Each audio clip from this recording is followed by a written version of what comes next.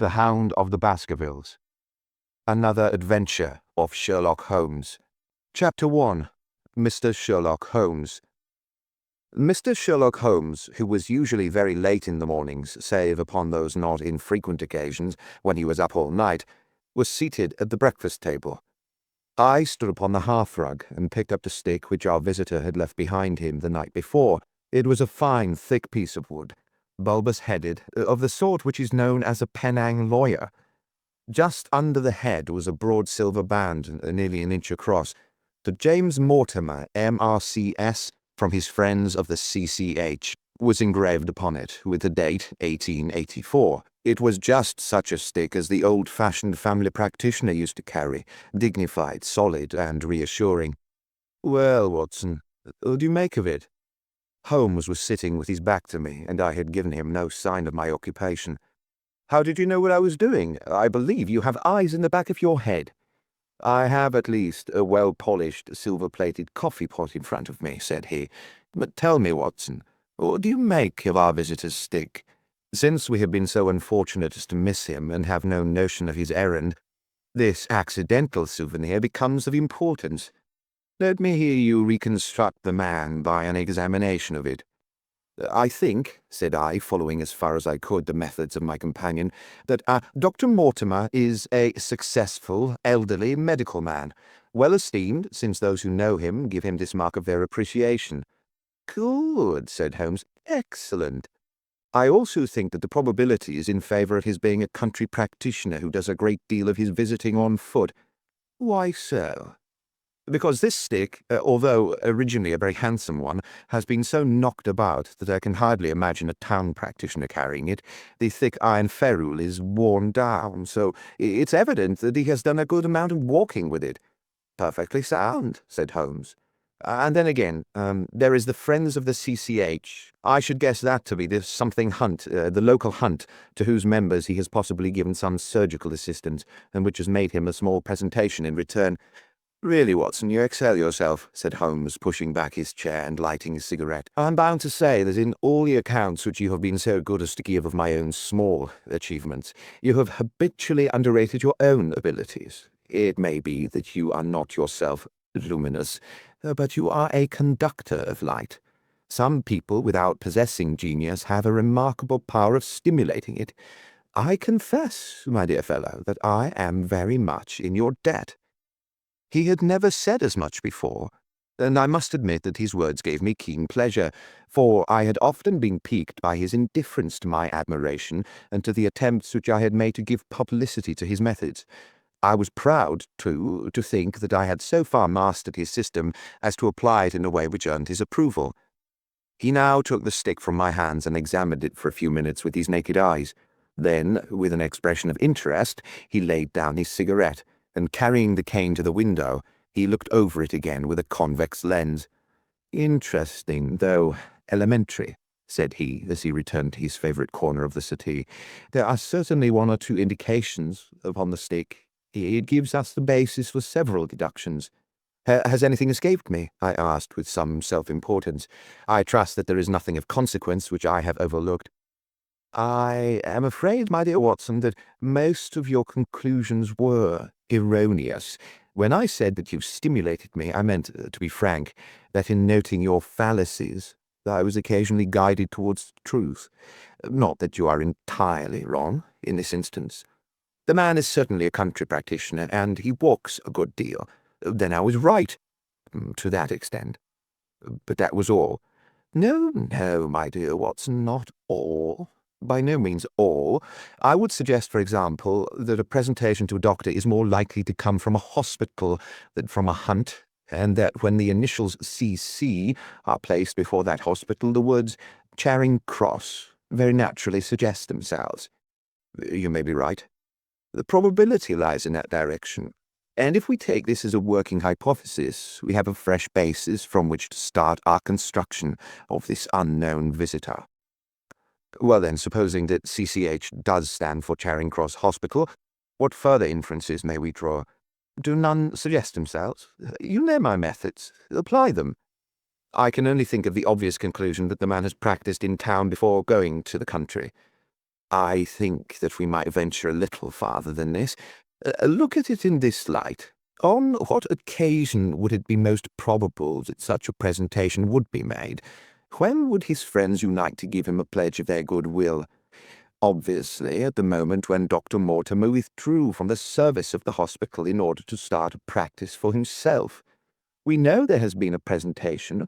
We believe there has been a change from a town hospital to a country practice. Is it then stretching our inference too far to say that the presentation was on the occasion of the change? It certainly seems probable. Now, you'll observe that he could not have been on the staff of the hospital, since only a man well established in a London practice could hold such a position, and such a one would not drift into the country. What was he, then? If he was in the hospital, and yet not on the staff, he could only have been a house surgeon or a house physician, little more than a senior student. And he left 5 years ago, the date is on the stick. So your grave, middle-aged family practitioner vanishes into thin air, my dear Watson, and there emerges a young fellow, under 30, amiable, unambitious, absent-minded, and the possessor of a favourite dog, which I should describe roughly as being larger than a terrier and smaller than a mastiff. I laughed incredulously as Sherlock Holmes leaned back in his settee and blew little wavering rings of smoke up to the ceiling. As to the latter part, I have no means of checking you, said I, but at least it is not difficult to find out a few particulars about the man's age and professional career. From my small medical shelf, I took down the medical directory and turned up the name. There were several Mortimers, but only one who could be our visitor. I read his record aloud. Mortimer James, MRCS, 1882, Grimpen, Dartmoor, Devon, house surgeon from 1882 to 1884 at Charing Cross Hospital, winner of the Jackson Prize for Comparative Pathology, with essay entitled Is Disease a Reversion? Corresponding member of the Swedish Pathological Society, author of Some Freaks of Atavism, Lancet, 1882, Do We Progress? A Journal of Psychology, March 1883, a medical officer for the parishes of Grimpen, Thorsley and High Barrow. No mention of that local hunt, Watson, said Holmes with a mischievous smile, but a country doctor, as you very astutely observed. I think that I am fairly justified in my inferences. As to the adjectives, I said, if I remember aright, amiable, unambitious, and absent-minded. It is my experience that it is only an amiable man in this world who receives testimonials, only an unambitious one who abandons a London career for the country, and only an absent-minded one who leaves his stick and not his visiting card after waiting an hour in your room. And the dog has been in the habit of carrying this stick behind his master. Being a heavy stick, the dog has held it tightly by the middle, and the marks of the teeth are plainly visible. The dog's jaw, as shown in the space between these marks, is too broad, in my opinion, for a terrier, and not broad enough for a mastiff. It may have been, yes, by Jove, it is, a curly-haired spaniel. He had risen and paced the room as he spoke. Now he halted in the recess of the window. There was such a ring of conviction in his voice that I glanced up in surprise. My dear fellow, how can you possibly be so sure of that? For the simple reason that I see the dog himself on our very doorstep, and there is the ring of its owner. Don't move, I beg you, Watson. He is a professional brother of yours, and your presence may be of assistance to me. Now is the dramatic moment of fate, Watson, when you hear a step upon the stair which is walking into your life, and you know not whether for good or ill. What does Dr. James Mortimer, the man of science, ask of Sherlock Holmes, the specialist in crime? Come in. The appearance of our visitor was a surprise to me, since I had expected a typical country practitioner. He was a very tall, thin man, with a long nose like a beak, which jutted out between two keen grey eyes, set closely together, and sparkling brightly from behind a pair of gold-rimmed glasses. He was clad in a professional but rather slovenly fashion, for his frock coat was dingy and his trousers frayed. Though young, his long back was already bowed, and he walked with a forward thrust of his head and the general air of peering benevolence. As he entered, his eyes fell upon the stick in Holmes's hand, and he ran towards it with an exclamation of joy. "I'm so very glad," said he. "I wasn't sure whether I had left it here or in the shipping office. I wouldn't lose that stick for the world. A presentation, I see." said Holmes. "Yes, sir.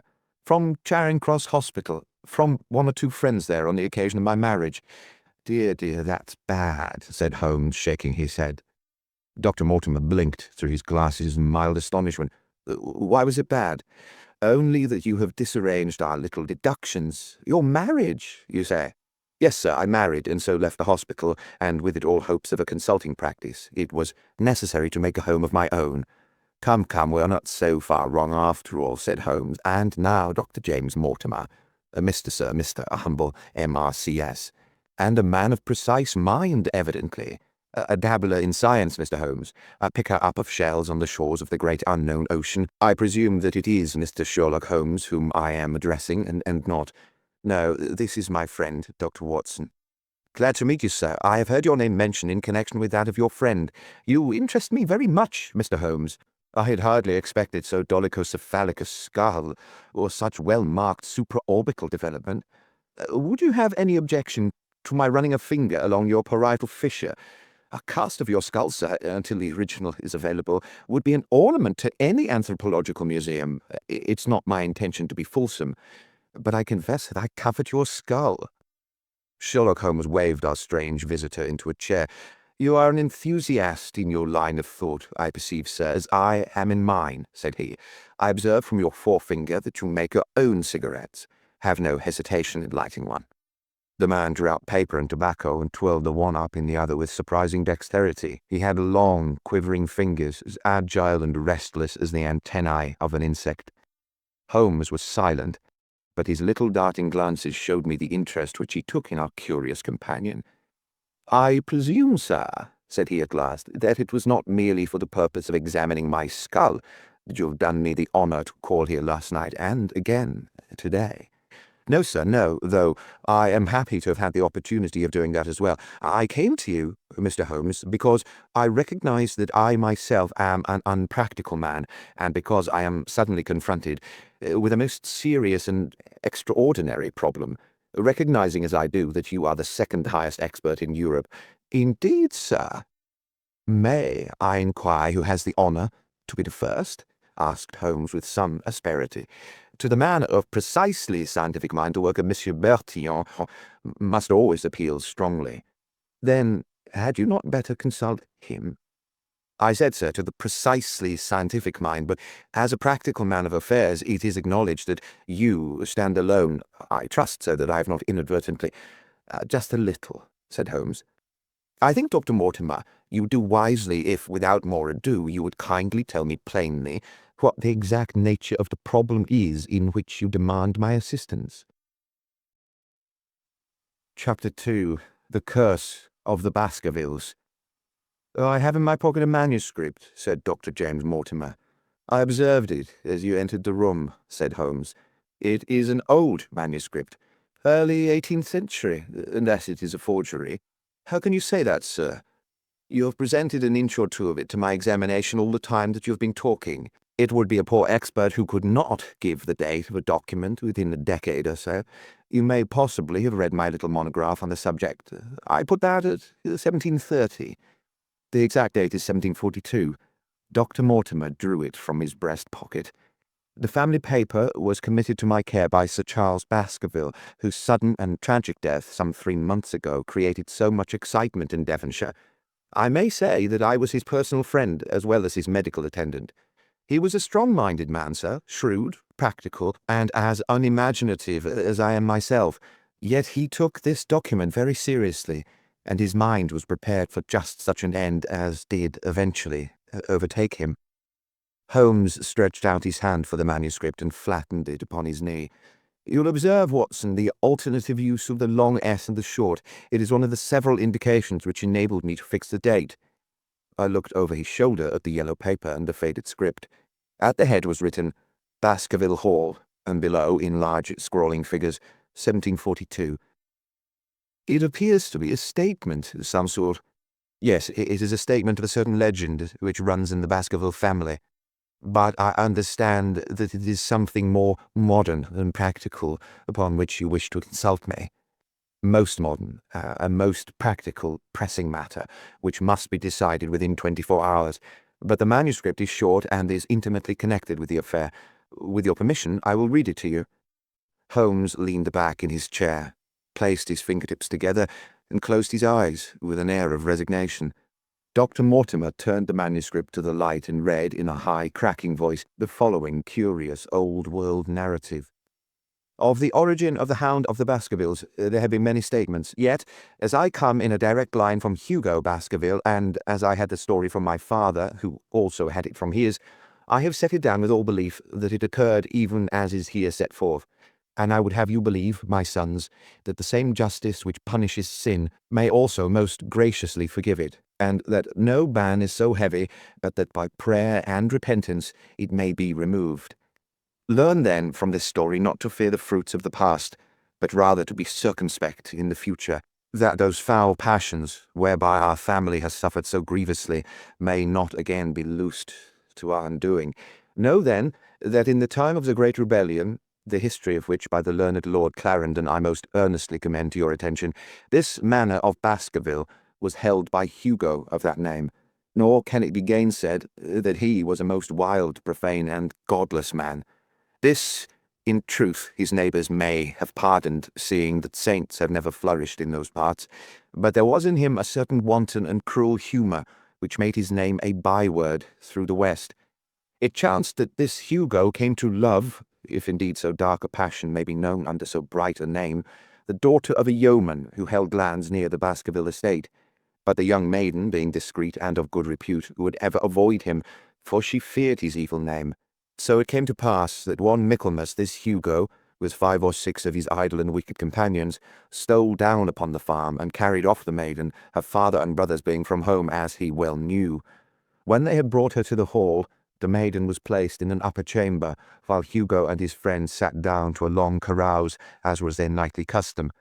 Now, the poor lass upstairs was like to have her wits turned at the singing and shouting and terrible oaths which came up to her from below, for they say that the words used by Hugo Baskerville, when he was in wine, were such as might blast the man who said them. At last, in the stress of her fear, she did that which might have daunted the bravest or most active man. For, by the aid of the growth of ivy which covered, and still covers, the south wall, she came down from under the eaves, and so homeward across the moor, there being 3 leagues betwixt the hall and her father's farm. It chanced that some little time later Hugo left his guests to carry food and drink, with other worse things perchance, to his captive, and so found the cage empty, and the bird escaped.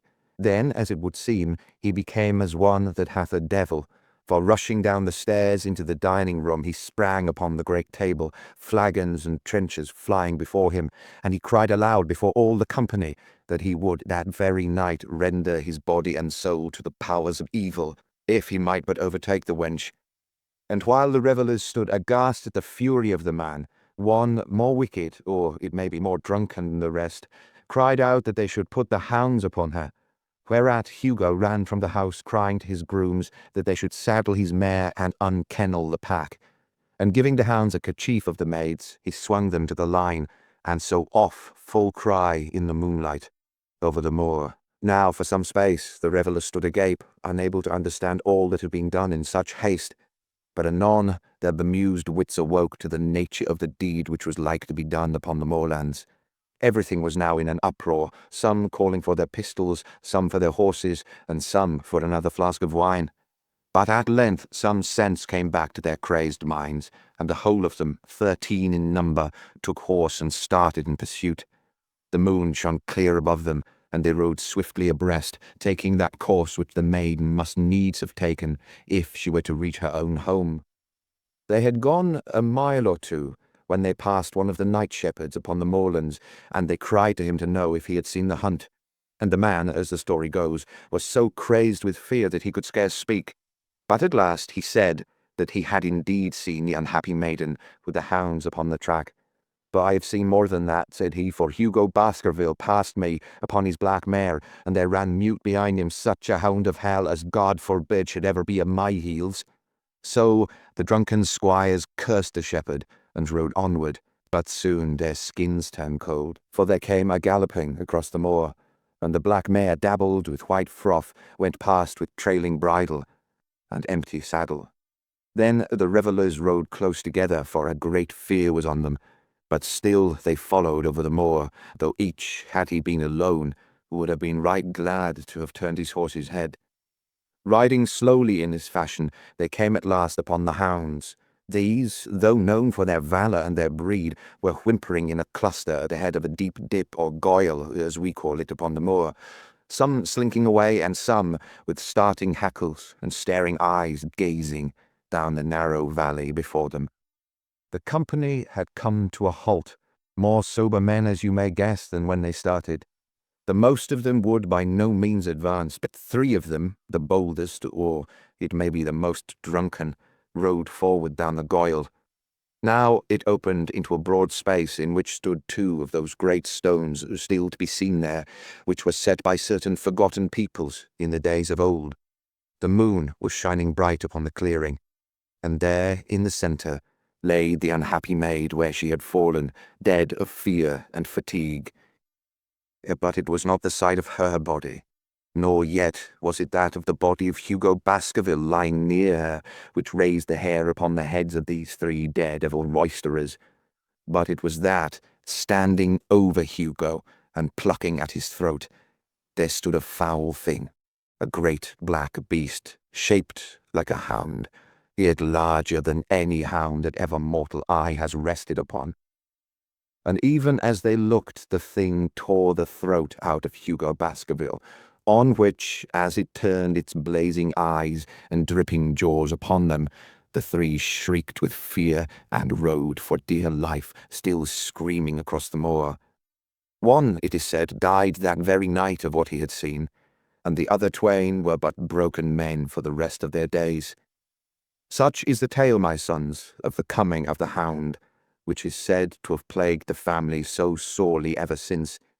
If I have set it down, it is because that which is clearly known hath less terror than that which is but hinted at and guessed. Nor can it be denied that many of the family have been unhappy in their deaths, which have been sudden, bloody, and mysterious. Yet may we shelter ourselves in the infinite goodness of Providence, which would not forever punish the innocent beyond that 3rd or 4th generation which is threatened in Holy Writ.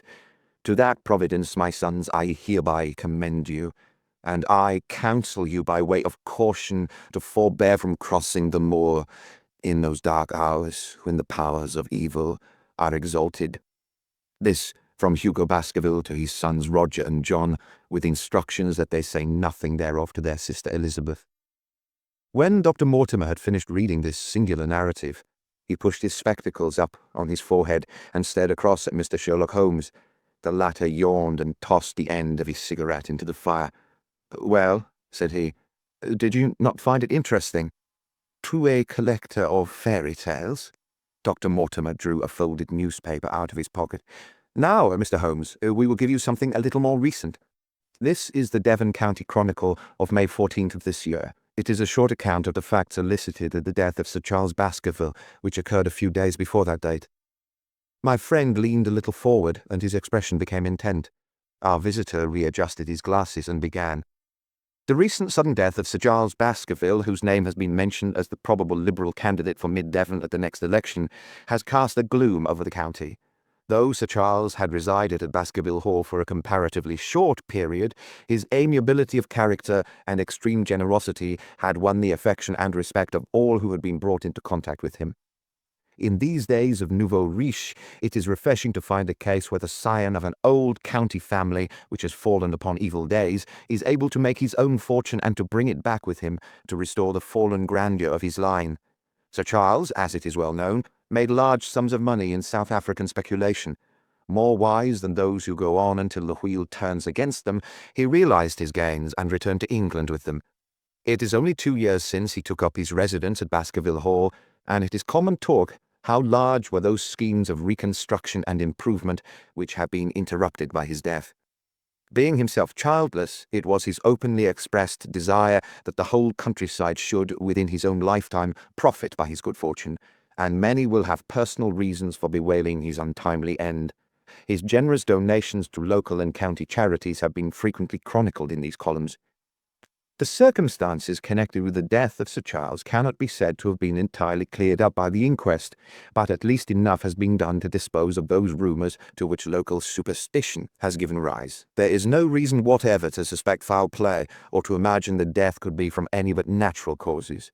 Sir Charles was a widower, and a man who may be said to have been in some ways of an eccentric habit of mind. In spite of his considerable wealth, he was simple in his personal tastes, and his indoor servants at Baskerville Hall consisted of a married couple named Barrymore, the husband acting as butler and the wife as housekeeper. Their evidence, corroborated by that of several friends, tends to show that Sir Charles's health has for some time been impaired, and points especially to some affection of the heart, manifesting itself in changes of colour, breathlessness, and acute attacks of nervous depression. Dr. James Mortimer, the friend and medical attendant of the deceased, has given evidence to the same effect. The facts of the case are simple. Sir Charles Baskerville was in the habit, every night before going to bed, of walking down the famous yew alley of Baskerville Hall. The evidence of the Barrymores shows that this had been his custom. On the 4th of May, Sir Charles had declared his intention of starting next day for London, and had ordered Barrymore to prepare his luggage. That night he went out as usual for his nocturnal walk, in the course of which he was in the habit of smoking a cigar. He never returned. At 12 o'clock, Barrymore, finding the hall door still open, became alarmed, and lighting a lantern, went in search of his master. The day had been wet, and Sir Charles's footmarks were easily traced down the alley. Halfway down this walk there is a gate which leads out onto the moor. There were indications that Sir Charles had stood for some little time here. He then proceeded down the alley, and it was at the far end of it that his body was discovered.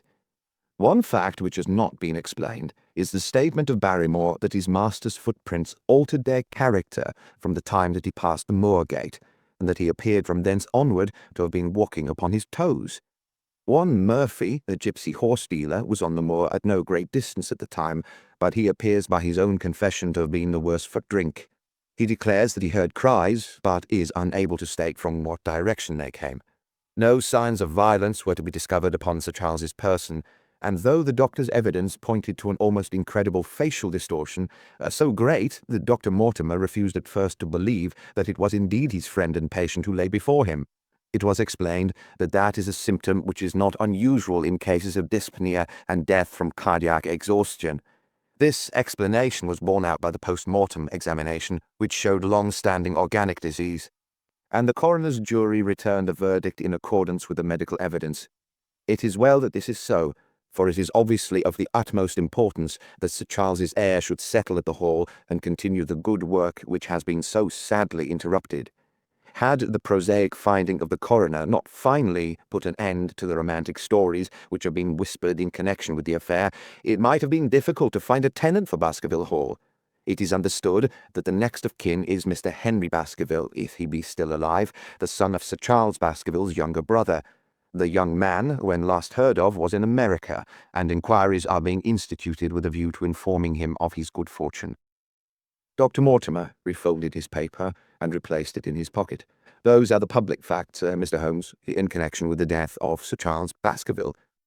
I must thank you, said Sherlock Holmes, for calling my attention to a case which certainly presents some features of interest. I had observed some newspaper comment at the time, but I was exceedingly preoccupied by that little affair of the Vatican cameos, and in my anxiety to oblige the Pope, I lost touch with several interesting English cases. This article, you say, contains all the public facts? It does. Then let me have the private ones. He leaned back, put his fingertips together, and assumed his most impassive and judicial expression. In doing so, said Dr. Mortimer, who had begun to show signs of some strong emotion, I'm telling that which I have not confided to anyone. My motive for withholding it from the coroner's inquiry is that a man of science shrinks from placing himself in the public position or of seeming to endorse a popular superstition. I had the further motive that Baskerville Hall, as the paper says, would certainly remain untenanted if anything were done to increase its already rather grim reputation. For both these reasons, I thought that I was justified in telling rather less than I knew, since no practical good could result from it. But with you there is no reason why I should not be perfectly frank. The moor is very sparsely inhabited, and those who live near each other are thrown very much together. For this reason I saw a good deal of Sir Charles Baskerville. With the exception of Mr. Frankland of Laughter Hall and Mr. Stapleton, the naturalist, there are no other men of education within many miles.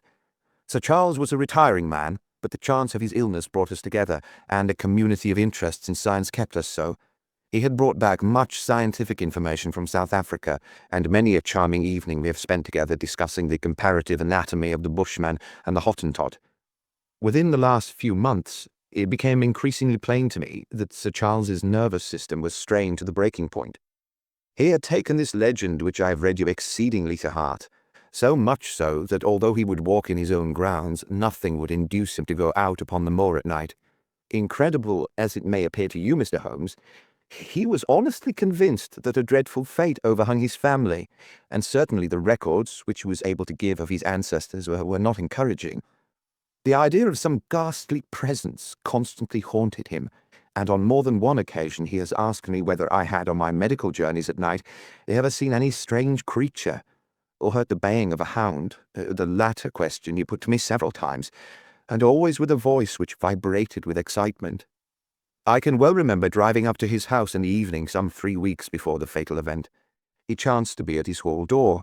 I had descended from my gig and was standing in front of him, when I saw his eyes fix themselves over my shoulder and stare past me with an expression of the most dreadful horror.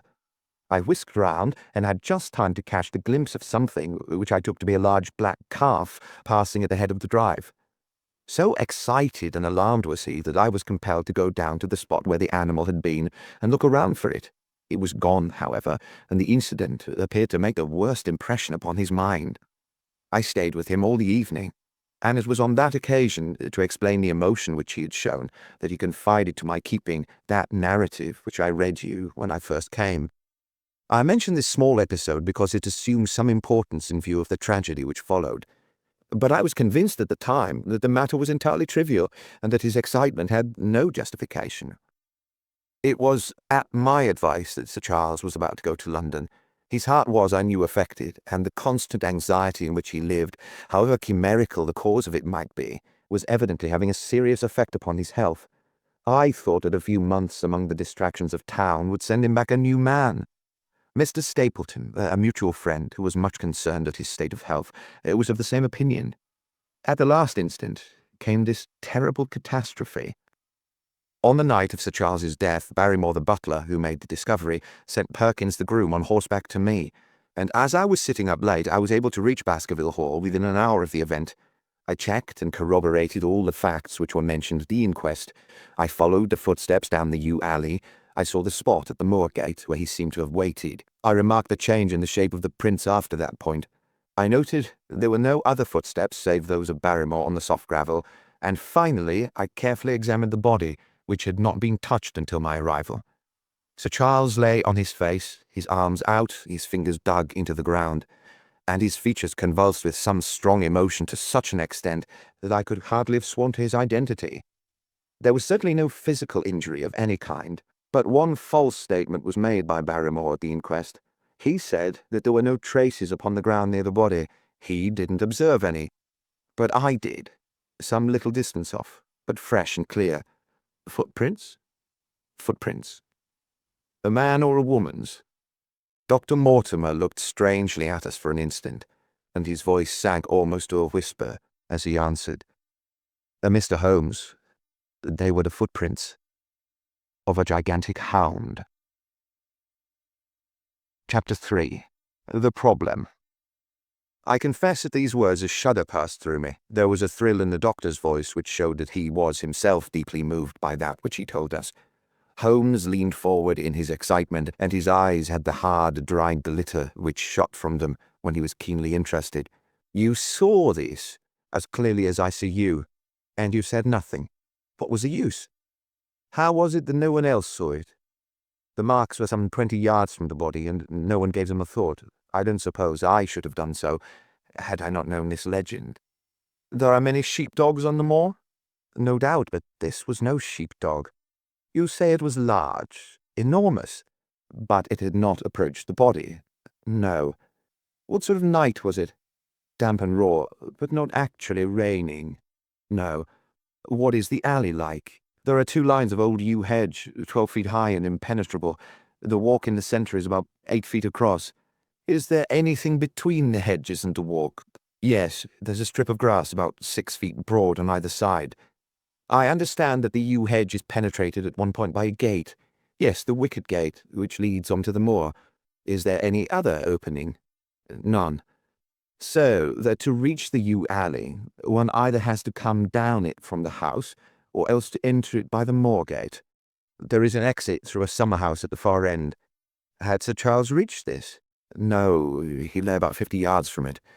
Now, tell me, Dr. Mortimer, and this is important, the marks which you saw were on the path and not on the grass. No marks could show on the grass. Were they on the same side of the path as the moor gate? Yes, they were on the edge of the path, on the same side as the moor gate. You interest me exceedingly. Another point. Was the wicket gate closed? Closed and padlocked. How high was it? About 4 feet high. Then anyone could have got over it. Yes. And what marks did you see by the wicket gate? None in particular.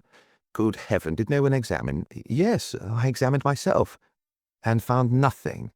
It was all very confused. Sir Charles had evidently stood there for 5 or 10 minutes. How do you know that? Because the ash had twice dropped from his cigar. Excellent. This is a colleague, Watson, after our own heart. But the marks. He had left his own marks all over that small patch of gravel. I could discern no others. Sherlock Holmes struck his hand against his knee with an impatient gesture. If I had only been there, he cried. It is evidently a case of extraordinary interest, and one which presented immense opportunities to the scientific expert.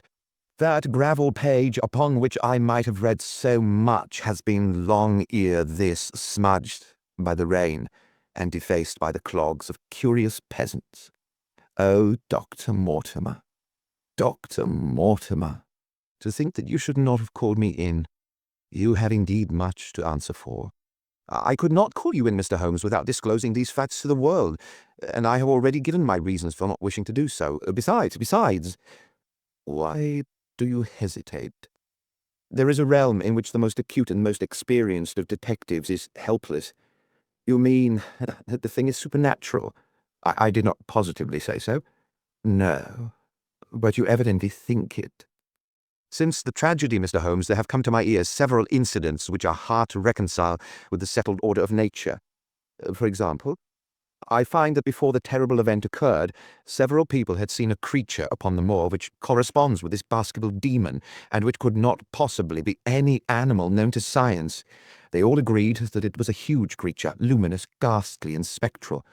I have cross-examined these men, one of them a hard-headed countryman, one a farrier, and one a moorland farmer, who all tell the same story of this dreadful apparition, exactly corresponding to the hellhound of the legend.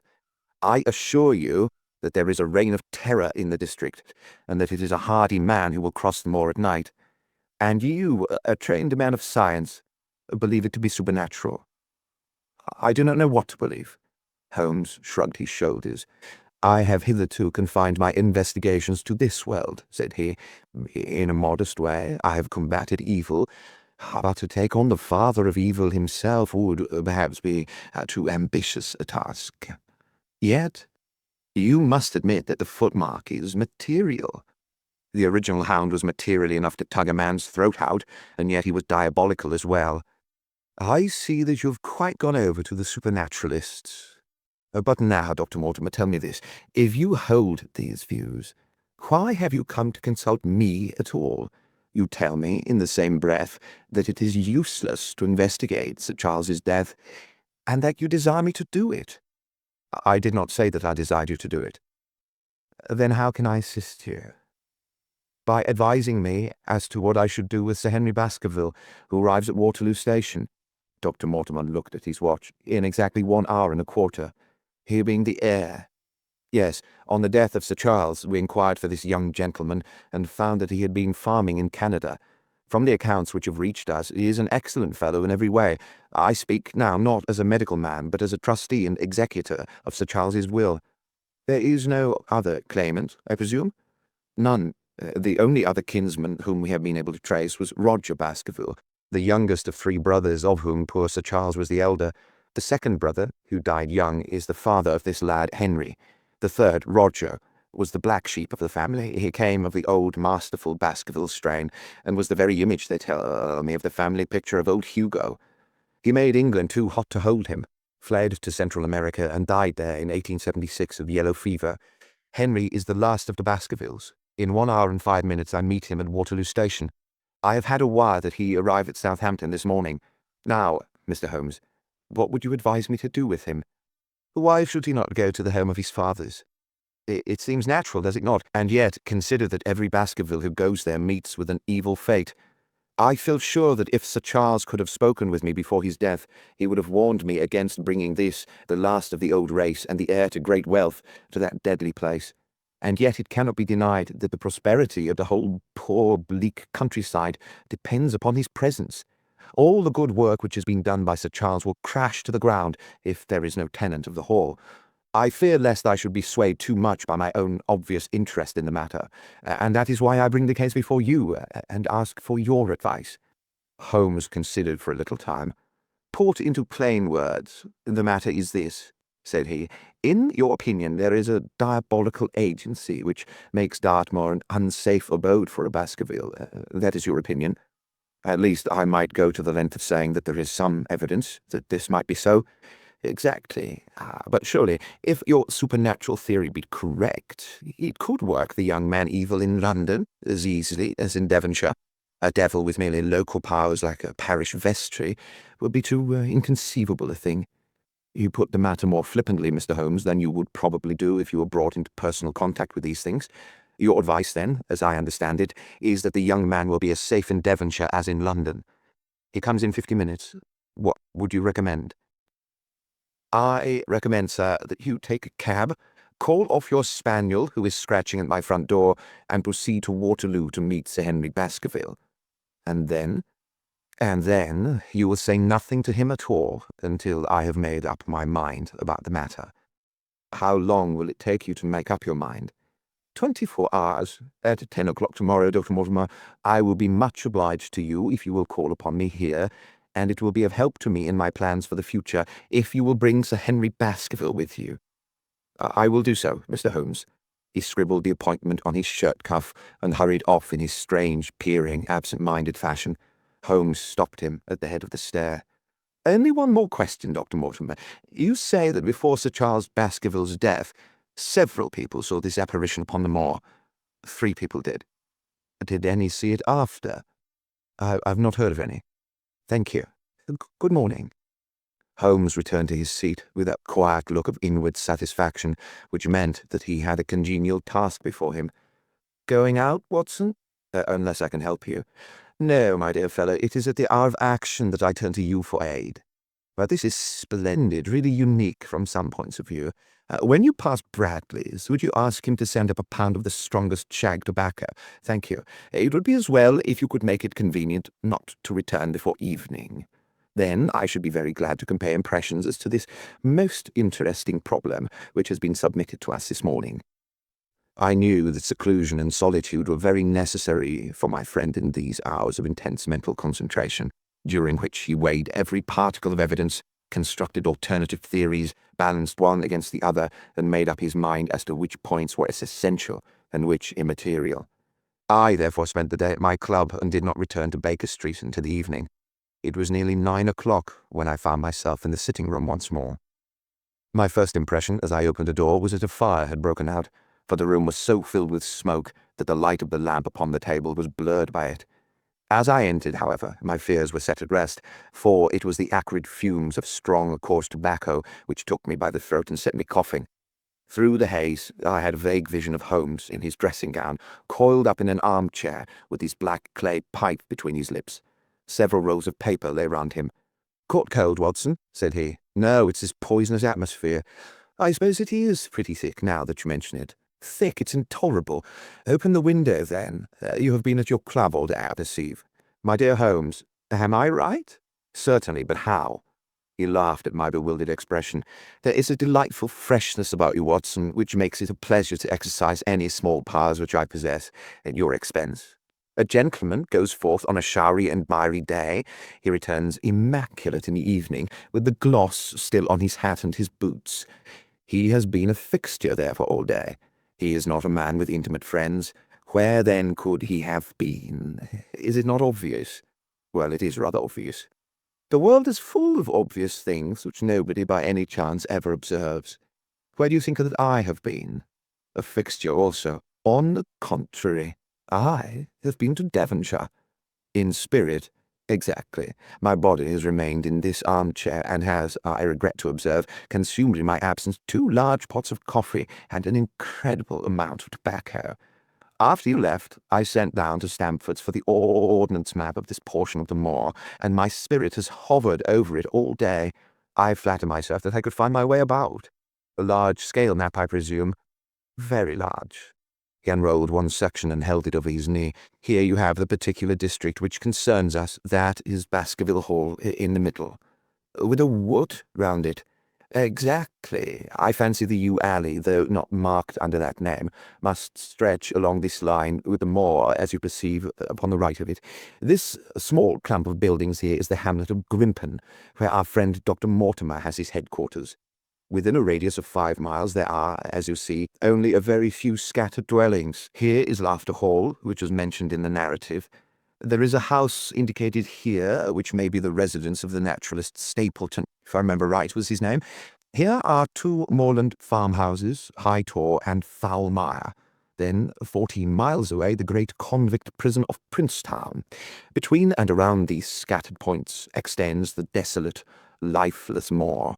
This, then, is the stage upon which tragedy has been played, and upon which we may help to play it again. Must be a wild place. Yes, the setting is a worthy one, if the devil did desire to have a hand in the affairs of men. Then you are yourself inclining to the supernatural explanation. The devil's agents may be of flesh and blood, may they not? There are 2 questions waiting for us at the outset. The one is whether any crime has been committed at all. The second is, what is the crime, and how was it committed? Of course, if Dr. Mortimer's surmise should be correct, and we are dealing with forces outside the ordinary laws of nature, there is an end of our investigation. But we are bound to exhaust all other hypotheses before falling back upon this one. I think we'll shut that window again, if you don't mind. It is a singular thing, but I find that a concentrated atmosphere helps the concentration of thought. I have not pushed it to the length of getting into a box to think, but that is the logical outcome of my convictions. Have you turned the case over in your mind? Yes, I've thought a good deal about it in the course of the day. What do you make of it? It's very bewildering. It has certainly a character of its own. There are points of distinction about it. That change in the footprints, for example. What do you make of that? Mortimer said that the man had walked on tiptoe down that portion of the alley. He only repeated what some fool had said at the inquest. Why should a man walk on tiptoe down the alley? What then? He was running, Watson, running desperately, running for his life, running until he burst his heart, and fell dead upon his face. Running from what? There lies our problem. There are indications that the man was crazed with fear before ever he began to run. How can you say that? I am presuming that the cause of his fears came to him across the moor. If that was so, and it seems most probable, only a man who had lost his wits would have run from the house instead of towards it. If the gypsy's evidence may be taken as true, he ran with cries for help in the direction where help was least likely to be. Then again, whom was he waiting for that night? And why was he waiting for him in the yew alley rather than in his own house? You think that he was waiting for someone? The man was elderly and infirm. We can understand his taking an evening stroll, but the ground was damp and the night inclement. Is it natural that he should stand for 5 or 10 minutes, as Dr. Mortimer, with more practical sense than I should have given him credit for, deduced from the cigar ash? But he went out every evening. I think it unlikely that he waited at the moor-gate every evening. On the contrary, the evidence is that he avoided the moor. That night, he waited there.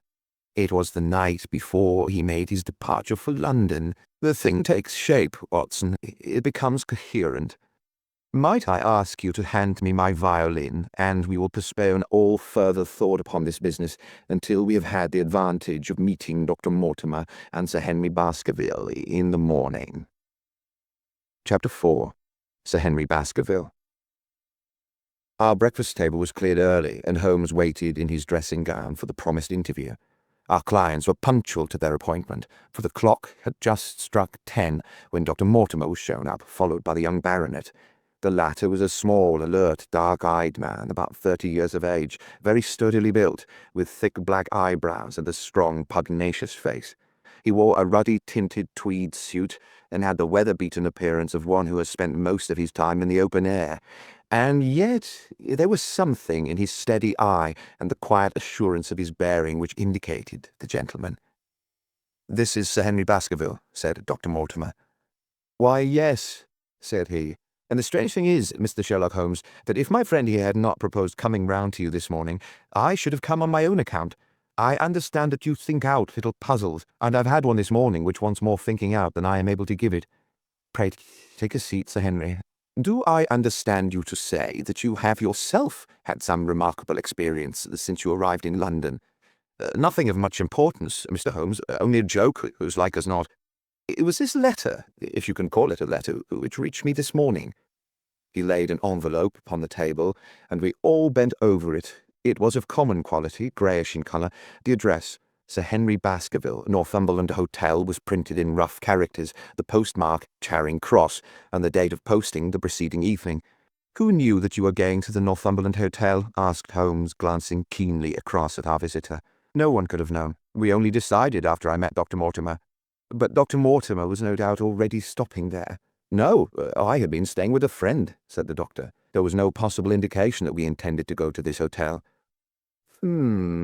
Someone seems to be very deeply interested in your movements." Out of the envelope he took a half-sheet of foolscap paper folded in 4. This he opened and spread flat upon the table.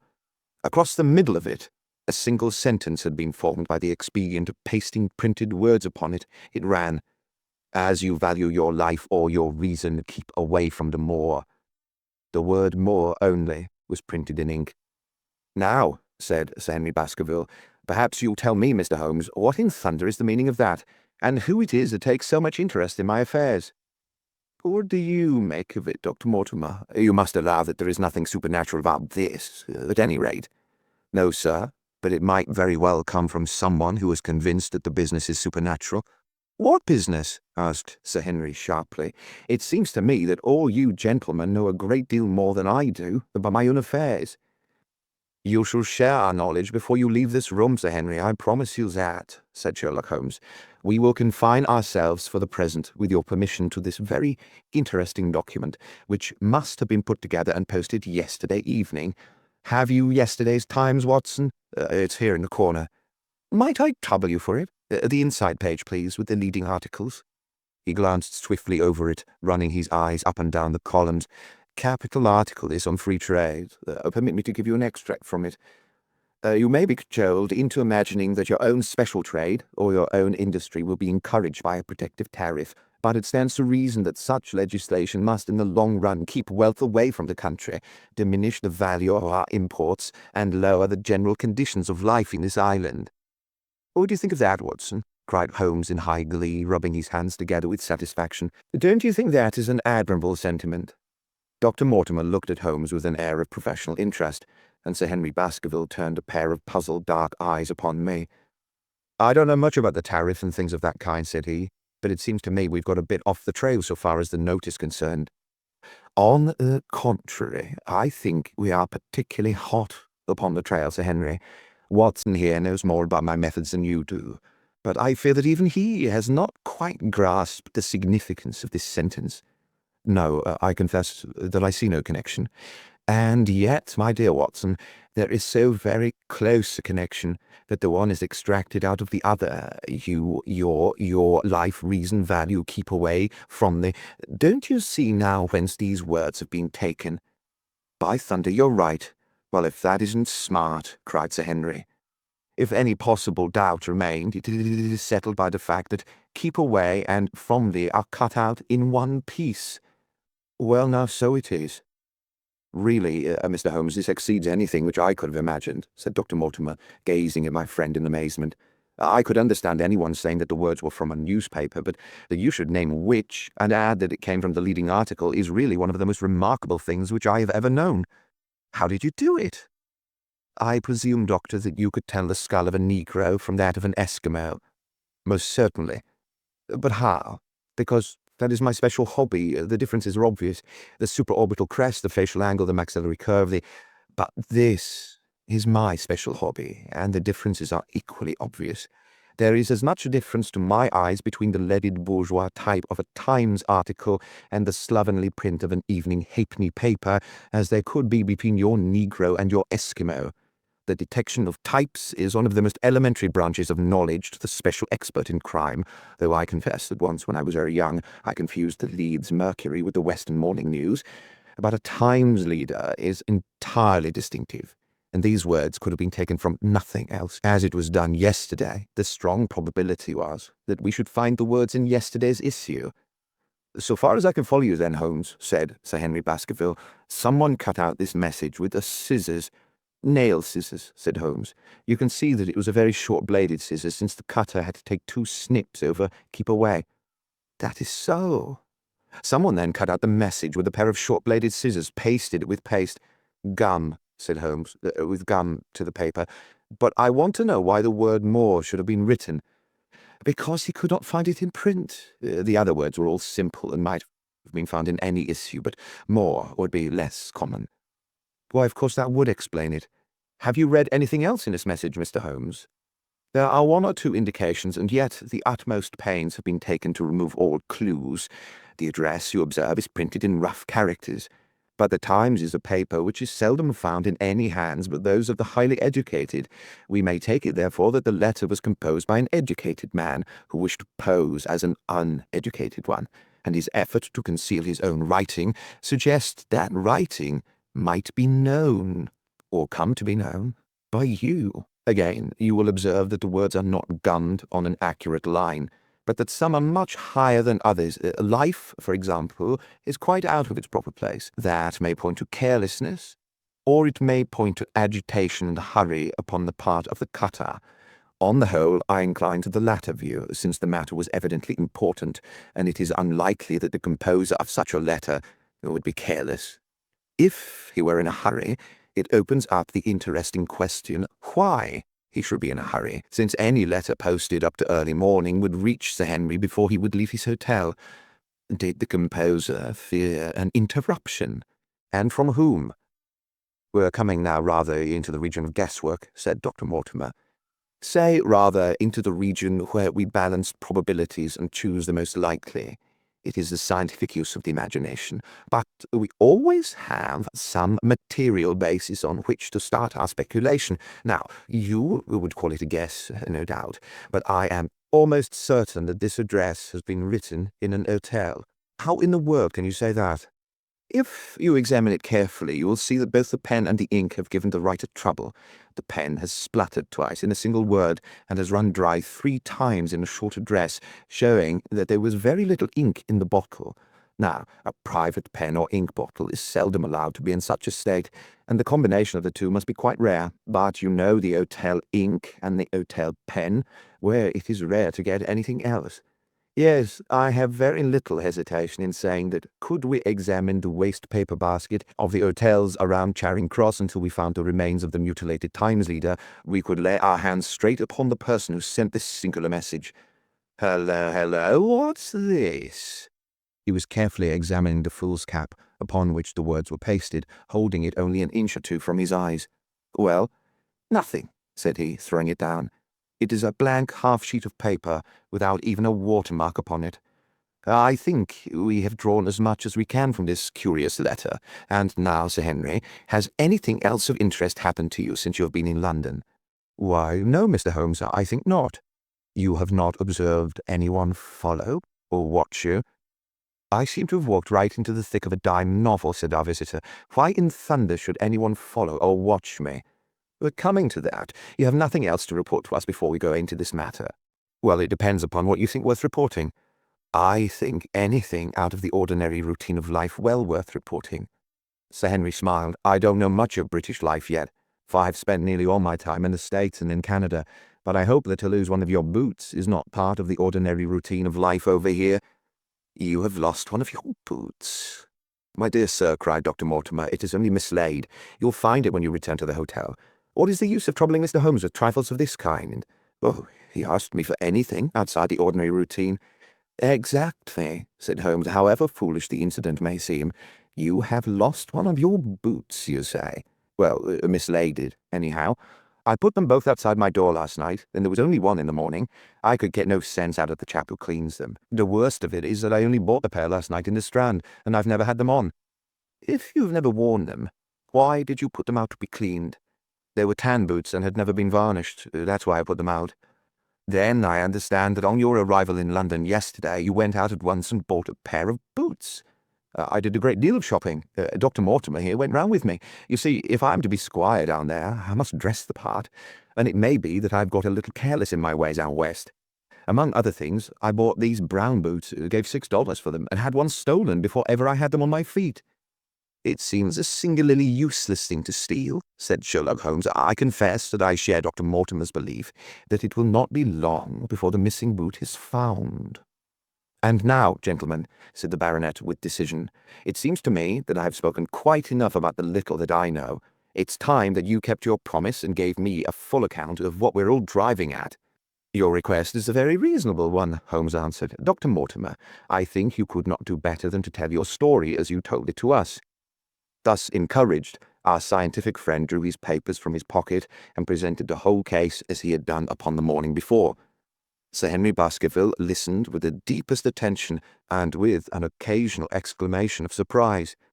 Well, I seem to have come into an inheritance with a vengeance, said he, when the long narrative was finished. Of course, I've heard of the hound since I was in the nursery. It's the pet story of the family, so I never thought of taking it seriously before. But as to my uncle's death, well, it all seems to be boiling up in my head, and I can't get it clear yet. You don't seem quite to have made up your mind whether it's a case for a policeman or a clergyman. Precisely. And now there's this affair of the letter to me at the hotel. I suppose that fits into its place. It seems to show that someone knows more than we do about what goes on upon the moor, said Dr. Mortimer. And also, said Holmes, that someone is not ill-disposed towards you since they warn you of danger. Or it may be that they wish, for their own purposes, to scare me away. Well, of course, that is possible also. I am very much indebted to you, Dr. Mortimer, for introducing me to a problem which presents several interesting alternatives. But the practical point which we now have to decide, Sir Henry, is whether it is or is not advisable for you to go to Baskerville Hall. Why should I not go? There seems to be danger. Do you mean danger from this family fiend, or do you mean danger from human beings? Well, that is what we have to find out. Whichever it is, my answer's fixed. There is no devil in hell, Mr. Holmes, and there is no man upon earth who can prevent me from going to the home of my own people, and you may take that to be my final answer. His dark brows knitted, and his face flushed to a dusky red as he spoke. It was evident that the fiery temper of the Baskervilles was not extinct in this their last representative. Meanwhile, said he, I've hardly had time to think over all that you have told me. It's a big thing for a man to have to understand and to decide at one sitting. I should like to have a quiet hour by myself to make up my mind. Now, look here, Mr. Holmes. It's 11:30 now, and I'm going back right away to my hotel. Suppose you and your friend Dr. Watson come round and lunch with us at 2. I'll be able to tell you more clearly then how this thing strikes me. Is that convenient to you, Watson? Perfectly. Then you may expect us. Shall I have a cab called? I prefer to walk, for this affair has flurried me rather. I'll join you in a walk, with pleasure, said his companion. Then we meet again at 2 o'clock. Au revoir, and good morning. We heard the steps of our visitors descend the stair and the bang of the front door. In an instant Holmes had changed from the languid dreamer to the man of action. Your hat and boots, Watson, quick, not a moment to lose. He rushed into his room in his dressing gown and was back again in a few seconds in a frock coat. We hurried together down the stairs and into the street. Dr. Mortimer and Baskerville were still visible, about 200 yards ahead of us in the direction of Oxford Street. Shall I run on and stop them? Not for the world, my dear Watson. I am perfectly satisfied with your company, if you will tolerate mine. Our friends are wise, for it is certainly a very fine morning for a walk. He quickened his pace until we had decreased the distance which divided us by about half. Then, still keeping 100 yards behind, we followed into Oxford Street, and so down Regent Street. Once our friend stopped and stared into a shop window, upon which Holmes did the same. An instant afterwards he gave a little cry of satisfaction, and following the direction of his eager eyes, I saw that a hansom cab with a man inside, which had halted on the other side of the street, was now proceeding slowly onward again. "There's our man, Watson. Come along, we'll have a good look at him, if we can do no more." At that instant, I was aware of a bushy black beard and a pair of piercing eyes turned upon us through the side window of the cab. Instantly, the trapdoor at the top flew up. Something was screamed to the driver, and the cab flew madly off down Regent Street. Holmes looked eagerly round for another, but no empty one was in sight. Then he dashed in wild pursuit amid the stream of the traffic, but the start was too great, and already the cab was out of sight. "There now," said Holmes bitterly as he emerged panting and white with vexation from the tide of vehicles. "Was ever such bad luck and such bad management, too? Watson, Watson, if you are an honest man, you will record this also and set it against my successes." "Who was the man?" "I have not an idea." A spy?" "Well, it was evident from what we have heard that Baskerville has been very closely shadowed by someone since he has been in town. How else could it be known so quickly that it was the Northumberland Hotel which he had chosen? If they had followed him the first day, I argued they would follow him also the second. You may have observed that I twice strolled over to the window while Dr. Mortimer was reading his legend. Yes, I remember. I was looking out for loiterers in the street, but I saw none. We are dealing with a clever man, Watson. This matter cuts very deep, and though I have not finally made up my mind whether it is a benevolent or a malevolent agency which is in touch with us, I am conscious always of power and design. When our friends left, I at once followed them in the hopes of marking down their invisible attendant. So wily was he, that he had not trusted himself upon foot, but had availed himself of a cab, so that he could loiter behind or dash past them, and so escape their notice. His method had the additional advantage that if they were to take a cab, he was all ready to follow them. It has, however, one obvious disadvantage. It puts him at the power of the cabman. Exactly. What a pity we didn't get the number. My dear Watson, clumsy as I have been, you surely do not seriously imagine that I neglected to get the number. Number 2704 is our man, but that is of no use to us for the moment. I fail to see how you could have done more. On observing the cab, I should have instantly turned and walked in the other direction. I should then, at my leisure, have hired a second cab and followed the first at a respectful distance, or, better still, have driven to the Northumberland Hotel and waited there. When our unknown had followed Baskerville home, we should have had the opportunity of playing his own game upon himself, and seeing where he made for. As it is, by an indiscreet eagerness which was taken advantage of with extraordinary quickness and energy by our opponent, we have betrayed ourselves and lost our man. We had been sauntering slowly down Regent Street during this conversation, and Dr. Mortimer, with his companion, had long vanished in front of us. "There is no object in our following them," said Holmes. "The shadow has departed and will not return. We must see what further cards we have in our hands and play them with decision. Could you swear to that man's face within the cab?" "I could swear only to the beard." "And so could I, from which I gather that in all probability it was a false one. A clever man upon so delicate an errand has no use for a beard, save to conceal his features. Come in here, Watson." He turned into one of the district messenger offices, where he was warmly greeted by the manager. "Ah, Wilson, I see you have not forgotten the little case in which I had the good fortune to help you." "No, sir, indeed I have not. You saved my good name, and perhaps my life." "My dear fellow, you exaggerate. I have some recollection, Wilson, that you had among your boys a lad named Cartwright, who showed some ability during the investigation." "Yes, sir, he's still with us." "Could you ring him up?" "Thank you, and I should be glad to have change of this £5 note." A lad of 14, with a bright, keen face, had obeyed the summons of the manager. He stood now gazing with great reverence at the famous detective. "Let me have the hotel directory," said Holmes. "Thank you. Now, Cartwright, There are names of 23 hotels here, all in the immediate neighborhood of Charing Cross, do you see? Yes, sir. You will visit each of these in turn. Yes, sir. You will begin in each case by giving the outside porter 1 shilling. Here are 23 shillings. Yes, sir. You will tell him that you want to see the waste paper of yesterday. You will say that an important telegram has miscarried, and that you are looking for it, you understand? Yes, sir. But what you are really looking for is the center page of the Times, with some holes cut in it with scissors. Here is a copy of the Times. It is this page. You could easily recognize it, could you not? Yes, sir. In each case, the outside porter will send for the hall porter, to whom also you will give a shilling. Here are 23 shillings. You will then learn in possibly 20 cases out of the 23 that the waste of the day before has been burned or removed. In the 3 other cases, you will be shown a heap of paper, and you will look for this page of the Times among it. The odds are enormously against your finding it. There are 10 shillings over in case of emergencies. Let me have a report by wire at Baker Street before evening.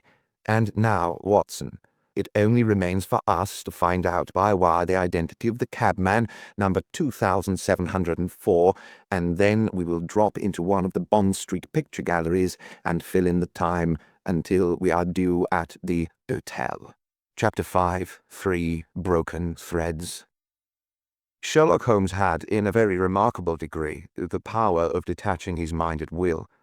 For 2 hours the strange business in which we had been involved appeared to be forgotten, and he was entirely absorbed in the pictures of the modern Belgian masters. He would talk of nothing but art, of which he had the crudest ideas, from our leaving the gallery until we found ourselves at the Northumberland Hotel. "Sir Henry Baskerville is upstairs expecting you," said the clerk. "He asked me to show you up at once when you came." "Have you any objection to my looking at your register?" said Holmes. "Not in the least." The book showed that 2 names had been added after that of Baskerville. One was Theophilus Johnson and family of Newcastle, the other Mrs. Oldmore and maid of High Lodge, Alton. "Surely that must be the same Johnson whom I used to know," said Holmes to the porter. "A lawyer, is he not? Grey-haired, walks with a limp?" "No, sir, this is Mr. Johnson, the coal owner, a very active gentleman, not older than yourself." "Surely you're mistaken about his trade." "No, sir. He has used this hotel for many years and is very well known to us." "Ah, that settles it. Mrs. Oldmore, too. I seem to remember the name. Excuse my curiosity, but often in calling upon one friend, one finds another." "She is an invalid lady, sir. Her husband was once mayor of Gloucester. She always comes to us when she's in town." "Thank you. I'm afraid I cannot claim her acquaintance." "We have established a most important fact by these questions, Watson," he continued in a low voice as we went upstairs together. "We now know that the people who are so interested in our friend have not settled down in his own hotel. That means that while they are, as we have seen, very anxious to watch him, they are equally anxious that he should not see them. Now, this is a most suggestive fact." "What does it suggest?" "It suggests— Hello, my dear fellow, what on earth is the matter?" As we came round the top of the steps we had run up against Sir Henry Baskerville himself. His face was flushed with anger, and he held an old and dusty boot in one of his hands. So furious was he that he was hardly articulate, and when he did speak, it was in a much broader and more Western dialect than any which we had heard from him in the morning. "Seems to me they are playing me for a sucker in this hotel," he cried. "Seems to me they are playing me for a sucker in this hotel," he cried. "They'll find it started in to monkey with the wrong man unless they are careful. By thunder, if that chap can't find my missing boot, there will be trouble. I can take a joke with the best, Mr. Holmes, but they've got a bit over the mark this time." "Still looking for your boot?" "Yes, sir, and I mean to find it." "But surely you said that it was a new brown boot." "So it was, sir, and now it's an old black one." "What? You don't mean to say—" "That's just what I do mean to say. I had only 3 pairs in the world, the new brown, the old black, and the patent leathers which I am wearing. Last night they took one of my brown ones, and today they have sneaked one of the black." "Well, have you got it? Speak out, man, and don't stand staring." An agitated German waiter had appeared upon the scene. "No, sir, I have made inquiry all over the hotel, but I can hear no word of it." "Well, either that boot comes back before sundown, or I'll see the manager and tell him that I go right straight out of this hotel." It shall be found, sir. I promise you that if you will have a little patience, it will be found. Mind it is, for it's the last thing of mine that I lose in this den of thieves. Well, well, Mr. Holmes, you'll excuse my troubling you about such a trifle. I think it's well worth troubling about. Why, you look very serious over it. How do you explain it? I just don't attempt to explain it. It seems the very maddest, queerest thing that ever happened to me. The queerest, perhaps, said Holmes thoughtfully. What do you make of it yourself?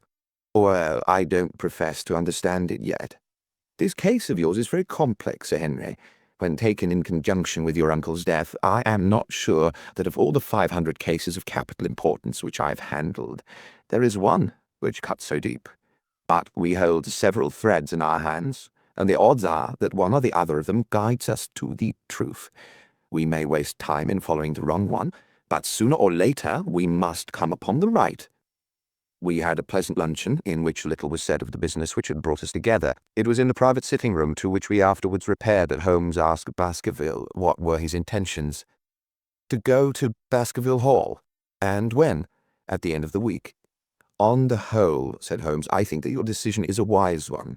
I have ample evidence that you are being dogged in London, and amid the millions of this great city it is difficult to discover who these people are, or what their object can be. If their intentions are evil, they may do you a mischief, and we should be powerless to prevent it. You did not know, Dr. Mortimer, that you were followed this morning from my house. Dr. Mortimer started violently. Followed by whom? That, unfortunately, is what I cannot tell you. Have you among your neighbours or acquaintances on Dartmoor any man with a black, full beard? No, or let me see. Why, yes, Barrymore, Sir Charles's butler, is a man with a full black beard. Ha! Where is Barrymore? He's in charge of the hall. We had best ascertain if he really is there, or if by any possibility he might be in London. How can you do that? Give me a telegraph form. Is all ready for Sir Henry? That will do. Address to Mr. Barrymore, Baskerville Hall. What is the nearest telegraph office? Grimpen. Very good. We will send a second wire to the postmaster, Grimpen. Telegram to Mr. Barrymore to be delivered into his own hand. If absent, please return wire to Sir Henry Baskerville, Northumberland Hotel. That should let us know before the evening whether Barrymore is at his post in Devonshire, or not. That's so, said Baskerville. By the way, Dr. Mortimer, who is this Barrymore, anyhow? He's the son of the old caretaker who's dead. They've looked after the hall for 4 generations now. So far as I know, he and his wife are as respectable a couple as any in the county. At the same time, said Baskerville, it's clear enough that so long as there are none of the family at the hall, these people have a mighty fine home and nothing to do. That is true. Did Barrymore profit at all by Sir Charles's will? Asked Holmes. He and his wife had £500 each. Ah, did they know that they would receive this? Yes, Sir Charles was very fond of talking about the provisions of his will. That is very interesting.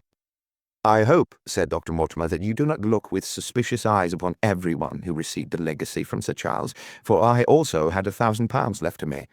Indeed, and anyone else?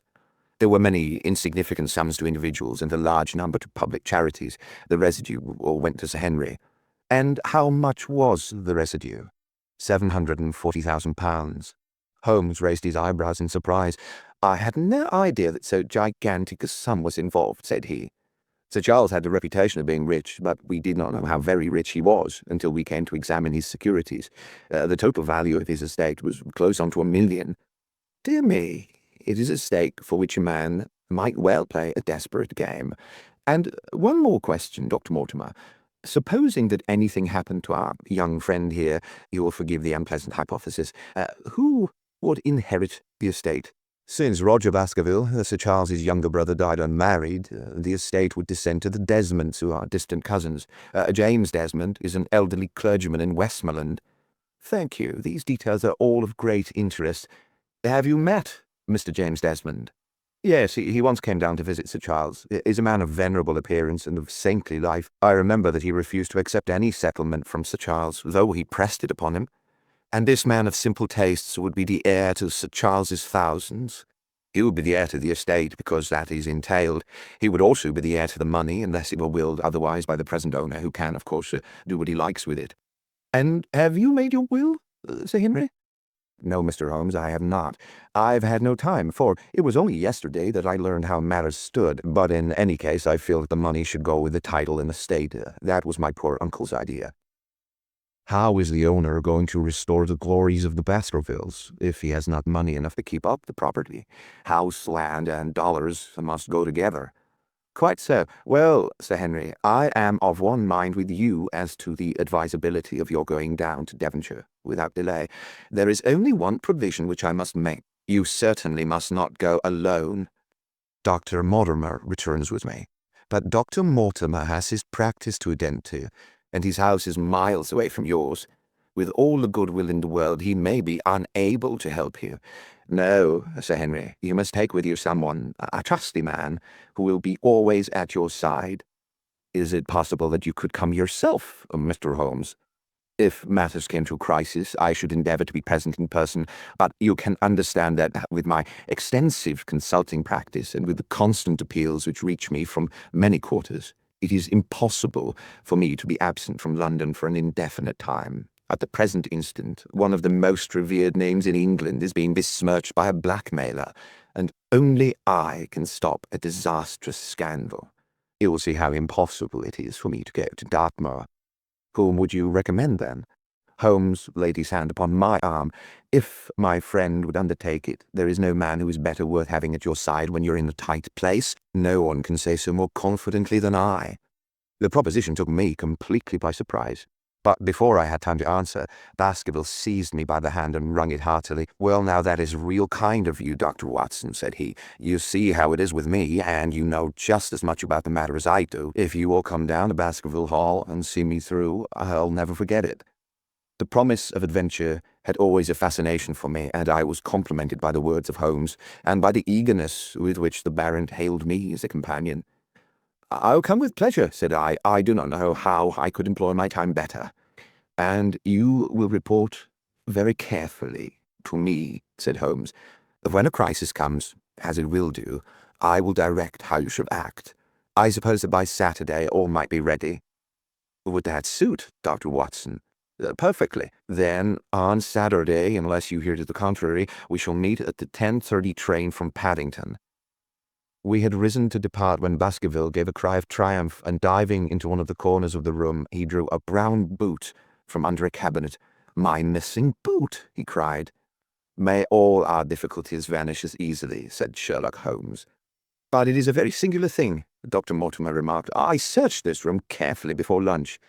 And so did I," said Baskerville. "Every inch of it." "There was certainly no boot in it then." "In that case, the waiter must have placed it there while we were lunching." The German was sent for, but professed to know nothing of the matter, nor could any inquiry clear it up.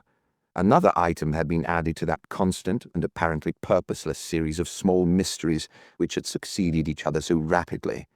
Setting aside the whole grim story of Sir Charles's death, we had a line of inexplicable incidents all within the limits of 2 days, which included the receipt of the printed letter, the black-bearded spy in the hansom, the loss of the new brown boot, the loss of the old black boot, and now the return of the new brown boot. Holmes sat in silence in the cab as we drove back to Baker Street, and I knew from his drawn brows and keen face that his mind, like my own, was busy in endeavoring to frame some scheme into which all these strange and apparently disconnected episodes could be fitted.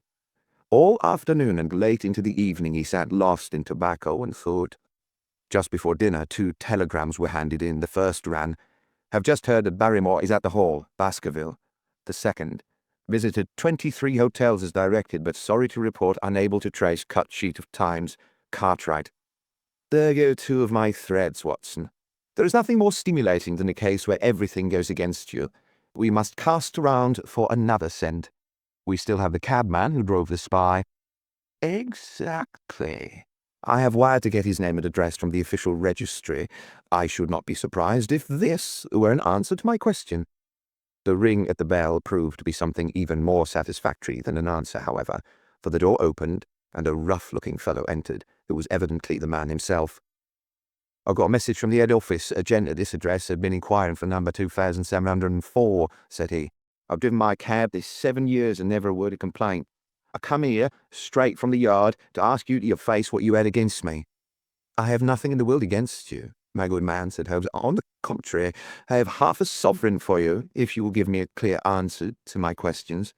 Well, I've had a good day, no mistake, said the cabman with a grin. What was it you wanted to ask, sir? First of all, your name and address in case I want you again. John Clayton, 3 Turpey Street, the Borough. My cab's out of Shipley's Yard near Waterloo Station. Sherlock Holmes made a note of it. Now, Clayton, tell me all about the fare who came and watched this house at 10 o'clock this morning and afterwards followed the 2 gentlemen down Regent Street. The man looked surprised and a little embarrassed. Why, it's no good my telling you things, for you seem to know as much as I do already, said he. The truth is that a gentleman told me that he was a detective, and that I was to say nothing about him to anyone.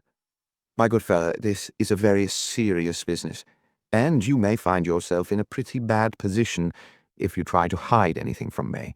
You say that your fare told you that he was a detective. Yes, he did. When did he say this? When he left me? Did he say anything more? You mentioned his name. Holmes cast a swift glance of triumph at me. Oh, he mentioned his name, did he? That was imprudent. What was the name that he mentioned? His name, said the cabman, was Mr. Sherlock Holmes. Never have I seen my friend more completely taken aback than by the cabman's reply. For an instant he sat in silent amazement. Then he burst into a hearty laugh. A touch, Watson, an undeniable touch, said he. I feel a foil as quick and supple as my own. He got home upon me very prettily that time. So, his name was Sherlock Holmes, was it? Yes, sir, that was the gentleman's name. Excellent. Tell me where you picked him up and all that occurred. He held me at 9:30 in Trafalgar Square. He said that he was a detective, and he offered me 2 guineas if I would do exactly what he wanted all day and ask no questions. I was glad enough to agree. First, we drove down to the Northumberland Hotel, and waited there until 2 gentlemen came out and took the cab from the rank. We followed their cab until he pulled up somewhere near here. This very door, said Holmes. Well, I couldn't be sure of that, but I dare say my fare knew all about it. We pulled up halfway down the street and waited an hour and a half. Then the 2 gentlemen passed us, walking, and we followed down Baker Street and along. I know, said Holmes, until we got 3/4 down Regent Street. Then my gentleman threw up the trap, and he cried that I should drive right away to Waterloo Station as hard as I could go. I whipped up the mare, and we was there in under the 10 minutes. Then he paid up his 2 guineas like a good un, and away he went into the station. Only just as he was leaving, he turned round and said, "It might interest you to know that you have been driving Mr. Sherlock Holmes." That's how I come to know the name. I see, and you saw no more of him. Not I, he went into the station. And how would you describe Mr. Sherlock Holmes? The cabman scratched. He said, well, he wasn't altogether such an easy gentleman to describe. I put him up 40 years of age, and he was of a mid-height, 2 or 3 inches shorter than you, sir. He was dressed up tough, and he had a black beard cut square at the end, and a pale face. Don't know as I could say any more than that. Colour of his eyes? Nah, I can't say that. Nothing more that you can remember? No, sir, nothing. Well, then, here's your half-sovereign. There's another one waiting for you if you can bring any more information. Good night. Night, sir, and thank you. John Clayton departed chuckling, and Holmes turned to me with a shrug of his shoulders and a rueful smile. Snap goes our 3rd thread, and we end where we began, said he. The cunning rascal. He knew our number, knew that Sir Henry Baskerville had consulted me, spotted who I was in Regent Street, conjectured that I had got the number of the cab and would lay my hands on the driver, and so sent back this audacious message. I tell you, Watson, this time we have got a foeman who is worthy of our steel. I've been checkmated in London. I can only wish you better luck in Devonshire. But I'm not easy in my mind about it. About what? About sending you. It's an ugly business, Watson. An ugly, dangerous business. And the more I see of it, the less I like it. Yes, my dear fellow, you may laugh, but I give you my word that I shall be very glad to have you back safe and sound in Baker Street once more. Chapter 6. Baskerville Hall. Sir Henry Baskerville and Dr. Mortimer were ready upon the appointed day, and we started, as arranged, for Devonshire. Mr. Sherlock Holmes drove with me to the station and gave me his last parting injunctions and advice. "I will not bias your mind by suggesting theories or suspicions, Watson," said he. "I wish you simply to report facts in the fullest possible manner to me, and you can leave me to do the theorizing." What sort of facts?" I asked. "Anything which may seem to have a bearing, however indirect, upon the case, and especially the relations between young Baskerville and his neighbours, or any fresh particulars concerning the death of Sir Charles. I have made some inquiries myself in the last few days, but the results have, I fear, been negative. One thing only appears to be certain, and that is that Mr. James Desmond, who is the next heir, is an elderly gentleman of a very amiable disposition, so that this persecution does not arise from him. I really think that we may eliminate him entirely from our calculations. There remain the people who will actually surround Sir Henry Baskerville upon the moor. Would it not be well in the first place to get rid of this Barrymore couple?" "By no means. You could not make a greater mistake. If they are innocent, it would be a cruel injustice, and if they are guilty, we should be giving up all chance of bringing it home to them. No, no, we will preserve them upon our list of suspects. Then there is a groom at the Hall, if I remember right. There are 2 moorland farmers. There is our friend Dr. Mortimer, whom I believe to be entirely honest, and there is his wife, of whom we know nothing. There is this naturalist, Stapleton, and there is his sister, who is said to be a young lady of attractions. There is Mr. Frankland of Laughter Hall, who is also an unknown factor, and there are 1 or 2 other neighbours. These are the folk who must be your very special study." "I'll do my best. You have arms, I suppose?" "Yes, I thought it as well to take them." "Most certainly. Keep your revolver near you night and day, and never relax your precautions." Our friends had already secured a first-class carriage and were waiting for us on the platform. "No, we have no news of any kind," said Dr. Mortimer, in answer to my friend's questions. "I can swear to one thing, and that is that we have not been shadowed during the last 2 days. We have never gone out without keeping a sharp watch, and no one could have escaped our notice." "You have always kept together, I presume?" "Except yesterday afternoon. I usually give up one day to pure amusement when I come to town, so I spent it at the Museum of the College of Surgeons." "And I want to look at folks in the park," said Baskerville. "But we had no trouble of any kind." "It was imprudent, all the same," said Holmes, shaking his head and looking very grave. "I beg, Sir Henry, that you will not go about alone. Some great misfortune will befall you if you do. Did you get your other boot?" "No, sir, it is gone forever."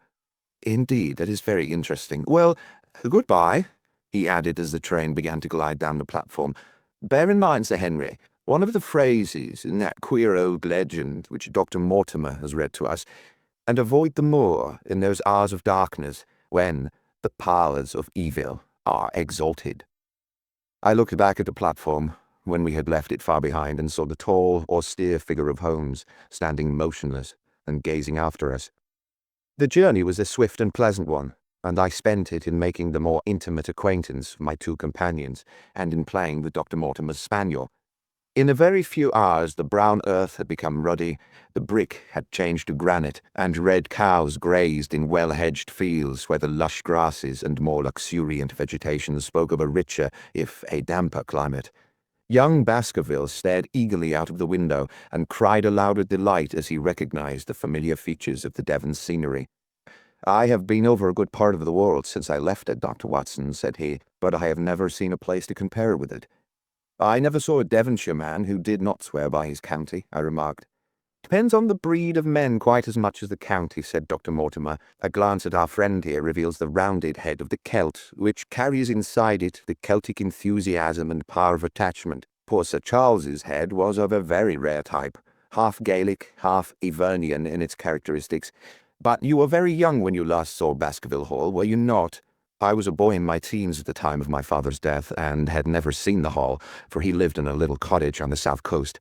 Thence I went straight to a friend in America. I tell you, it is all as new to me as it is to Dr. Watson, and I'm as keen as possible to see the moor." "Are you?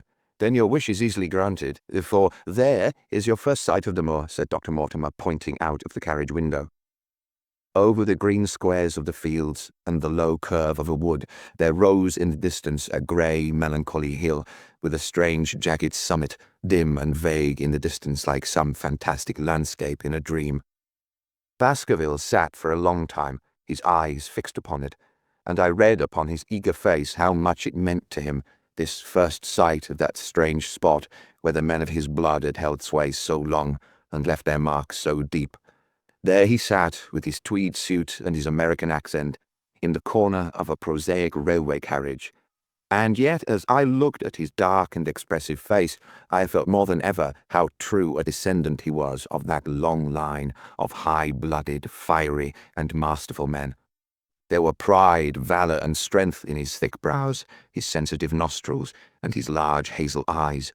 If on that forbidding moor a difficult and dangerous quest should lie before us, this was at least a comrade for whom one might venture to take a risk with the certainty that he would bravely share it. The train pulled up at a small wayside station, and we all descended. Outside, beyond the low white fence, a wagonette with a pair of cobs was waiting. Our coming was evidently a great event, for station master and porters clustered round us to carry out our luggage. It was a sweet, simple country spot, but I was surprised to observe that by the gate there stood two soldierly men in dark uniforms who leaned upon their short rifles and glanced keenly at us as we passed. The coachman, a hard-faced, gnarled little fellow, saluted Sir Henry Baskerville, and in a few minutes we were flying swiftly down the broad white road. Rolling pasture lands curved upward on either side of us, and old gabled houses peeped out from amid the thick green foliage. But behind the peaceful and sunlit countryside there rose ever, dark against the evening sky, the long, gloomy curve of the moor, broken by the jagged and sinister hills. The wagonette swung round into a side road, and we curved upwards through deep lanes worn by centuries of wheels, high banks on either side, heavy with dripping moss and fleshy hart's-tongue ferns. Bronzing bracken and mottled bramble gleamed in the light of the sinking sun. Still steadily rising, we passed over a narrow granite bridge and skirted a noisy stream which gushed swiftly down, foaming and roaring amid the grey boulders. Both road and stream wound up through a valley dense with scrub oak and fir. At every turn Baskerville gave an exclamation of delight, looking eagerly about him and asking countless questions. To his eyes all seemed beautiful, but to me a tinge of melancholy lay upon the countryside, which bore so clearly the mark of the waning year. Yellow leaves carpeted the lanes and fluttered down upon us as we passed. The rattle of our wheels died away as we drove through drifts of rotting vegetation. Sad gifts, as it seemed to me, for nature to throw before the carriage of the returning heir of the Baskervilles. "Hello!" cried Dr. Mortimer. "What's this?" A steep curve of heath-clad land, an outlying spur of the moor, lay in front of us. On the summit, hard and clear like an equestrian statue upon its pedestal, was a mounted soldier, dark and stern, his rifle poised ready over his forearm. He was watching the road along which we travelled. "What's this, Perkins?" asked Dr. Mortimer. Our driver half turned in his seat. "There's a convict escaped from Princetown, sir. He's been out 3 days now, and the warders watch every road and every station, but they've had no sight of him yet. The farmers about here don't like it, sir, and that's a fact." "Well, I understand that they get £5 if they can give information." "Yes, sir, but the chance of £5 is but a poor thing compared to the chance of having your throat cut. You see, it isn't like any ordinary convict. This is a man that would stick at nothing." "Who is he, then?" "It's Selden, the Notting Hill murderer." I remembered the case well, for it was one in which Holmes had taken an interest on account of the peculiar ferocity of the crime and the wanton brutality which had marked all the actions of the assassin. The commutation of his death sentence had been due to some doubts as to his complete sanity, so atrocious was his conduct.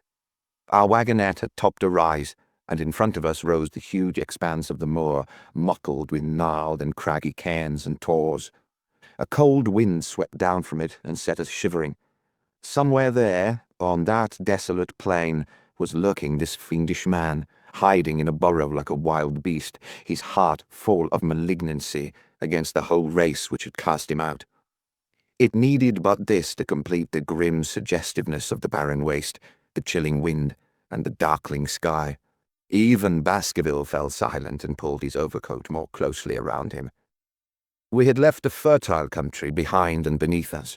We looked back on it now, the slanting rays of a low sun turning the streams to threads of gold, and glowing on the red earth new-turned by the plough and the broad tangle of the woodlands.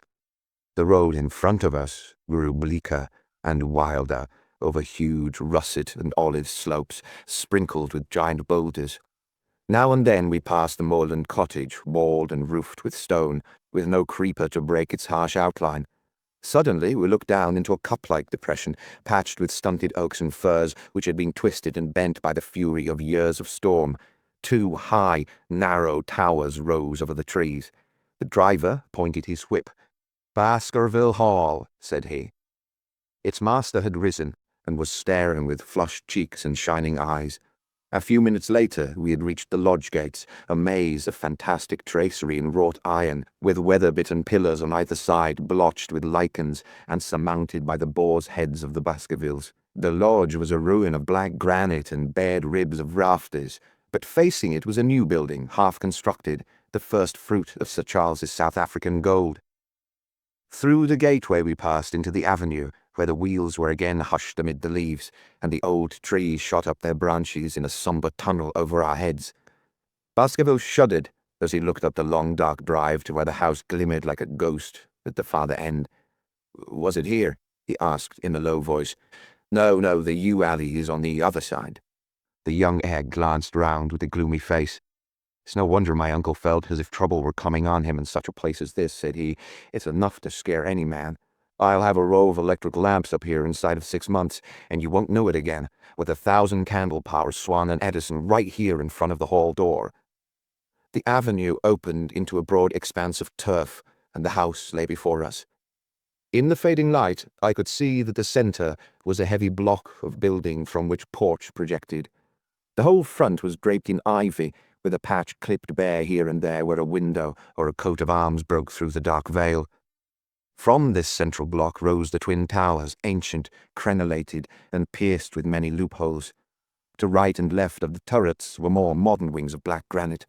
A dull light shone through heavy mullioned windows, and from the high chimneys which rose from the steep, high-angled roof there sprang a single black column of smoke. "Welcome, Sir Henry. Welcome to Baskerville Hall." A tall man had stepped from the shadow of the porch to open the door of the wagonette. The figure of a woman was silhouetted against the yellow light of the hall. She came out and helped the man to hand down our bags. "You don't mind my driving straight home, Sir Henry?" said Dr. Mortimer. "My wife's expecting me. Surely you'll stay and have some dinner." "No, I must go. I shall probably find some work awaiting me. I would stay to show you over the house, but Barrymore will be a better guide than I. Goodbye, and never hesitate, night or day, to send for me if I can be of service." The wheels died away down the drive, while Sir Henry and I turned into the hall, and the door clanged heavily behind us. It was a fine apartment in which we found ourselves, large, lofty, and heavily raftered, with huge balks of age-blackened oak. In the great old-fashioned fireplace, behind the high iron dogs, a log fire crackled and snapped. Sir Henry and I held out our hands to it, while we were numb from our long drive. Then we gazed round us at the high, thin window of old stained glass, the oak panelling, the stags' heads, the coats of arms upon the walls, all dim and sombre in the subdued light of the central lamp. "It's just as I imagined it," said Sir Henry. "Is it not the picture of an old family home? To think that this should be the same hall in which for 500 years my people have lived. It strikes me solemn to think of it." I saw his dark face lit up with a boyish enthusiasm as he gazed about him. The light beat upon him where he stood, but long shadows trailed down the walls and hung like a black canopy above him. Barrymore had returned from taking our luggage to our rooms. He stood in front of us now with the subdued manner of a well-trained servant. He was a remarkable-looking man, tall, handsome, with a square black beard and pale, distinguished features. "Would you wish dinner to be served at once, sir?" "Is it ready?" "In a very few minutes, sir. You'll find hot water in your rooms. My wife and I will be happy, Sir Henry, to stay with you until you have made your fresh arrangements, but you will understand that under the new conditions this house will require a considerable staff." "What new conditions?" "I only meant, sir, that Sir Charles led a very retired life, and we were able to look after his wants. You would, naturally, wish to have more company, and so you'll need changes in your household." "Do you mean that your wife and you wish to leave?" "Only when it's quite convenient to you, sir." "But your family have been with us for several generations, have they not? I should be sorry to begin my life here by breaking an old family connection." I seemed to discern some signs of emotion upon the butler's white face. I feel that also, sir, and so does my wife, but to tell the truth, sir, we were both very much attached to Sir Charles, and his death gave us a shock and made these surroundings very painful to us. I fear that we shall never again be easy in our minds at Baskerville Hall. But what do you intend to do? I have no doubt, sir, that we shall succeed in establishing ourselves in some business. Sir Charles's generosity has given us the means to do so. And now, sir, perhaps I had best show you to your rooms. A square balustraded gallery ran round the top of the old hall, approached by a double stair. From this central point, two long corridors extended the whole length of the building, from which all the bedrooms opened. My own was in the same wing as Baskerville's, and almost next door to it. These rooms appeared to be much more modern than the central part of the house, and the bright paper and the numerous candles did something to remove the sombre impression which our arrival had left upon my mind. But the dining room which opened out of the hall was a place of shadow and gloom. It was a long chamber with a step separating the dais where the family sat from the lower portion reserved for their dependents. At one end, a minstrel's gallery overlooked it. Black beams shot across above our heads, and a smoke-darkened ceiling beyond them. With rows of flaring torches to light it up, and the colour and rude hilarity of an old-time banquet, it might have softened. But now, when two black-clothed gentlemen sat in the little circle of light thrown by a shaded lamp, one's voice became hushed, and one's spirit subdued. A dim line of ancestors in every variety of dress, from the Elizabethan knight to the buck of the Regency, stared down upon us and daunted us by their silent company. We talked little, and I, for one, was glad when the meal was over and we were able to retire into the modern billiard room and smoke a cigarette. "My word, it isn't a very cheerful place," said Sir Henry. "I suppose one can tone down to it, but I feel a bit out of the picture at present. I don't wonder that my uncle got a little jumpy if he lived all alone in such a house as this. However, if it suits you, we will retire early tonight, and perhaps things may seem more cheerful in the morning." I drew aside my curtains before I went to bed, and looked out from my window. It opened upon the grassy space which lay in front of the hall door. Beyond, two copses of trees moaned and swung in a rising wind. A half-moon broke through the rifts of racing clouds. In its cold light, I saw beyond the trees a broken fringe of rocks and the long, low curve of the melancholy moor. I closed the curtain, feeling that my last impression was in keeping with the rest. And yet, it was not quite the last. I found myself weary and yet wakeful, tossing restlessly from side to side, seeking for the sleep which would not come. Far away, a chiming clock struck out the quarters of the hours, but otherwise, a deathly silence lay upon the old house. And then, suddenly, in the very dead of the night, there came a sound to my ears, clear, resonant, and unmistakable. It was the sob of a woman, the muffled, strangling gasp of one who is torn by an uncontrollable sorrow. I sat up in bed and listened intently. The noise could not have been far away, and was certainly in the house. For half an hour I waited with every nerve on the alert, but there came no other sound save the chiming clock and the rustle of the ivy on the wall. Chapter 7. The Stapletons of Merrypit House. The fresh beauty of the following morning did something to efface from our minds the grim and grey impression which had been left upon both of us by our first experience of Baskerville Hall. As Sir Henry and I sat at breakfast, the sunlight flooded in through the high mullioned windows, throwing watery patches of colour from the coats of arms which covered them. The dark panelling glowed like bronze in the golden rays, and it was hard to realize that this was indeed the chamber which had struck such a gloom into our souls upon the evening before. "I guess it is ourselves and not the house that we have to blame," said the baronet. "We were tired with our journey and chilled by our drive, so we took a grey view of the place. Now we are fresh and well, so it is all cheerful once more." "And yet it was not entirely a question of imagination," I answered. "Did you, for example, happen to hear someone, a woman, I think, sobbing in the night?" "That is curious, for I did, when I was half asleep, fancy that I heard something of the sort. I waited quite a time, but there was no more of it, so I concluded that it was all a dream." "I heard it distinctly, and I am sure that it was really the sob of a woman." "We must ask about this right away." He rang the bell and asked Barrymore whether he could account for our experience. It seemed to me that the pallid features of the butler turned a shade paler still as he listened to his master's question. "There are only 2 women in the house, Sir Henry," he answered. "One is the scullery maid, who sleeps in the other wing. The other is my wife, and I can answer for it that the sound could not have come from her." And yet he lied as he said it. For it chanced that after breakfast I met Mrs. Barrymore in the long corridor with the sun full upon her face. She was a large, impassive, heavy-featured woman, with a stern, set expression of mouth, but her telltale eyes were red and glanced at me from between swollen lids. It was she, then, who wept in the night, and if she did so, her husband must know it. Yet he had taken the obvious risk of discovery in declaring that it was not so. Why had he done this? And why did she weep so bitterly? Already around this pale-faced, handsome, black-bearded man there was gathering an atmosphere of mystery and of gloom.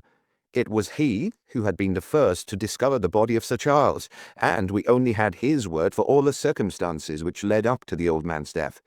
Was it possible that it was Barrymore, after all, whom we had seen in the cab in Regent Street? The beard might well have been the same. The cabman had described a somewhat shorter man, but such an impression might easily have been erroneous. How could I settle the point forever? Obviously, the first thing to do was to see the Grimpen postmaster and find whether the test telegram had really been placed in Barrymore's own hands. Be the answer what it might, I should at least have something to report to Sherlock Holmes. Sir Henry had numerous papers to examine after breakfast, so that the time was propitious for my excursion. It was a pleasant walk of 4 miles along the edge of the moor, leading me at last to a small grey hamlet, in which 2 larger buildings, which proved to be the inn and the house of Dr. Mortimer, stood high above the rest. The postmaster, who was also the village grocer, had a clear recollection of the telegram. "Certainly, sir," said he, "I had the telegram delivered to Mr. Barrymore exactly as directed." "Who delivered it?" "My boy here, James. You delivered that telegram to Mr. Barrymore at the hall last week, didn't you?" "Yes, father, I delivered it." "Into his own hands?" I asked. "Well, he was up in the loft at the time, so I couldn't put it into his own hands, but I gave it into Mrs. Barrymore's hands, and she promised to deliver it at once." "Did you see Mr. Barrymore?" "No, sir. I tell you he was in the loft." "If you didn't see him, how do you know he was in the loft?" "Well, surely his own wife ought to know where he is," said the postmaster testily. "Didn't he get the telegram? If there is any mistake, it is for Mr. Barrymore himself to complain." It seemed hopeless to pursue the inquiry any farther, but it was clear that in spite of Holmes's ruse, we had no proof that Barrymore had not been in London all the time. Suppose that it were so. Suppose that the same man had been the last who had seen Sir Charles alive, and the first to dog the new heir when he returned to England. What then? Was he the agent of others, or had he some sinister design of his own? What interest could he have in persecuting the Baskerville family? I thought of the strange warning clipped out of the leading article of the Times. Was that his work, or was it possibly the doing of someone who was bent upon counteracting his schemes? The only conceivable motive was that which had been suggested by Sir Henry, that if the family could be scared away, a comfortable and permanent home would be secured for the Barrymores. But surely such an explanation as that would be quite inadequate to account for the deep and subtle scheming which seemed to be weaving an invisible net round the young baronet. Holmes himself had said that no more complex case had come to him in all the long series of his sensational investigations. I prayed, as I walked back along the grey, lonely road, that my friend might soon be freed from his preoccupations and able to come down to take this heavy burden of responsibility from my shoulders. Suddenly my thoughts were interrupted by the sound of running feet behind me, and by a voice which called me by name. I turned, expecting to see Dr. Mortimer, but to my surprise it was a stranger who was pursuing me. He was a small, slim, clean-shaven, prim-faced man, flaxen-haired and lean-jawed, between 30 and 40 years of age, dressed in a grey suit and wearing a straw hat. A tin box for botanical specimens hung over his shoulder, and he carried a green butterfly net in one of his hands. "You will, I'm sure, excuse my presumption, Dr. Watson," said he, as he came panting up to where I stood. "Here on the moor we are homely folk, and do not wait for formal introductions. You may possibly have heard my name from our mutual friend, Mortimer. I am Stapleton, of Merripit House." Your net and box would have told me as much, said I, for I knew that Mr. Stapleton was a naturalist, but how did you know me? I have been calling on Mortimer, and he pointed you out to me from the window of his surgery as you passed. As our road lay the same way, I thought that I would overtake you and introduce myself. I trust that Sir Henry is none the worse for his journey. He's very well, thank you. We were all afraid that after the sad death of Sir Charles, the new baronet might refuse to live here. It's asking much of a wealthy man to come down and bury himself in a place of this kind, but I need not tell you that it means a very great deal to the countryside. Sir Henry has, I suppose, no superstitious fears in the matter? I do not think that is likely. Of course, you know the legend of the fiend dog which haunts the family. I've heard it. It's extraordinary how credulous the peasants are about here. Any number of them are ready to swear that they have seen such a creature upon the moor. He spoke with a smile, but I seemed to read in his eyes that he took the matter more seriously. The story took a great hold upon the imagination of Sir Charles, and I have no doubt that it led to his tragic end. But how? His nerves were so worked up that the appearance of any dog might have had a fatal effect upon his diseased heart. I fancy that he really did see something of the kind upon that last night in the yew alley. I feared that some disaster might occur, for I was very fond of the old man, and I knew that his heart was weak. How did you know that? My friend Mortimer told me. You think, then, that some dog pursued Sir Charles, and that he died of fright in consequence. Have you any better explanation? I have not come to any conclusion. Has Mr. Sherlock Holmes? The words took away my breath for an instant, but a glance at the placid face and steadfast eyes of my companion showed that no surprise was intended. It is useless for us to pretend that we do not know you, Dr. Watson, said he. The records of your detective have reached us here, and you could not celebrate him without being known yourself. When Mortimer told me your name, he could not deny your identity.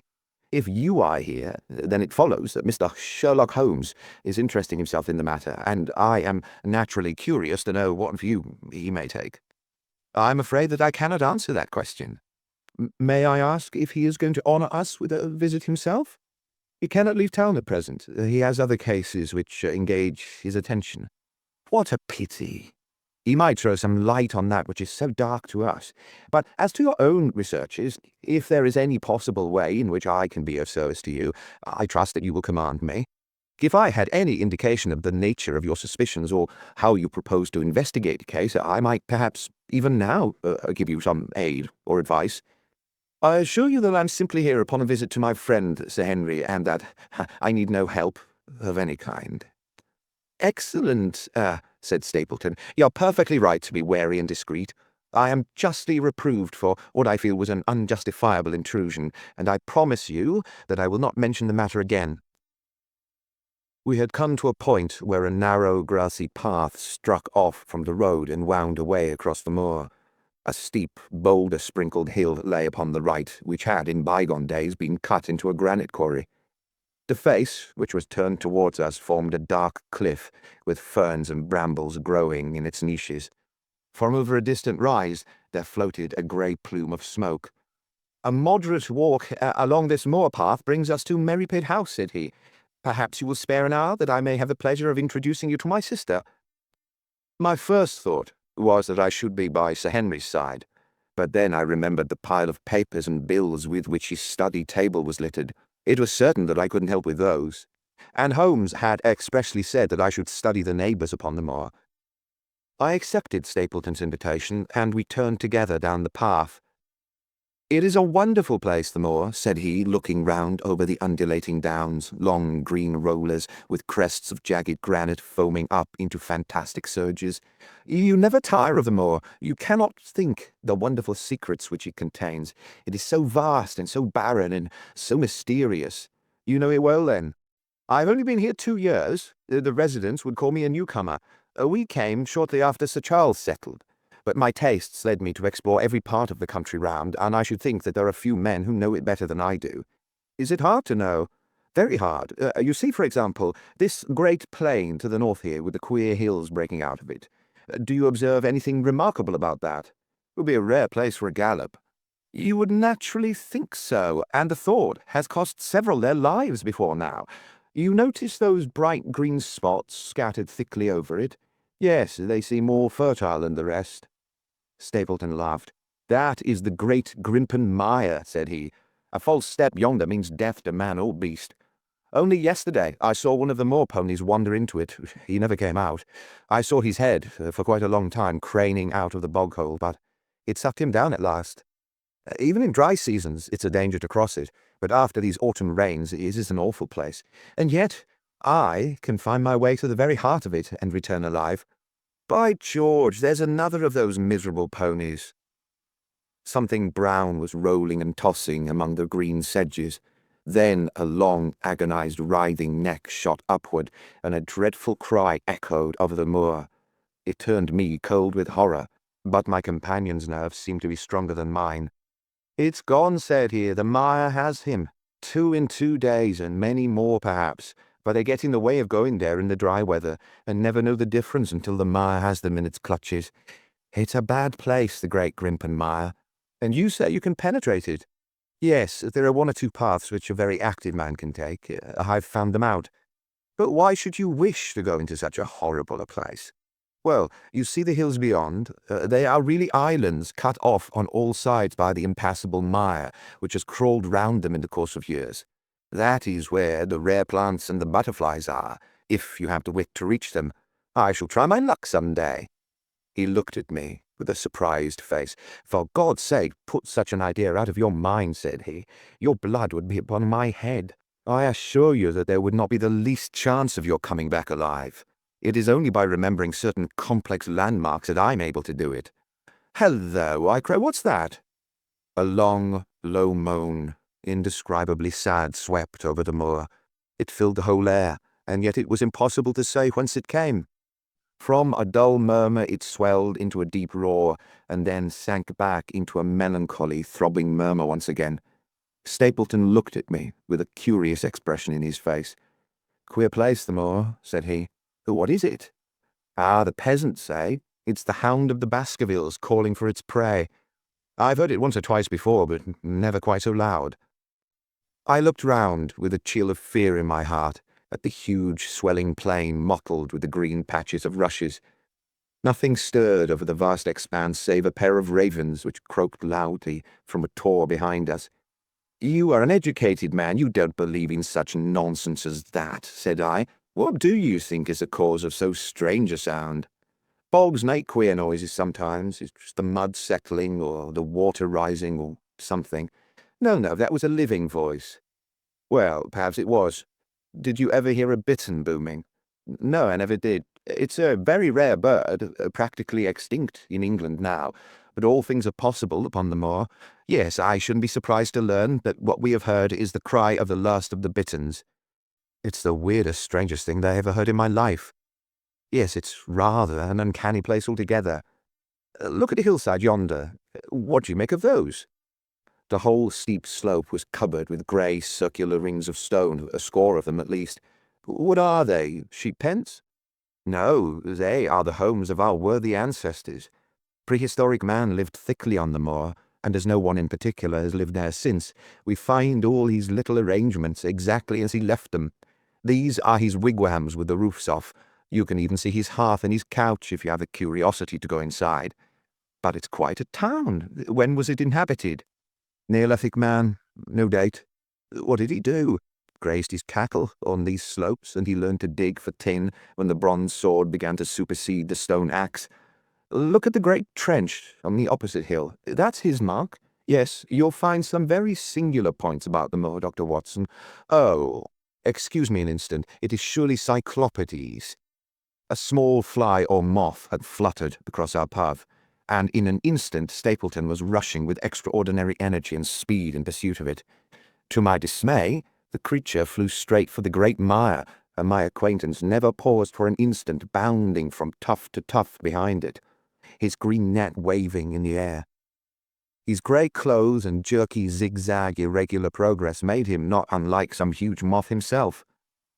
I was standing watching his pursuit with a mixture of admiration for his extraordinary activity and fear lest he should lose his footing in the treacherous mire, when I heard the sound of steps and, turning round, found a woman near me upon the path.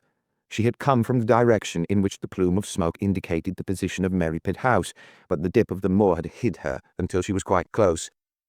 I could not doubt that this was the Miss Stapleton of whom I had been told, since ladies of any sort must be few upon the moor, and I remembered that I had heard someone describe her as being a beauty.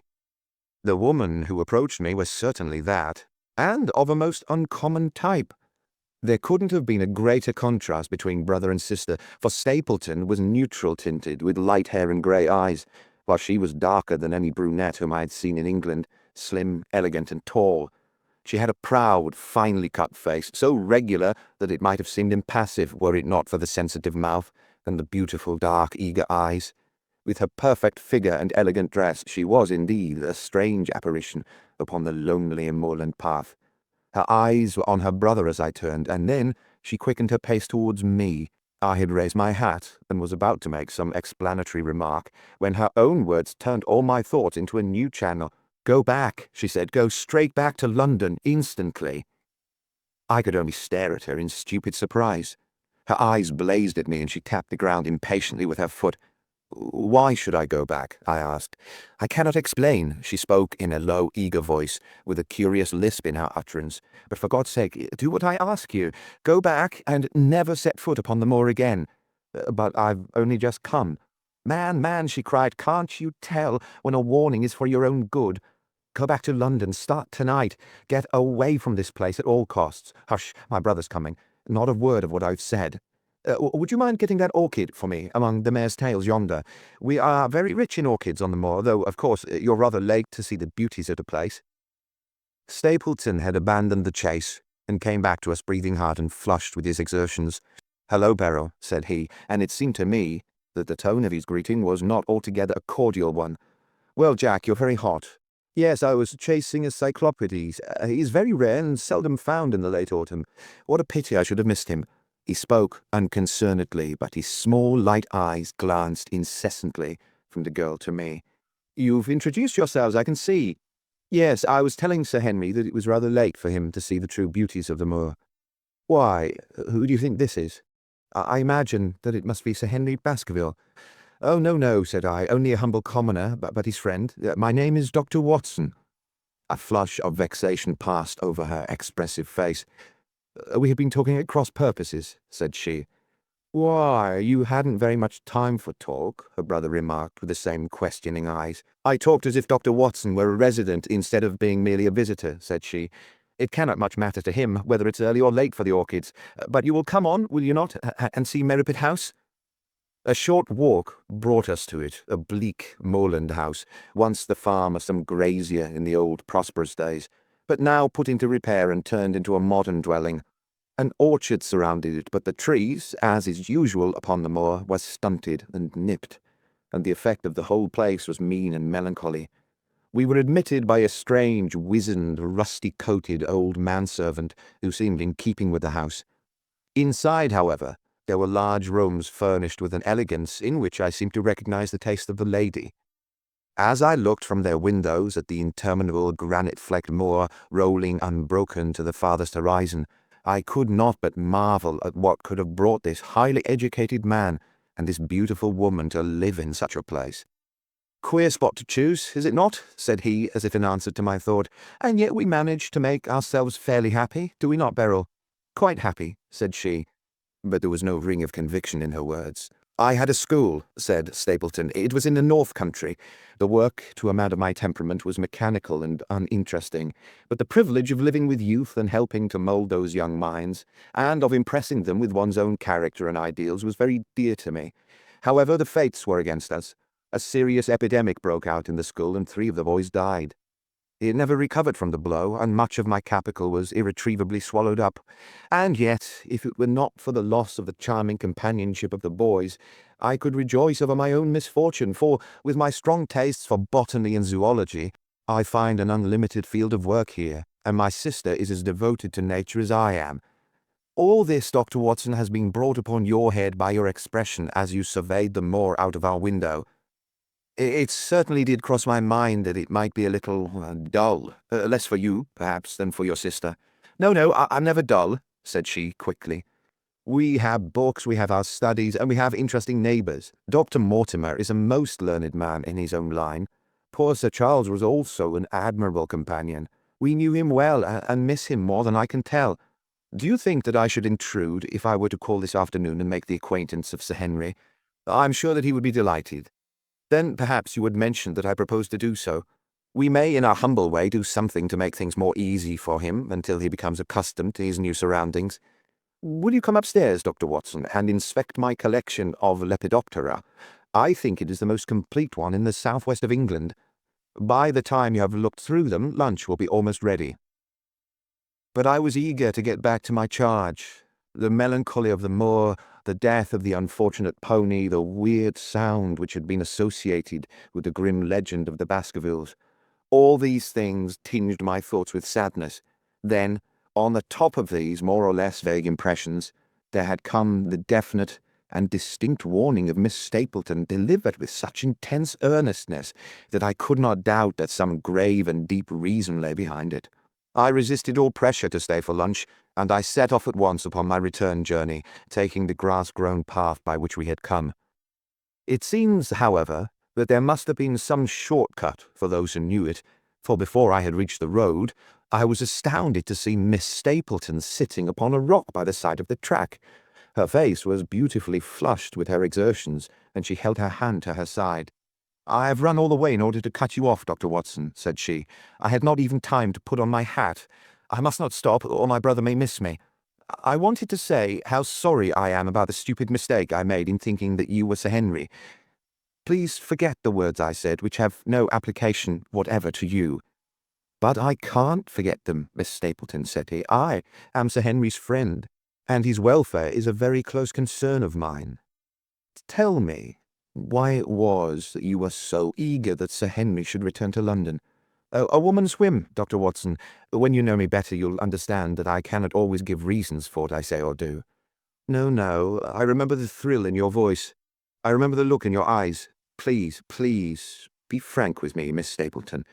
For ever since I have been here, I have been conscious of shadows all round me. Life has become like that great grimpen mire, with little green patches everywhere, into which one may sink, and with no guide to point the track. Tell me, then, what it was that you meant, and I promise to convey your warning to Sir Henry." An expression of irresolution passed for an instant over her face, but her eyes had hardened again when she answered me. "You make too much of it, Dr. Watson," said she. "My brother and I were very much shocked by the death of Sir Charles. We knew him very intimately, for his favourite walk was over the moor to our house. He was deeply impressed with the curse which hung over the family, and when this tragedy came, I naturally felt that there must be some grounds for the fears which he had expressed. I was distressed, therefore, when another member of the family came down to live here, and I felt that he should be warned of the danger which he will run. That was all which I intended to convey." "But what is the danger? You know the story of the hound. I do not believe in such nonsense, but I do. If you have any influence with Sir Henry, take him away from a place which has always been fatal to his family. The world is wide. Why should he wish to live at the place of danger? Because it is the place of danger. That is Sir Henry's nature. I fear that unless you can give me some more definite information than this, it will be impossible to get him to move. I cannot say anything definite, for I do not know anything definite. I would ask you one more question, Miss Stapleton. If you meant no more than this when you first spoke to me, why should you not wish your brother to overhear what you said? There is nothing to which he or anyone else could object. My brother is very anxious to have the Hall inhabited, for he thinks it's for the good of the poor folk upon the moor. He would be very angry if he knew that I have said anything which might induce Sir Henry to go away. But I've done my duty, and I will say no more. I must go back, or he'll miss me and suspect that I have seen you. Goodbye." She turned and had disappeared in a few minutes among the scattered boulders, while I, with my soul full of vague fears, pursued my way to Baskerville Hall. Chapter 8. First Report of Dr. Watson. From this point onward, I will follow the course of events by transcribing my own letters to Mr. Sherlock Holmes, which lie before me on the table. One page is missing, but otherwise they are exactly as written and show my feelings and suspicions of the moment more accurately than my memory, clear as it is upon these tragic events, can possibly do. Baskerville Hall, October 13th. My dear Holmes, my previous letters and telegrams have kept you pretty well up to date as to all that has occurred in this most God-forsaken corner of the world. The longer one stays here, the more does the spirit of the moor sink into one's soul, its vastness and also its grim charm. When you are once out upon its bosom, you have left all traces of modern England behind you, but, on the other hand, you are conscious everywhere of the homes and the work of the prehistoric people. On all sides of you as you walk are the houses of these forgotten folk, with their graves and the huge monoliths which are supposed to have marked their temples. As you look at their grey stone huts against the scarred hillsides, you leave your own age behind you, and if you were to see a skin-clad, hairy man crawl out from the low door, fitting a flint-tipped arrow onto the string of his bow, you would feel that his presence there was more natural than your own. The strange thing is that they should have lived so thickly on what must always have been most unfruitful soil. I'm no antiquarian, but I could imagine that they were some unwarlike and harried race who were forced to accept that which none other would occupy. All this, however, is foreign to the mission on which you sent me, and will probably be very uninteresting to your severely practical mind. I can still remember your complete indifference as to whether the sun moved round the earth or the earth round the sun. Let me, therefore, return to the facts concerning Sir Henry Baskerville. If you have not had any report within the last few days, it's because up to today there was nothing of importance to relate. Then a very surprising circumstance occurred, which I shall tell you in due course. But first of all, I must keep you in touch with some of the other factors in the situation. One of these, concerning which I have said little, is the escaped convict upon the moor. There is a strong reason now to believe that he has got right away, which is a considerable relief to the lonely householders of this district. A fortnight has passed since his flight, during which he has not been seen and nothing has been heard of him. It is surely inconceivable that he could have held out upon the moor during all that time. Of course, so far as his concealment goes, there is no difficulty at all. Any one of these stone huts would give him a hiding place. But there's nothing to eat unless he were to catch and slaughter one of the moor sheep. We think, therefore, that he has gone, and the outlying farmers sleep the better in consequence.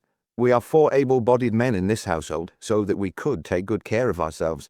But I confess that I have had uneasy moments when I have thought of the Stapletons. They live miles from any help. They are one maid, an old manservant, the sister, and the brother, the latter not a very strong man. They would be helpless in the hands of a desperate fellow like this Notting Hill criminal, if he could at once effect an entrance. Both Sir Henry and I were concerned at their situation, and it was suggested that Perkins, the groom, should go over and sleep there, but Stapleton wouldn't hear of it. The fact is that our friend the baronet begins to display a considerable interest in our fair neighbour. It is not to be wondered at, for time hangs heavily in this lonely spot to an active man like him, and she is a very fascinating and beautiful woman. There is something tropical and exotic about her which forms a singular contrast to her cool and unemotional brother. Yet he also gives the idea of hidden fires. He has certainly a very marked influence over her, for I have seen her continually glance at him as she talked, as if seeking approbation for what she said. I trust that he's kind to her. There is a dry glitter in his eyes and a firm set of his thin lips which goes with a positive and possibly a harsh nature. You would find him an interesting study.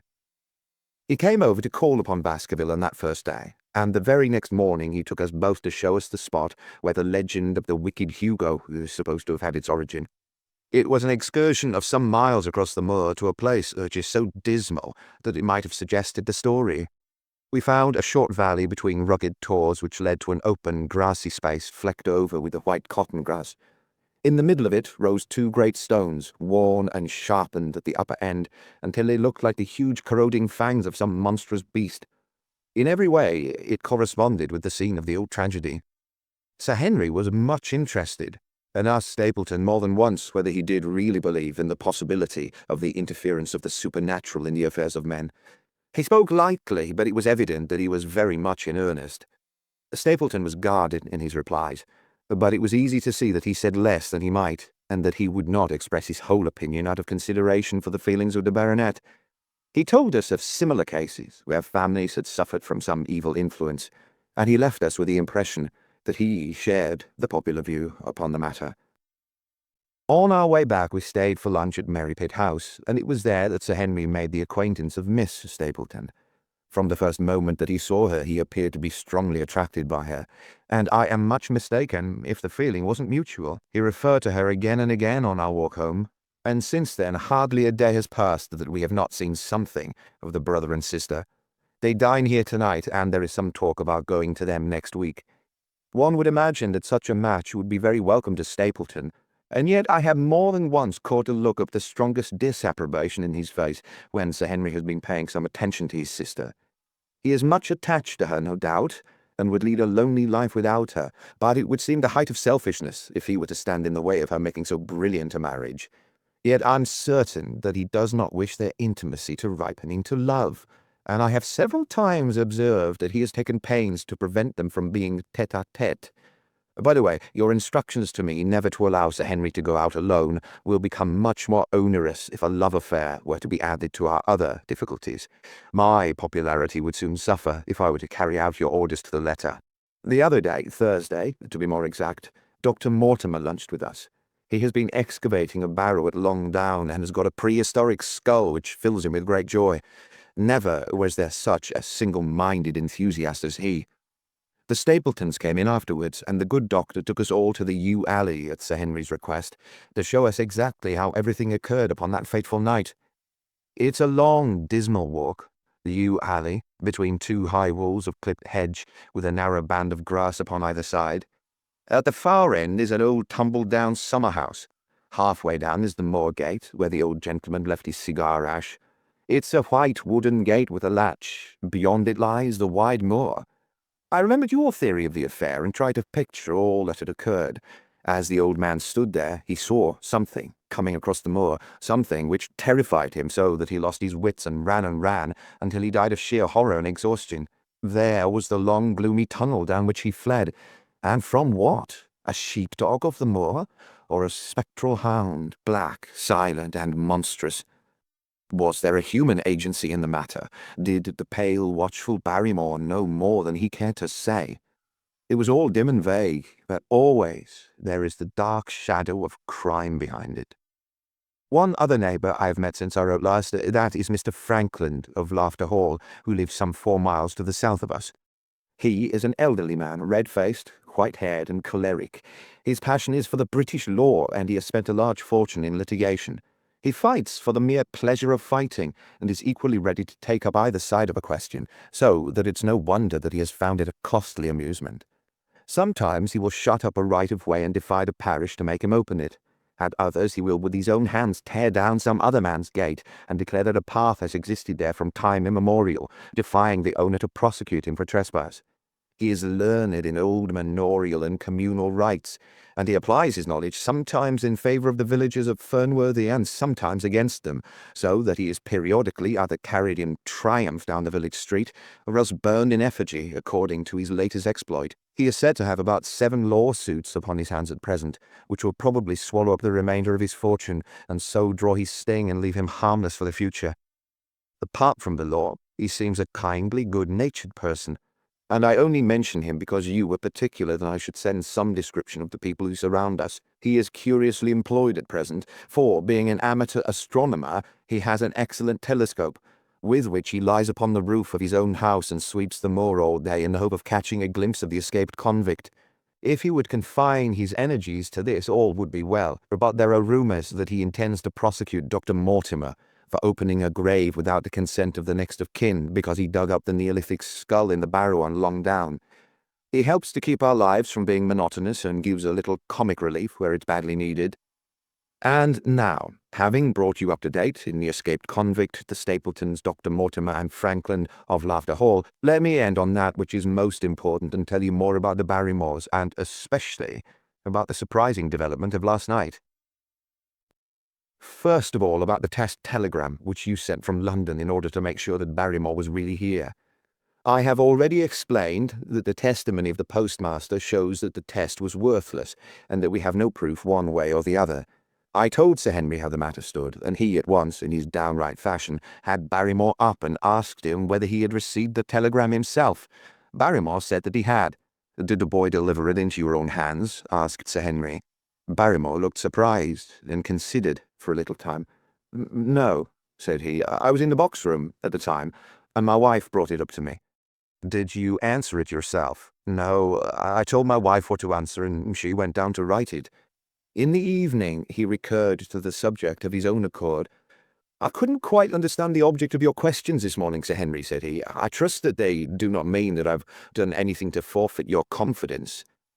Sir Henry had to assure him that it was not so, and pacify him by giving him a considerable part of his old wardrobe, the London outfit having now all arrived. Mrs. Barrymore is of interest to me. She is a heavy, solid person, very limited, intensely respectable, and inclined to be puritanical. You could hardly conceive a less emotional subject, yet I have told you how on the first night here I heard her sobbing bitterly, and since then I have more than once observed traces of tears upon her face. Some deep sorrow gnaws ever at her heart. Sometimes I wonder if she has a guilty memory which haunts her, and sometimes I suspect Barrymore of being a domestic tyrant. I've always felt that there was something singular and questionable in this man's character, but the adventure of last night brings all my suspicions to a head. And yet it may seem a small matter in itself.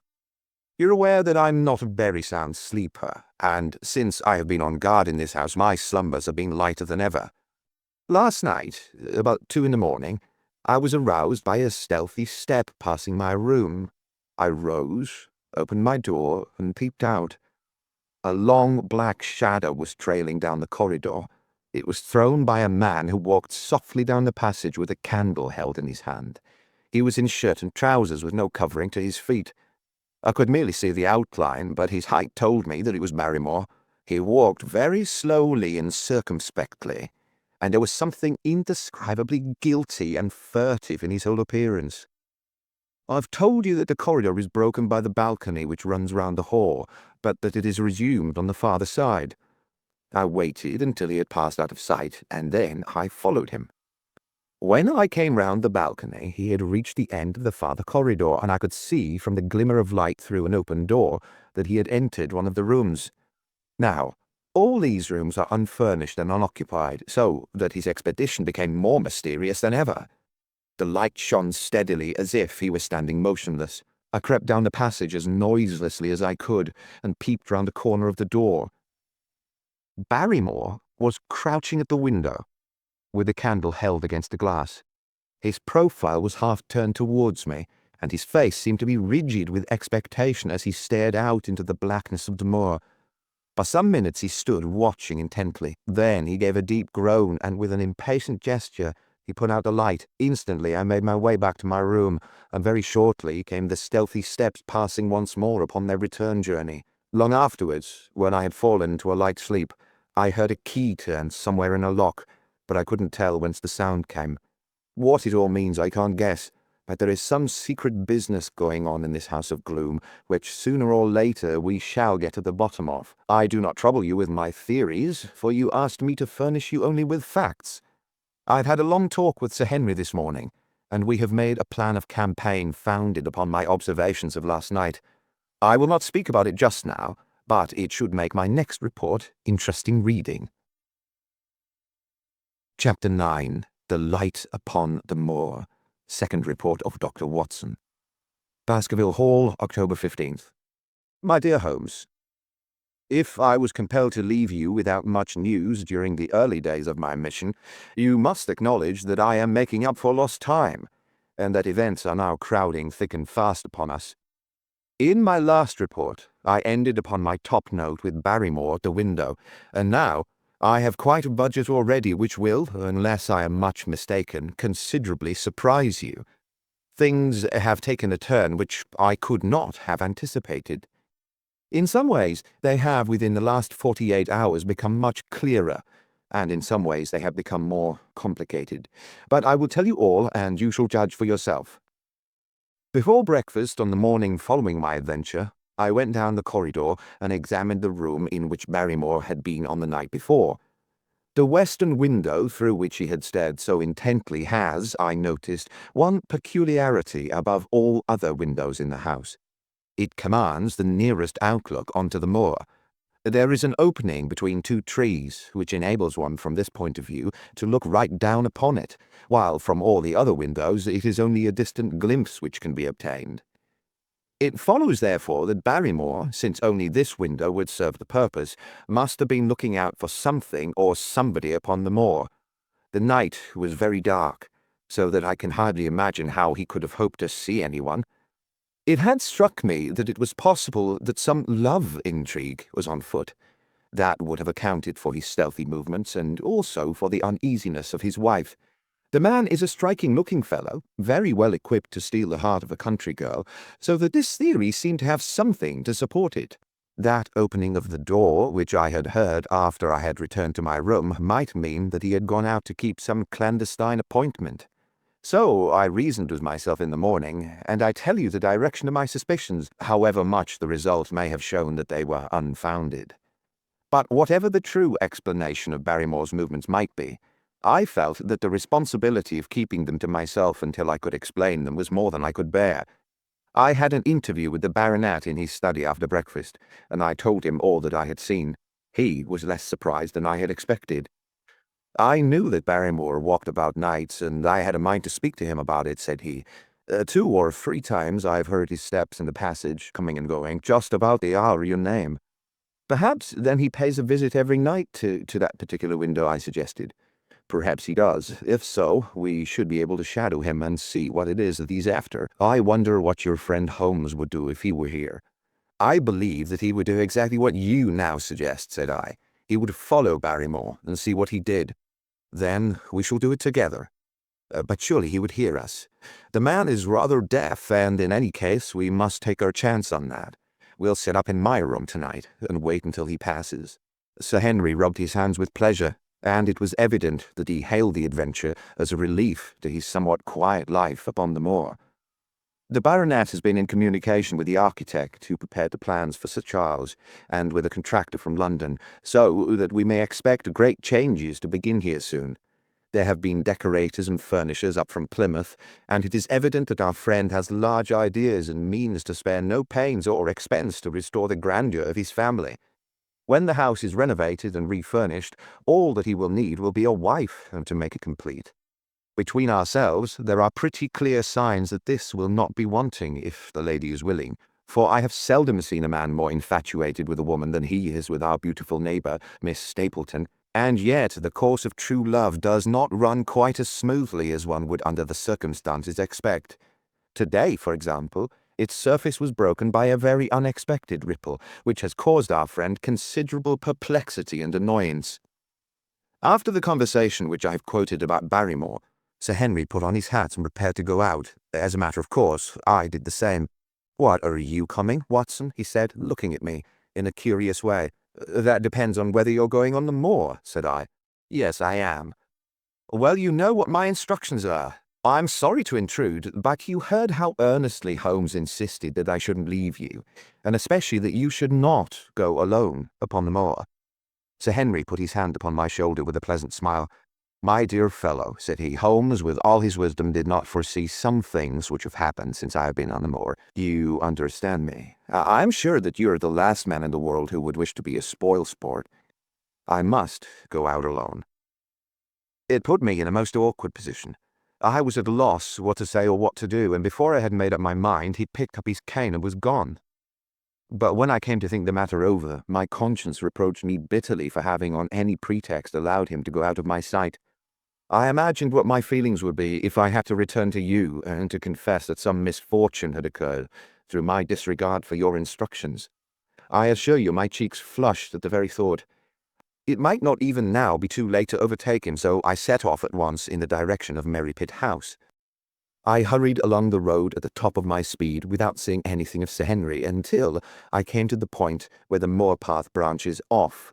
There, fearing that perhaps I had come in the wrong direction after all, I mounted a hill from which I could command a view, the same hill which is cut into the dark quarry. Thence I saw him at once. He was on the moor path, about a quarter of a mile off, and a lady was by his side who could only be Miss Stapleton. It was clear that there was already an understanding between them, and that they had met by appointment.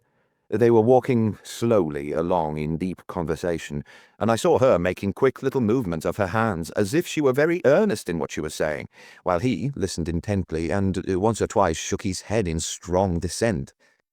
I stood among the rocks watching them, very much puzzled as to what I should do next. To follow them and break into their intimate conversation seemed to be an outrage, and yet my clear duty was never for an instant to let him out of my sight. To act as the spy upon a friend was a hateful task. Still, I could see no better course than to observe him from the hill and to clear my conscience by confessing to him afterwards what I had done. It is true that if any sudden danger had threatened him, I was too far away to be of use, and yet I am sure that you will agree with me that the position was very difficult, and that there was nothing more which I could do. Our friend Sir Henry and the lady had halted on the path, and were standing deeply absorbed in their conversation, when I was suddenly aware that I was not the only witness of their interview.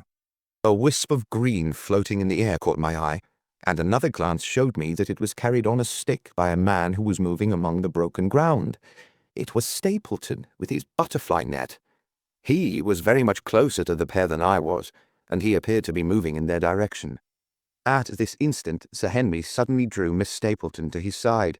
His arm was around her, but it seemed to me that she was straining away from him with her face averted. He stooped his head to hers, and she raised one hand, as if in protest. Next moment, I saw them spring apart and turn hurriedly round. Stapleton was the cause of the interruption. He was running wildly towards them, his absurd net dangling behind him. He gesticulated and almost danced with excitement in front of the lovers. What the scene meant I couldn't imagine, but it seemed to me that Stapleton was abusing Sir Henry, who offered explanations which became more angry as the other refused to accept them. The lady stood by in haughty silence. Finally, Stapleton turned upon his heel and beckoned in a peremptory way to his sister, who, after an irresolute glance at Sir Henry, walked off by the side of her brother. The naturalist's angry gestures showed that the lady was included in his displeasure. The baronet stood for a minute, looking after them, and then he walked slowly back the way he had come, his head hanging, the very picture of dejection. What all this meant I couldn't imagine, but I was deeply ashamed to have witnessed so intimate a scene, without my friend's knowledge. I ran down the hill, therefore, and met the baronet at the bottom. His face was flushed with anger, and his brows were wrinkled, like one who is at his wit's end what to do. "Hello, Watson. Where have you dropped from?" said he. "You don't mean to say that you came after me in spite of all?" I explained everything to him, how I had found it impossible to remain behind, how I had followed him, and how I had witnessed all that had occurred. For an instant his eyes blazed at me, but my frankness disarmed his anger, and he broke at last into a rather rueful laugh. "You would have thought the middle of that prairie a fairly safe place for a man to be private," said he, "but by thunder, the whole countryside seems to have been out to see me do my wooing, and a mighty poor wooing at that. Where had you engaged a seat?" "I was on that hill." "Quiet in the back row, eh? But her brother was well up to the front. Did you see him come out at us?" "Yes, I did." "Did he ever strike you as being crazy, this brother of hers?" "I can't say that he ever did." "I dare say not. I always thought him sane enough until today, but you can take it from me that either he or I ought to be in a straitjacket. What's the matter with me, anyhow? You've lived near me for some weeks, Watson. Tell me straight now. Is there anything that would prevent me from making a good husband to a woman that I loved?" "I should say not." "He can't object to my worldly position, so it must be myself that he has this down on. What has he against me? I never hurt man or woman in my life that I know of, and yet he would not so much as let me touch the tips of her fingers." "Did he say so?" "That, and a deal more. I tell you, Watson, I've only known her these few weeks, but from the first I just felt that she was made for me, and she too. She was happy when she was with me, and that I'll swear. There's a light in a woman's eyes that speaks louder than words, but he has never let us get together, and it was only today, for the first time, that I saw a chance of having a few words with her alone. She was glad to meet me, but when she did, it was not love that she would talk about, and she wouldn't have let me talk about it either, if she could have stopped it. She kept coming back to it that this was a place of danger, and that she would never be happy until I had left it. I told her that since I had seen her, I was in no hurry to leave it, and that if she really wanted me to go, the only way to work it was for her to arrange to go with me. With that, I offered, in as many words, to marry her. But before she could answer, down came this brother of hers, running at us with a face on him like a madman. He was just white with rage, and those light eyes of his were blazing with fury. What was I doing with the lady? How dared I offer her attentions which were distasteful to her? Did I think that because I was a baronet I could do what I liked? If he hadn't been her brother, I should have known better how to answer him. As it was, I told him that my feelings toward his sister were such that I was not ashamed of, and that I hoped that she might honor me by becoming my wife. That seemed to make the matter no better, so then I lost my temper too, and I answered him rather more hotly than I should, perhaps, considering that she was standing by. So it ended by his going off with her, as you saw, and here am I, as badly puzzled a man as any in this county. Just tell me what it all means, Watson, and I'll owe you more than I ever can hope to pay. I tried one or two explanations, but indeed I was completely puzzled myself. Our friend's title, his fortune, his age, his character, and his appearance were all in his favour, and I know nothing against him, unless it be this dark fate which runs in his family. That his advances should be rejected so brusquely, without any reference to the lady's own wishes, and that the lady should accept the situation without protest is very amazing. However, our conjectures were set at rest by a visit from Stapleton himself that very afternoon. He had come to offer apologies for his rudeness of the morning, and after a long private interview with Sir Henry in his study, the upshot of their conversation was that the breach is quite healed, and that we are to dine at Merripit House next Friday as a sign of it. I don't say now that he isn't a crazy man, said Sir Henry. I can't forget the look in his eyes when he ran at me this morning, but I must allow that no man could make a more handsome apology than he has done. Did he give any explanation of his conduct? His sister is everything in his life, he says. That is natural enough, and I'm glad that he should understand her value. They have always been together, and according to his account, he has been a very lonely man with only her as a companion, so that the thought of losing her was really terrible to him. He had not understood, he said, that I was becoming attached to her, but when he saw with his own eyes that it was really so, and that she might be taken away from him, it gave him such a shock that for a time he was not responsible for what he said or did. He was very sorry for all that had passed, and he recognized how foolish and how selfish it was that he should imagine that he could hold a beautiful woman like his sister to himself for her whole life. If she had to leave him, he had rather it was to a neighbor like myself than to anyone else. But in any case, it was a blow to him, and it would take him some time before he could prepare himself to meet it.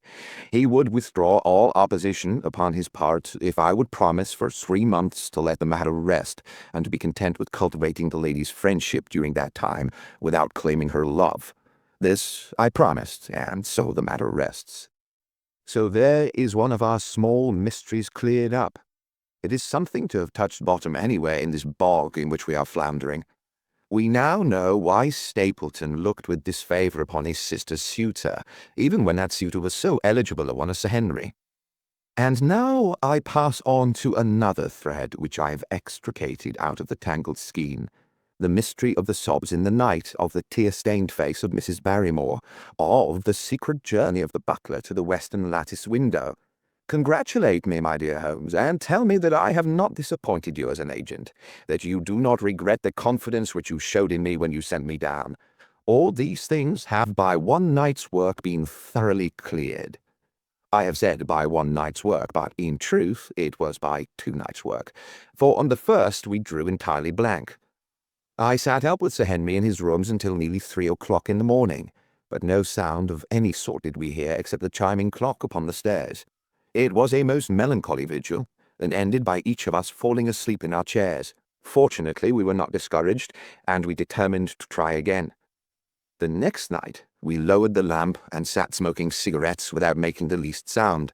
It was incredible how slowly the hours crawled by, and yet we were helped through it by the same sort of patient interest which the hunter must feel as he watches the trap into which he hopes the game may wander. 1 struck, and 2, and we had almost for the second time given it up in despair, when in an instant we both sat bolt upright in our chairs with all our weary senses keenly on the alert once more.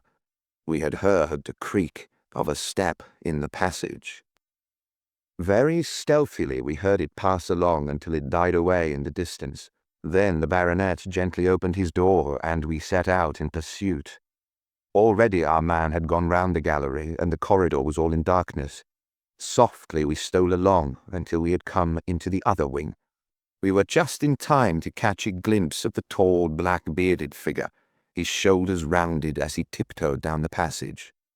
Then he passed through the same door as before, and the light of the candle framed it in the darkness and shot one single yellow beam across the gloom of the corridor. We shuffled cautiously towards it, trying every plank before we dared to put our whole weight upon it. We had taken the precaution of leaving our boots behind us, but even so, the old boards snapped and creaked beneath our tread. Sometimes it seemed impossible that he should fail to hear our approach. However, the man is fortunately rather deaf, and he was entirely preoccupied in that which he was doing. When at last we reached the door and peeped through, we found him crouching at the window, candle in hand, his white, intent face pressed against the pane, exactly as I had seen him 2 nights before. We had arranged no plan of campaign, but the baronet is a man to whom the most direct way is always the most natural.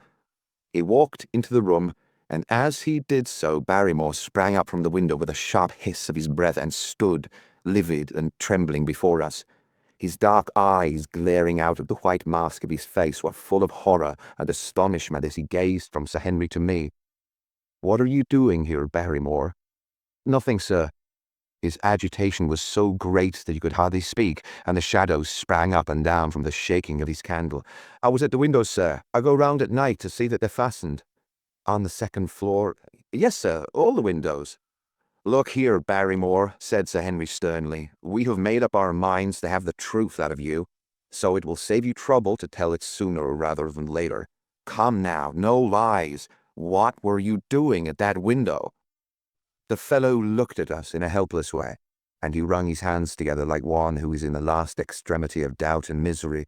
I was doing no harm, sir. I was holding a candle to the window." "And why were you holding a candle to the window?" "Don't ask me, Sir Henry, don't ask me. I give you my word, sir, that it is not my secret, and that I cannot tell it. If it concerned no one but myself, I would not try to keep it from you."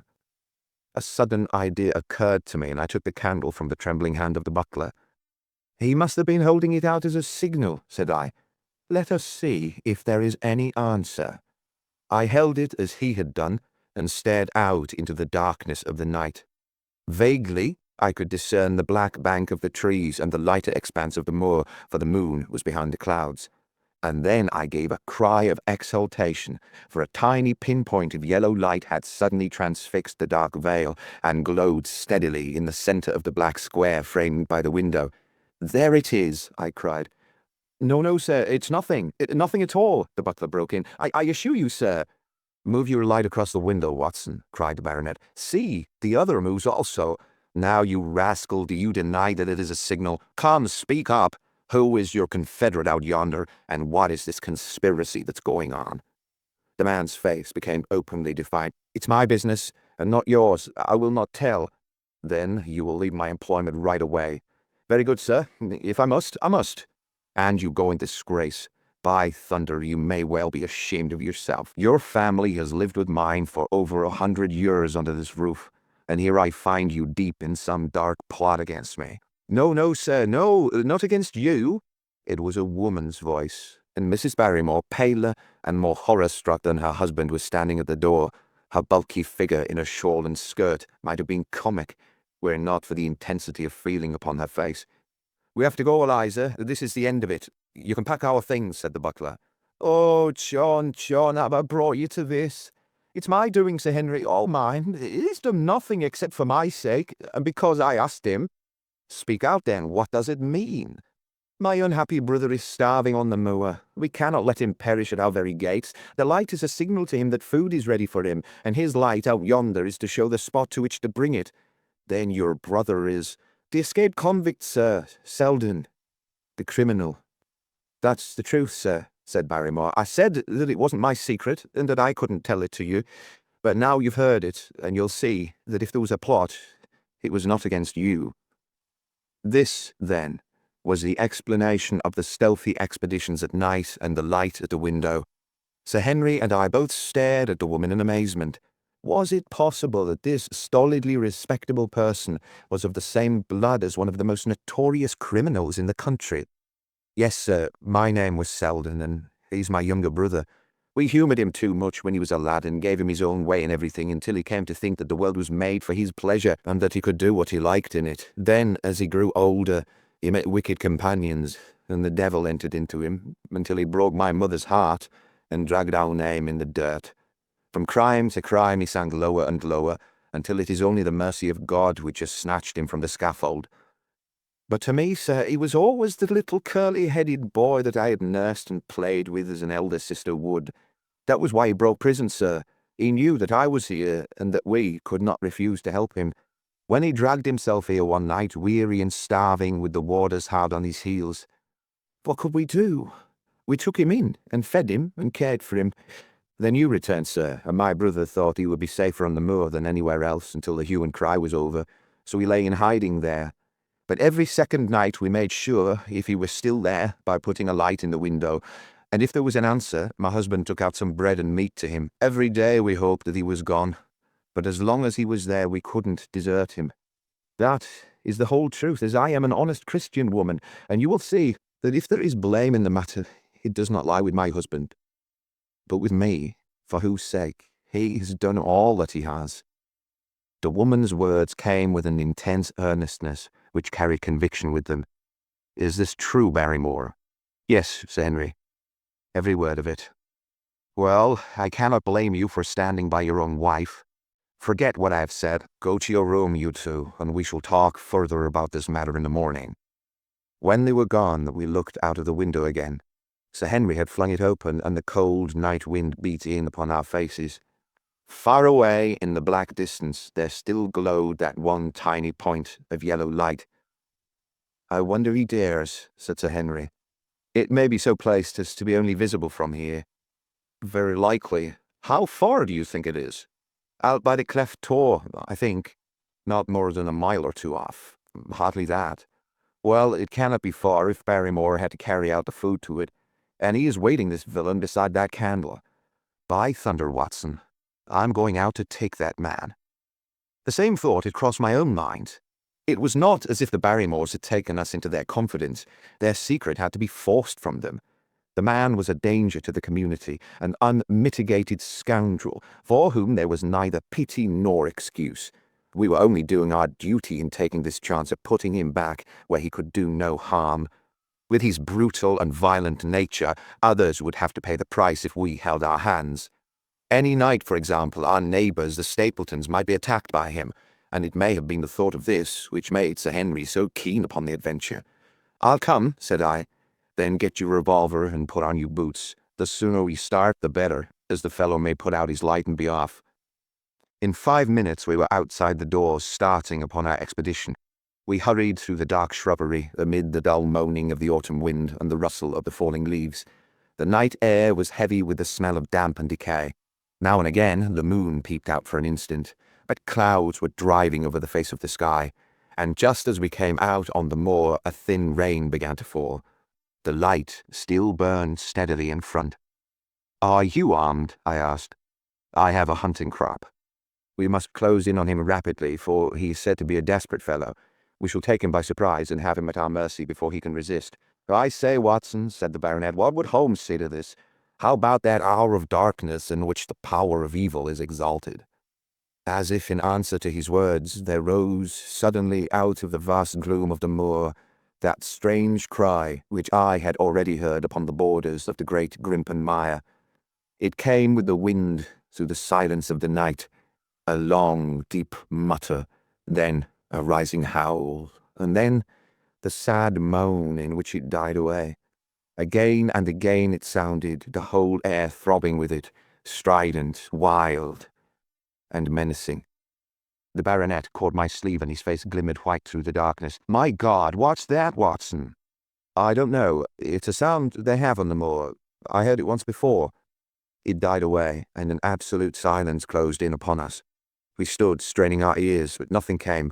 Watson, said the baronet, It was the cry of a hound. My blood ran cold in my veins, for there was a break in his voice, which told of the sudden horror which had seized him. "What do they call the sound?" he asked. "Who?" "The folks on the countryside. Oh, they're ignorant people. Why should you mind what they call it? Tell me, Watson, what do they say of it?" I hesitated, but could not escape the question. They say it's the cry of the hound of the Baskervilles." He groaned, and was silent for a few moments. "A hound it was," he said at last, "but it seemed to come from miles away. Over yonder, I think. It was hard to say whence it came. It rose and fell with the wind. Isn't that the direction of the great Grimpen Mire?" "Yes, it is." "Well, it was up there. Come now, Watson. Didn't you yourself think that it was the cry of a hound? I'm not a child. You need not fear to speak the truth.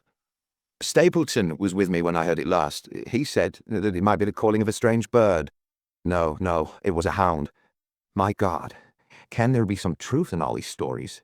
Is it possible that I am really in danger from so dark a cause? You don't believe it, do you, Watson?" "No, no." "And yet, it was one thing to laugh about it in London, and it is another to stand out here in the darkness of the moor and to hear such a cry as that. And my uncle! There was the footprint of the hound beside him as he lay. It all fits together. I don't think that I'm a coward, Watson, but that sound seemed to freeze my very blood. Feel my hand." It was as cold as a block of marble. "You'll be all right tomorrow. I don't think I'll get that cry out of my head. What do you advise that we do now? Shall we turn back?" "No, by thunder, we have come out to get our man, and we will do it. We after the convict, and a hellhound as likely as not after us. Come on, we'll see it through if all the fiends of the pit were loose upon the moor."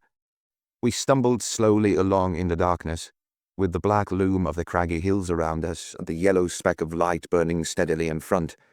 There is nothing so deceptive as the distance of a light upon a pitch-dark night, and sometimes the glimmer seemed to be far away upon the horizon, and sometimes it might have been within a few yards of us, but at last we could see whence it came, and then we knew that we were indeed very close. A guttering candle was stuck in a crevice of the rocks which flanked it on either side, so as to keep the wind from it, and also to prevent it from being visible save in the direction of Baskerville Hall. A boulder of granite concealed our approach, and crouching behind it, we gazed over it at the signal light. It was strange to see this single candle burning there in the middle of the moor, with no sign of life near it, just the one straight yellow flame and the gleam of the rock on each side of it. "What shall we do now?" whispered Sir Henry. "Wait here. He must be near his light. Let's see if we can get a glimpse of him." The words were hardly out of my mouth when we both saw him. Over the rocks, in a crevice of which the candle burned, there was thrust out an evil yellow face, a terrible animal face, all seamed and scored with vile passions.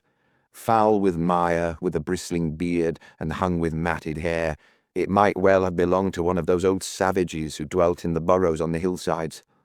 The light beneath him was reflected in his small, cunning eyes, which peered fiercely to right and left through the darkness like a crafty and savage animal who has heard the steps of the hunters. Something had evidently aroused his suspicions. It might have been that Barrymore had some private signal which we had neglected to give, or the fellow may have had some other reason for thinking that all was not well, but I could read his fears upon his wicked face. Any instant he might dash out the light and vanish in the darkness. I sprang forward, therefore, and Sir Henry did the same. At the same moment the convict screamed out a curse at us and hurled a rock which splintered up against the boulder which had sheltered us. I caught one glimpse of his short, squat, strongly built figure as he sprang to his feet and turned to run. At the same moment, by a lucky chance, the moon broke through the clouds. We rushed over the brow of the hill, and there was our man running with great speed down the other side, springing over the stones in his way with the activity of a mountain goat. A lucky long shot of my revolver might have crippled him, but I had brought it only to defend myself if attacked, and not to shoot an unarmed man who was running away. We were both swift runners and in fairly good training, but we soon found that we had no chance of overtaking him. We saw him for a long time in the moonlight, until he was only a small speck, moving swiftly among the boulders upon the side of a distant hill. We ran and ran until we were completely blown, but the space between us grew ever wider. Finally, we stopped and sat panting on two rocks, while we watched him disappearing in the distance. And it was at this moment that there occurred a most strange and unexpected thing. We had risen from our rocks and were turning to go home, having abandoned the hopeless chase. The moon was low upon the right, and the jagged pinnacle of a granite tor stood up against the lower curve of its silver disk. There, outlined as black as an ebony statue on that shining background, I saw the figure of a man upon the tor. Do not think that it was a delusion, Holmes. I assure you that I have never in my life seen anything more clearly. As far as I could judge, the figure was that of a tall, thin man. He stood with his legs a little separated, his arms folded, his head bowed, as if he were brooding over that enormous wilderness of peat and granite which lay before him. He might have been the very spirit of that terrible place. It was not the convict. This man was far from the place where the latter had disappeared. Besides, he was a much taller man. With a cry of surprise, I pointed him out to the baronet, but in the instant during which I had turned to grasp his arm, the man was gone.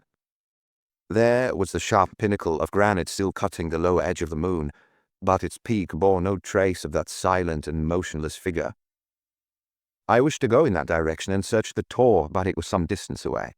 The baronet's nerves were still quivering from that cry which recalled the dark story of his family, and he was not in the mood for fresh adventures. He had not seen this lonely man upon the tor, and could not feel the thrill which his strange presence and his commanding attitude had given to me.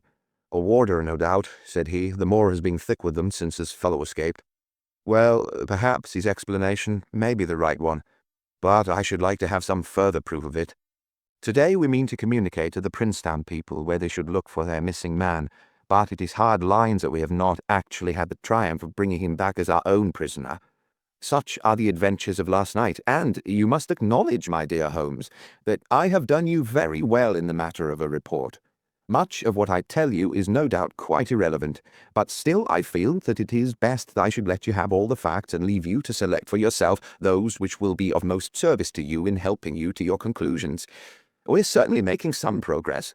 So far as the Barrymores go, we have found the motive of their actions, and that has cleared up the situation very much. But the moor with its mysteries and its strange inhabitants remains as inscrutable as ever.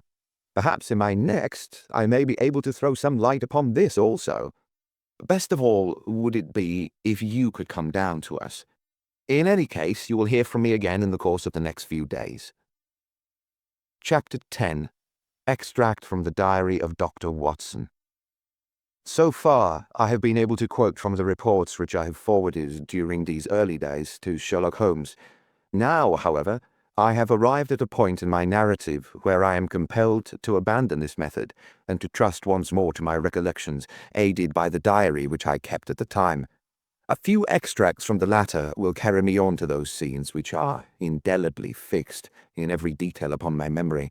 I proceed then from the morning which followed our abortive chase of the convict and our other strange experiences upon the moor. October 16th, a dull and foggy day with a drizzle of rain. The house is banked in with rolling clouds which rise now and then to show the dreary curves of the moor, with thin silver veins upon the sides of the hills, and the distant boulders gleaming where the light strikes them upon their wet faces. It is melancholy outside and in. The baronet is in a black reaction after the excitements of the night.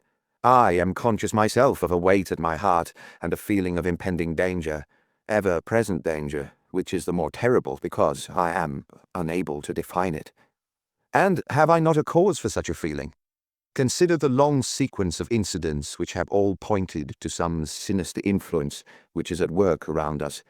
There is the death of the last occupant of the hall, fulfilling so exactly the conditions of the family legend, and there are the repeated reports from the peasants of the appearance of a strange creature upon the moor. Twice I have with my own ears heard the sound which resembled the distant baying of a hound. It is incredible, impossible, that it should really be outside the ordinary laws of nature. A spectral hound which leaves material footmarks and fills the air with its howling is surely not to be thought of. Stapleton may fall in with such a superstition, and Mortimer also, but if I have one quality upon earth, it is common sense, and nothing will persuade me to believe in such a thing. To do so would be to descend to the level of these poor peasants, who are not content with a mere fiend dog, but must needs describe him with hellfire shooting from his mouth and eyes. Holmes would not listen to such fancies, and I am his agent. But facts are facts, and I have twice heard this crying upon the moor. Suppose that there were really some huge hound loose upon it. That would go far to explain everything. But where could such a hound lie concealed? Where did it get its food? Where did it come from? How was it that no one saw it by day? It must be confessed that the natural explanation offers almost as many difficulties as the other. And always, apart from the hound, there is the fact of the human agency in London, the man in the cab, and the letter which warned Sir Henry against the moor. This, at least, was real, but it might have been the work of a protecting friend as easily as that of an enemy. Where is that friend or enemy now? Has he remained in London, or has he followed us down here? Could he be the stranger whom I saw upon the tor? It's true that I have only had the one glance at him, and yet there are some things to which I am ready to swear. He is no one whom I have seen down here, and I have now met all the neighbours. The figure was far taller than that of Stapleton, far thinner than that of Frankland. Barrymore it might possibly have been, but we had left him behind us, and I am certain that he would not have followed us. A stranger, then, is still dogging us, just as a stranger dogged us in London. We have never shaken him off. If I could lay my hands upon that man, then at last we might find ourselves at the end of all our difficulties. To this one purpose I must now devote all my energies. My first impulse was to tell Sir Henry all my plans. My second and wisest one is to play my own game and speak as little as possible to anyone. He is silent and distrait. His nerves have been strangely shaken by that sound upon the moor. I will say nothing to add to his anxieties, but I will take my own steps to attain my own end. We had a small scene this morning after breakfast. Barrymore asked leave to speak with Sir Henry, and they were closeted in his study some little time. Sitting in the billiard-room, I more than once heard the sound of voices raised, and I had a pretty good idea what the point was which was under discussion. After a time, the baronet opened his door and called for me. Barrymore considers that he has a grievance, he said. He thinks that it was unfair on our part to hunt his brother-in-law down when he, of his own free will, had told us the secret. The butler was standing very pale, but very collected before us. "I may have spoken too warmly, sir," said he, "and if I have, I am sure that I beg your pardon. At the same time, I was very much surprised when I heard you two gentlemen come back this morning and learned that you had been chasing Selden. The poor fellow has enough to fight against without my putting more upon his track." "If you had told us of your own free will, it would have been a different thing," said the baronet. "You only told us, or rather your wife only told us, what it was forced from you, and you couldn't help yourself." "I didn't think you would have taken advantage of it, Sir Henry. Indeed I didn't. The man is a public danger. There are lonely houses scattered over the moor, and he is a fellow who would stick at nothing. You only want to get a glimpse of his face to see that. Look at Mr. Stapleton's house, for example, with no one but himself to defend it. There is no safety for anyone until he is under lock and key. He'll break into no house, sir. I give you my solemn word upon that. But he will never trouble anyone in this country again. I assure you, Sir Henry, that in a very few days the necessary arrangements will have been made, and he will be on his way to South America. For God's sake, sir, I beg of you not to let the police know that he's still on the moor. They've given up the chase there, and he can lie quiet until the ship's ready for him. You can't tell on him without getting my wife and me into trouble. I beg you, sir, to say nothing to the police." "What do you say, Watson?" I shrugged my shoulders. If he was safely out of the country, it would relieve the taxpayer of a burden. "But how about the chance of his holding someone up before he goes?" "He would not do anything so mad, sir. We have provided him with all that he can want. To commit a crime would be to show where he was hiding." "That is true," said Sir Henry. "Well, Barrymore, God bless you, sir, and thank you from my heart. It would have killed my poor wife had he been taken again.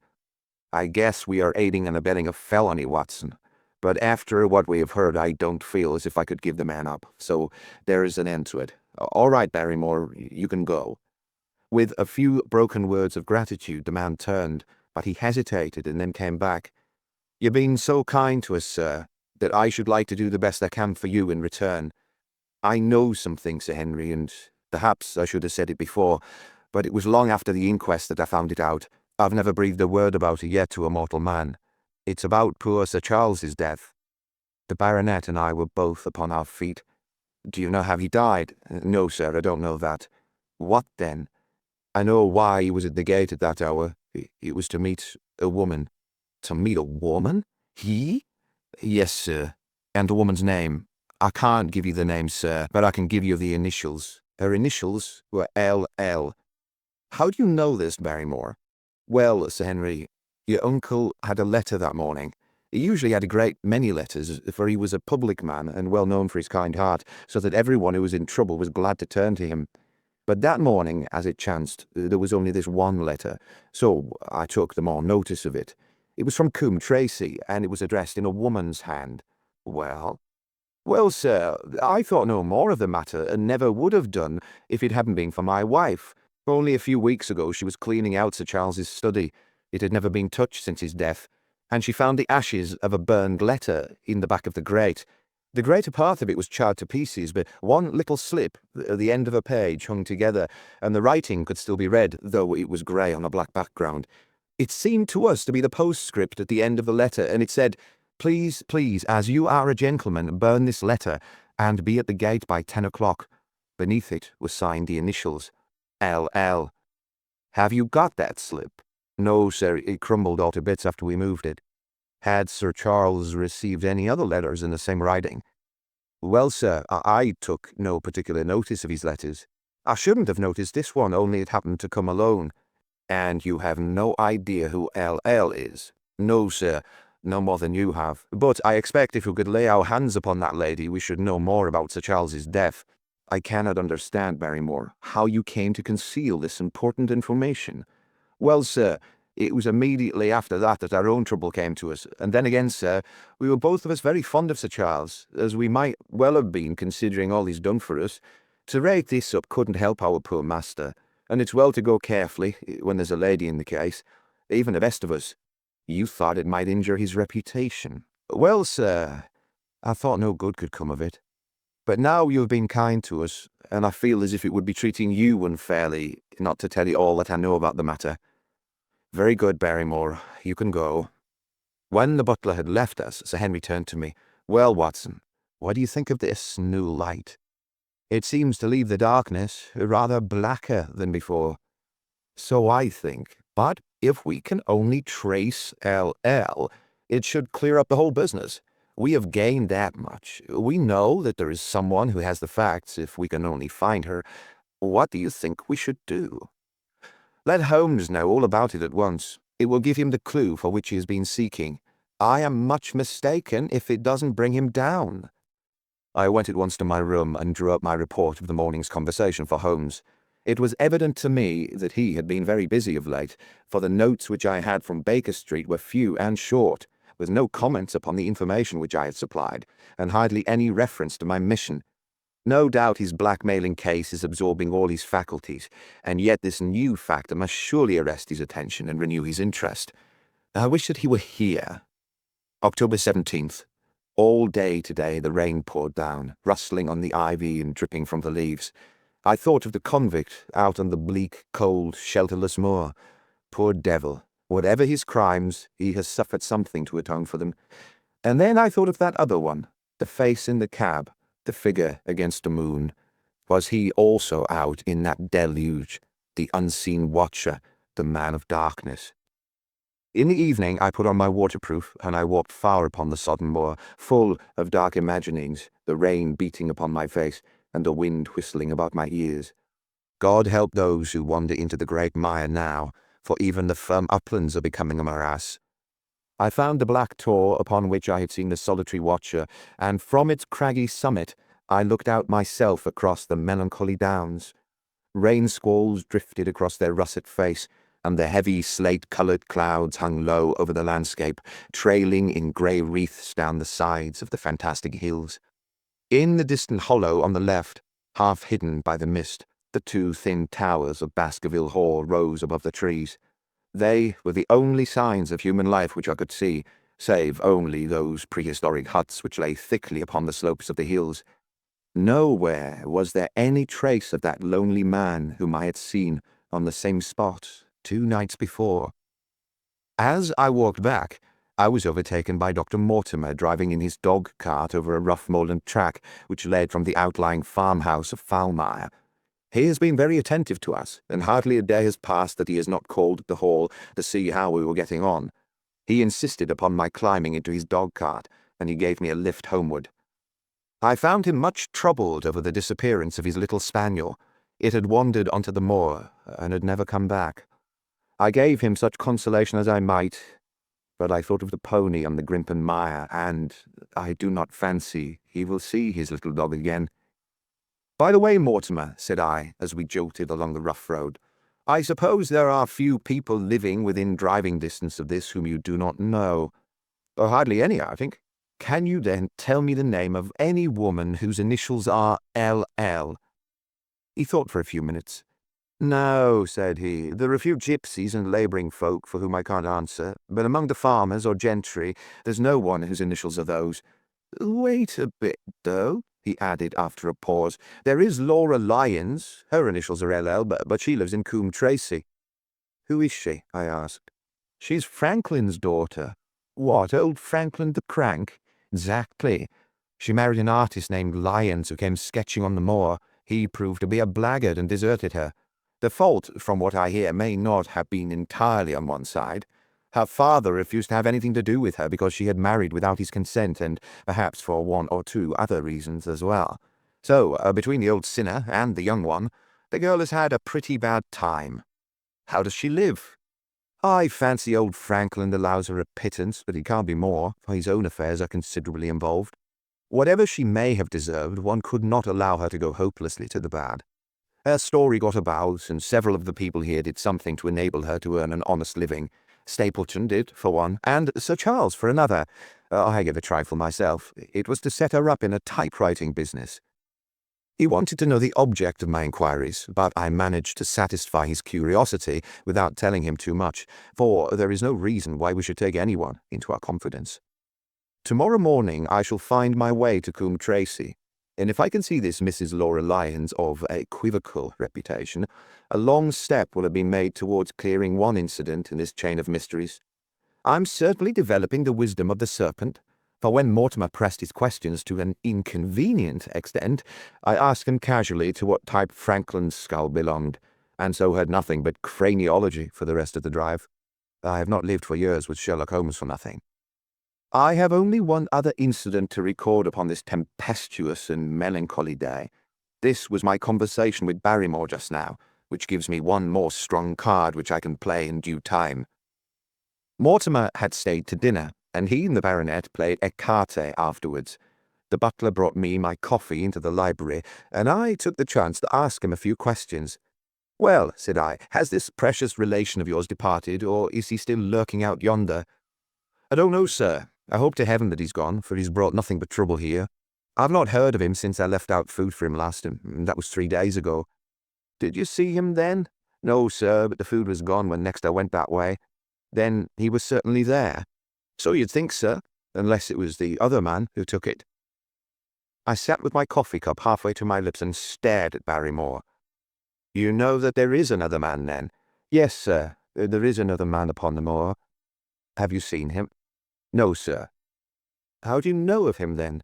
"Selden told me of him, sir, a week ago or more. He's in hiding too, but he's not a convict as far as I can make out.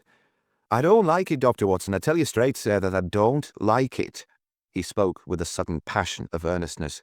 "Now listen to me, Barrymore. I have no interest in this matter but that of your master. I've come here with no object except to help him. Tell me, frankly, what it is that you don't like." Barrymore hesitated for a moment, as if he regretted his outburst, or found it difficult to express his own feelings in words. "It's all these goings-on, sir," he cried at last, waving his hand towards the rain-lashed window which faced the moor. "There's foul play somewhere, and there's black villainy brewing, to that I'll swear. Very glad I should be, sir, to see Sir Henry on his way back to London again." But what is it that alarms you? Look at Sir Charles's death. That was bad enough, for all the coroner said. Look at the noises on the moor at night. There's not a man who would cross it after sundown if he was paid for it. Look at this stranger hiding out yonder, all watching and waiting. What's he waiting for? What does it mean? It means no good to anyone of the name of Baskerville, and very glad I shall be to be quit of it all on the day that Sir Henry's new servants are ready to take over the hall." "But about this stranger," said I, "can you tell me anything about him? What did Selden say? Did he find out where he hid, or what he was doing?" "He saw him once or twice, but he's a deep one and gives nothing away. At first he thought that he was the police, but soon he found that he had some lay of his own. A kind of gentleman he was, as far as he could see, but what he was doing he could not make out." "And where did he say that he lived?" "Among the old houses on the hillside, the stone huts where the old folk used to live." "But how about his food?" "Selden found out that he's got a lad who works for him and brings him all he needs. I dare say he goes to Coombe Tracey for what he wants." "Very good, Barrymore. We may talk further of this some other time." When the butler had gone, I walked over to the black window and I looked through a blurred pane at the driving clouds and at the tossing outline of the wind-swept trees. It is a wild night indoors, and what must it be in a stone hut upon the moor? What passion of hatred can it be which leads a man to lurk in such a place, at such a time, and what deep and earnest purpose can he have which calls for such a trial? There, in that hut upon the moor, seems to lie the very centre of that problem which has vexed me so sorely. I swear that another day shall not have passed before I have done all that man can do to reach the heart of the mystery. Chapter 11. The Man on the Moor. The extract from my private diary, which forms the last chapters, brought my narrative up to the 18th of October, a time when these strange events began to move swiftly towards their terrible conclusion. The incidents of the next few days are indelibly graven upon my recollection, and I can tell them without reference to the notes made at the time. I start them from the day which succeeded that upon which I had established two facts of great importance. The one, that Mrs. Laura Lyons of Coombe Tracey had written to Sir Charles Baskerville and made an appointment with him at the very place and hour that he met his death. The other, that the lurking man upon the moor was to be found among the stone huts upon the hillside. With these two facts in my possession, I felt that either my intelligence or my courage must be deficient if I could not throw some further light upon these dark places. I had no opportunity to tell the baronet what I had learned about Mrs. Lyons upon the evening before, for Dr. Mortimer remained with him at cards until it was very late. At breakfast, however, I informed him about my discovery and asked him whether he would care to accompany me to Coombe Tracey. At first, he was very eager to come, but on second thoughts it seemed to both of us that if I went alone the results might be better. The more formal we made the visit, the less information we might obtain. I left Sir Henry behind, therefore, not without some prickings of conscience, and drove off upon my new quest. When I reached Coombe Tracey, I told Perkins to put up the horses, and I made inquiries for the lady whom I had come to interrogate. I had no difficulty in finding her rooms, which were central and well appointed. A maid showed me in without ceremony, and as I entered the sitting-room, a lady, who was sitting before a Remington typewriter, sprang up with a pleasant smile of welcome. Her face fell, however, when she saw that I was a stranger, and she sat down again and asked me the object of my visit. The first impression left by Mrs. Lyons was one of extreme beauty. Her eyes and hair were of the same rich hazel colour, and her cheeks, though considerably freckled, were flushed with the exquisite bloom of the brunette, the dainty pink which lurks at the heart of the sulphur rose. Admiration was, I repeat, the first impression, but the second was criticism. There was something subtly wrong with the face, some coarseness of expression, some hardness perhaps of eye, some looseness of lip which marred its perfect beauty. But these, of course, are afterthoughts. At the moment I was simply conscious that I was in the presence of a very handsome woman, and that she was asking me the reasons for my visit. I had not quite understood until that instant how delicate my mission was. "I have the pleasure," said I, "of knowing your father." It was a clumsy introduction, and the lady made me feel it. "There is nothing in common between my father and me," she said. "I owe him nothing, and his friends are not mine. If it were not for the late Sir Charles Baskerville and some other kind hearts, I might have starved for all my father cared. It was about the late Sir Charles Baskerville that I've come here to see you." The freckles started out on the lady's face. "What can I tell you about him?" she asked, and her fingers played nervously over the stops of her typewriter. "You knew him, did you not?" I have already said that I owe a great deal to his kindness. If I am able to support myself, it's largely due to the interest which he took in my unhappy situation. Did you correspond with him? The lady looked quickly up with an angry gleam in her hazel eyes. What is the object of these questions? She asked sharply. The object is to avoid a public scandal. It is better that I should ask them here than that the matter should pass outside our control. She was silent and her face was still very pale. At last she looked up with something reckless and defiant in her manner. Well, I'll answer, she said. What are your questions? Did you correspond with Sir Charles? I certainly wrote to him once or twice to acknowledge his delicacy and his generosity. Have you the dates of those letters? No. Have you ever met him? Yes, once or twice, when he came into Coombe Tracey. He was a very retiring man, and he preferred to do good by stealth. But if you saw him so seldom, and wrote so seldom, how did he know enough about your affairs to be able to help you, as you say that he has done? She met my difficulty with the utmost readiness. There were several gentlemen who knew my sad story and united to help me. One was Mr. Stapleton, a neighbour and intimate friend of Sir Charles's. He was exceedingly kind, and it was through him that Sir Charles learned about my affairs. I knew already that Sir Charles Baskerville had made Stapleton his almoner upon several occasions, so the lady's statement bore the impress of truth upon it. Did you ever write to Sir Charles asking him to meet you? I continued. Mrs. Lyons flushed with anger again. Really, sir, this is a very extraordinary question. I'm sorry, madam, but I must repeat it. Then I answer, certainly not. Not on the very day of Sir Charles's death. The flush had faded in an instant, and a deathly face was before me. Her dry lips could not speak the no which I saw rather than heard. Surely your memory deceives you, said I. I could even quote a passage of your letter. It ran, Please, please, as you are a gentleman, burn this letter, and be at the gate by 10 o'clock. I thought that she had fainted, but she recovered herself by a supreme effort. Is there no such thing as a gentleman? She gasped. You do Sir Charles an injustice. He did burn the letter, but sometimes a letter may be legible even when burned. You acknowledge now that you wrote it? Yes, I did write it, she cried, pouring out her soul in a torrent of words. I did write it. Why should I deny it? I have no reason to be ashamed of it. I wished him to help me. I believed that if I had an interview I could gain his help, so I asked him to meet me. But why at such an hour? Because I had only just learned that he was going to London next day and might be away for months. There were reasons why I couldn't get there earlier. But why a rendezvous in the garden instead of a visit to the house? Do you think a woman could go alone at that hour to a bachelor's house? Well, what happened when you did get there? I never went. Mrs. Lyons.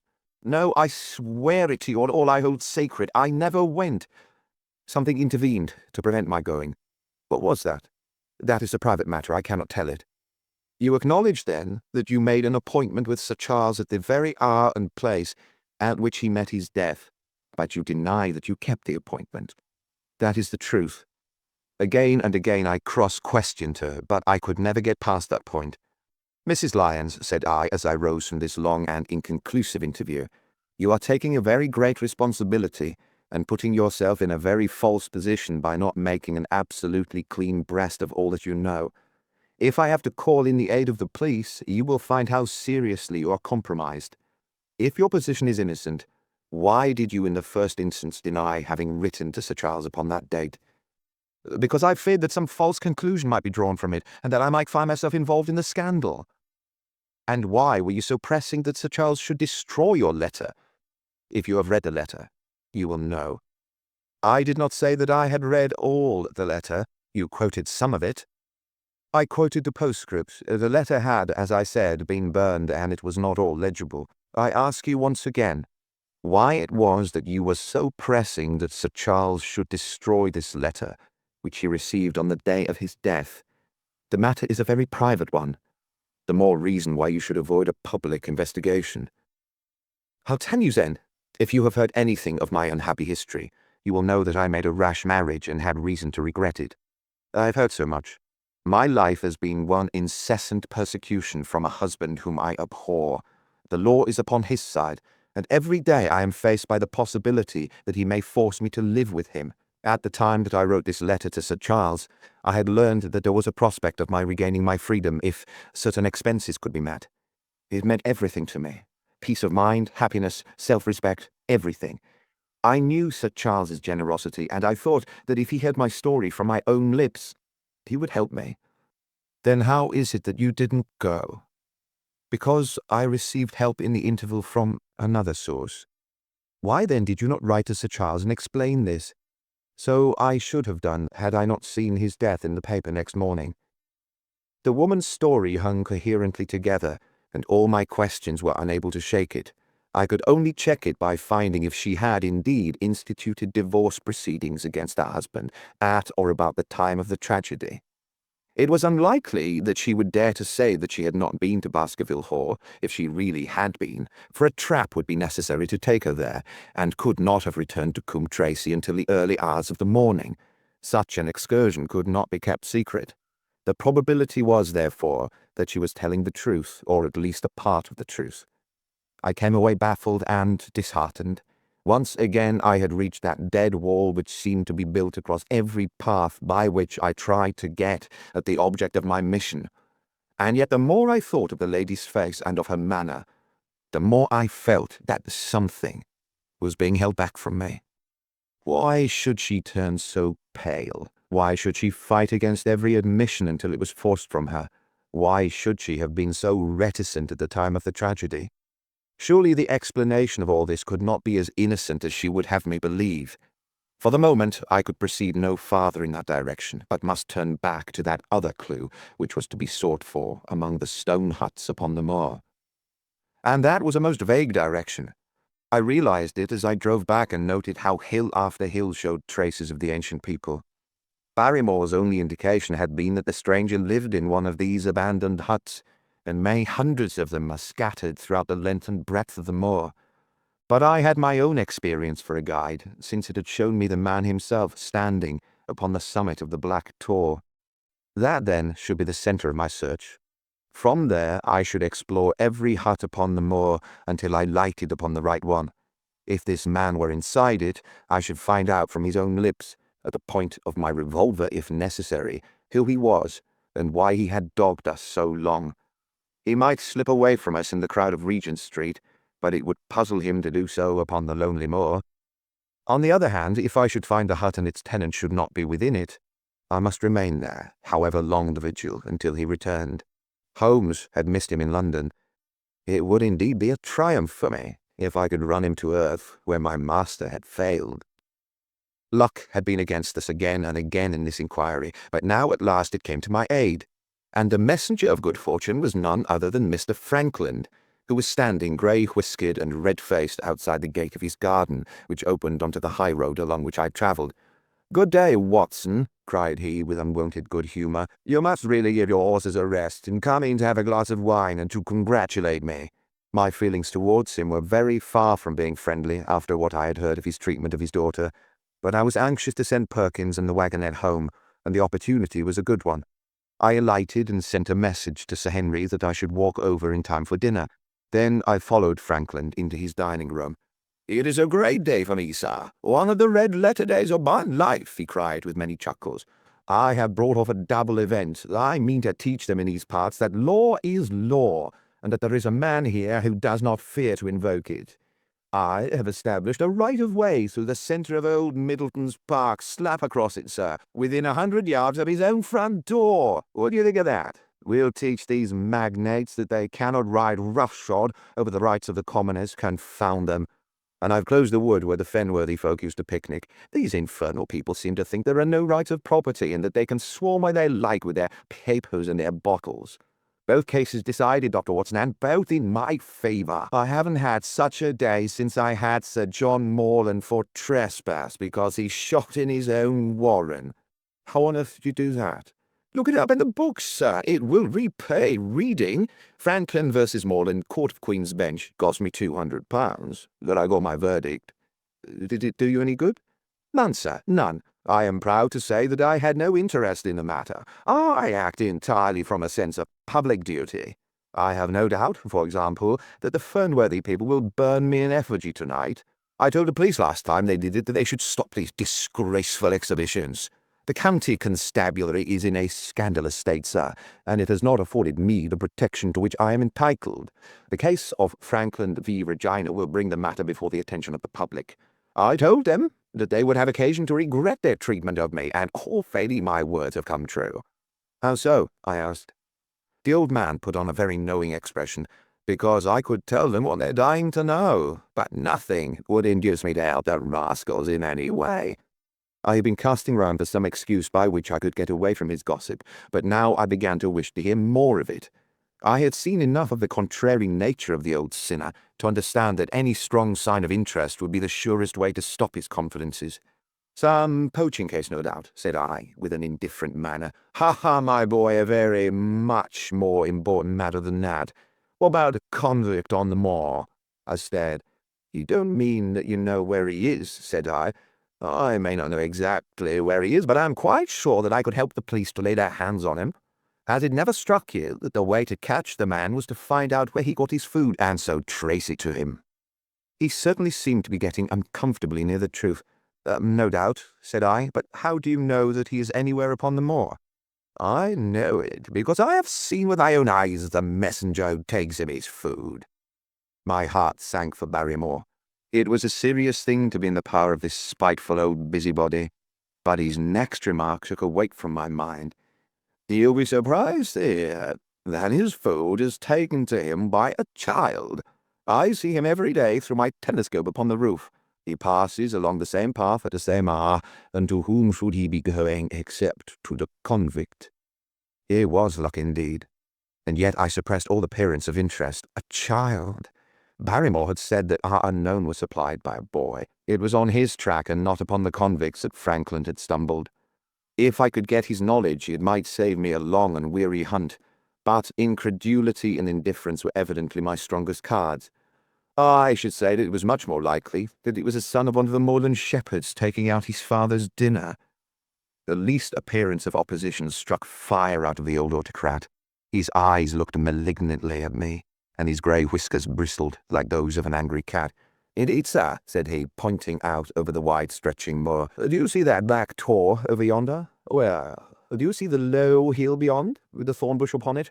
It is the stoniest part of the whole moor. Is that a place where a shepherd would likely to take his station? Your suggestion, sir, is a most absurd one. I meekly answered that I had spoken without knowing all the facts. My submission pleased him and led him to further confidences. You may be sure, sir, that I have very good grounds before I come to an opinion. I have seen the boy again and again with his bundle.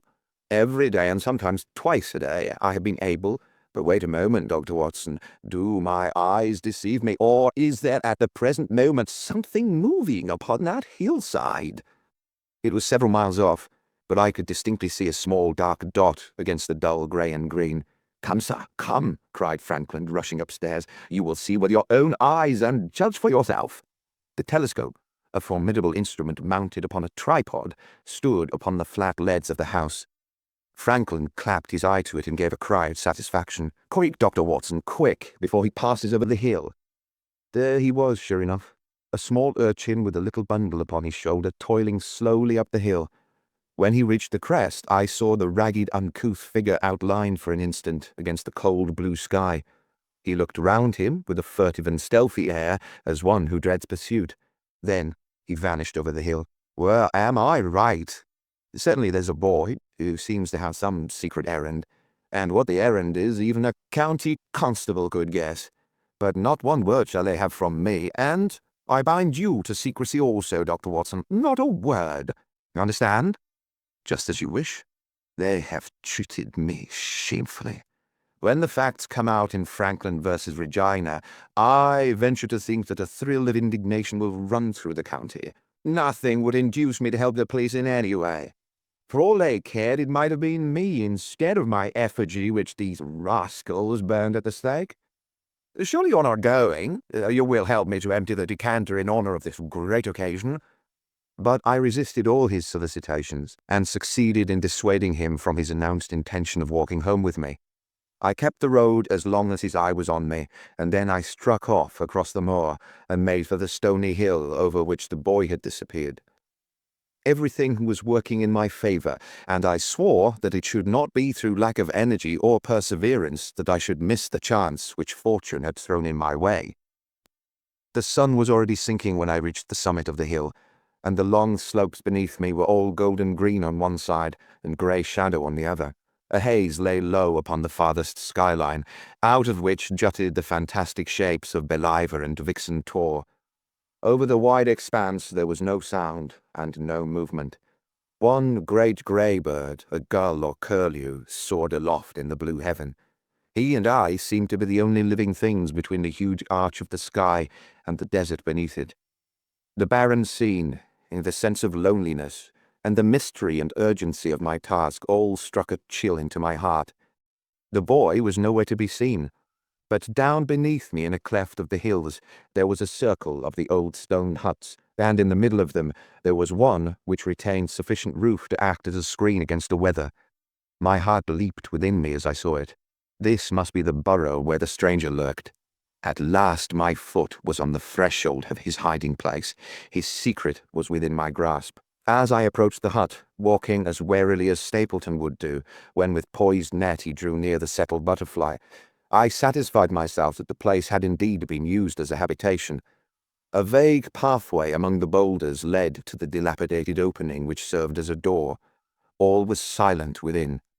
The unknown might be lurking there, or he might be prowling on the moor. My nerves tingled with the sense of adventure. Throwing aside my cigarette, I closed my hand upon the butt of my revolver, and walking swiftly up to the door, I looked in. The place was empty, but there were ample signs that I had not come upon a false scent. This was certainly where the man lived. Some blankets rolled in a waterproof lay upon that very stone slab upon which Neolithic man had once slumbered. The ashes of a fire were heaped in a rude grate. Beside it lay some cooking utensils, and the bucket half full of water. A litter of empty tins showed that the place had been occupied for some time, and I saw, as my eyes became accustomed to the checkered light, a pannikin and a half-full bottle of spirits standing in the corner. In the middle of the hut, a flat stone served the purpose of a table, and upon this stood a small cloth bundle, the same, no doubt, which I had seen through the telescope upon the shoulder of the boy. It contained a loaf of bread, a tinned tongue, and 2 tins of preserved peaches. As I set it down again, after having examined it, my heart leaped to see that beneath it there lay a sheet of paper with writing upon it. I raised it, and this was what I read, roughly scrawled in pencil. Dr. Watson has gone to Coombe Tracy. For a minute I stood there with the paper in my hands, thinking out the meaning of this curt message. It was I, then, and not Sir Henry, who was being dogged by this secret man. He had not followed me himself, but he had set an agent, the boy perhaps, upon my track, and this was his report. Possibly I had taken no step since I had been upon the moor which had not been observed and reported. Always there was this feeling of an unseen force, a fine net drawn round us with infinite skill and delicacy, holding us so lightly that it was only at some supreme moment that one realized that one was indeed entangled in its meshes. If there was one report, there might be others, so I looked round the hut in search of them. There was no trace, however, of anything of the kind, nor could I discover any sign which might indicate the character or intentions of the man who lived in this singular place, save that he must be of Spartan habits and cared little for the comforts of life. When I thought of the heavy rains and looked at the gaping roof, I understood how strong and immutable must be the purpose which had kept him in that inhospitable abode. Was he our malignant enemy, or was he by chance our guardian angel? I swore that I would not leave the hut until I knew. Outside, the sun was sinking low, and the west was blazing with scarlet and gold. Its reflection was shot back in ruddy patches by the distant pools which lay amid the great Grimpen mire. There were the 2 towers of Baskerville Hall, and there a distant blur of smoke which marked the village of Grimpen. Between the two, behind the hill, was the house of the Stapletons. All was sweet and mellow and peaceful in the golden evening light, and yet as I looked at them, my soul shared none of the peace of nature, but quivered at the vagueness and the terror of that interview, which every instant was bringing nearer. With tingling nerves but a fixed purpose, I sat in a dark recess of the hut, and waited with somber patience for the coming of its tenant. And then, at last, I heard him. Far away came the sharp clink of a boot striking upon a stone, then another and yet another coming nearer and nearer. I shrank back into the darkest corner and cocked the pistol in my pocket, determined not to discover myself until I had an opportunity of seeing something of the stranger. There was a long pause which showed that he had stopped. Then, once more the footsteps approached, and the shadow fell across the opening of the hut. "It is a lovely evening, my dear Watson," said a well-known voice. "I really think that you'll be more comfortable outside than in." Chapter 12. Death on the Moor. For a moment or two I sat breathless, hardly able to believe my ears. Then my senses and my voice came back to me, while a crushing weight of responsibility seemed in an instant to be lifted from my soul. That cold, incisive, ironical voice could belong to but one man in all the world. "Holmes!" I cried. "Holmes!" "Come out," said he, "and please be careful with the revolver." I stepped under the rude lintel, and there he sat upon a stone outside, his grey eyes dancing with amusement as they fell upon my astonished features. He was thin and worn, but clear and alert, his keen face bronzed by the sun and roughened by the wind. In his tweed suit and cloth cap, he looked like any other tourist upon the moor, and he had contrived, with that cat-like love of personal cleanliness, which was one of his characteristics, that his chin should be as smooth, and his linen as perfect as if he were in Baker Street. "I never was more glad to see anyone in my life," said I, as I wrung him by the hand. "Or more astonished, eh? Well, I must confess it. The surprise was not all on one side, I assure you. I had no idea that you had found my occasional retreat, still less that you were inside it, until I was within 20 paces of the door. My footprint, I presume?" "No, Watson, I fear that I could not undertake to recognize your footprint amid all the footprints of the world. If you seriously desire to deceive me, you must change your tobacconist. For when I see the stub of a cigarette marked Bradley, Oxford Street, I know that my friend Watson is in the neighborhood. You will see it there beside the path. You threw it down, no doubt, at that supreme moment when you charged into the empty hut." "Exactly. I thought as much, and knowing your admirable tenacity, I was convinced that you were sitting in ambush, a weapon within reach, waiting for the tenant to return." "So you actually thought that I was the criminal?"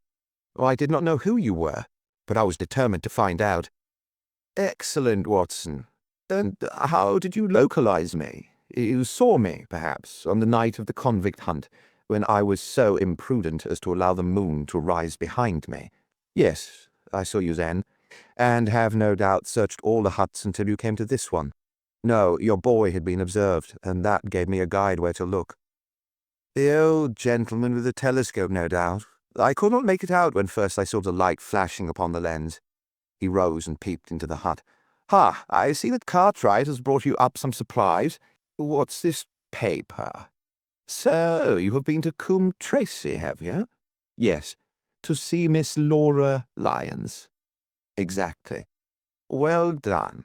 Our researches have evidently been running on parallel lines, and when we unite our results, I expect we shall have a fairly full knowledge of the case."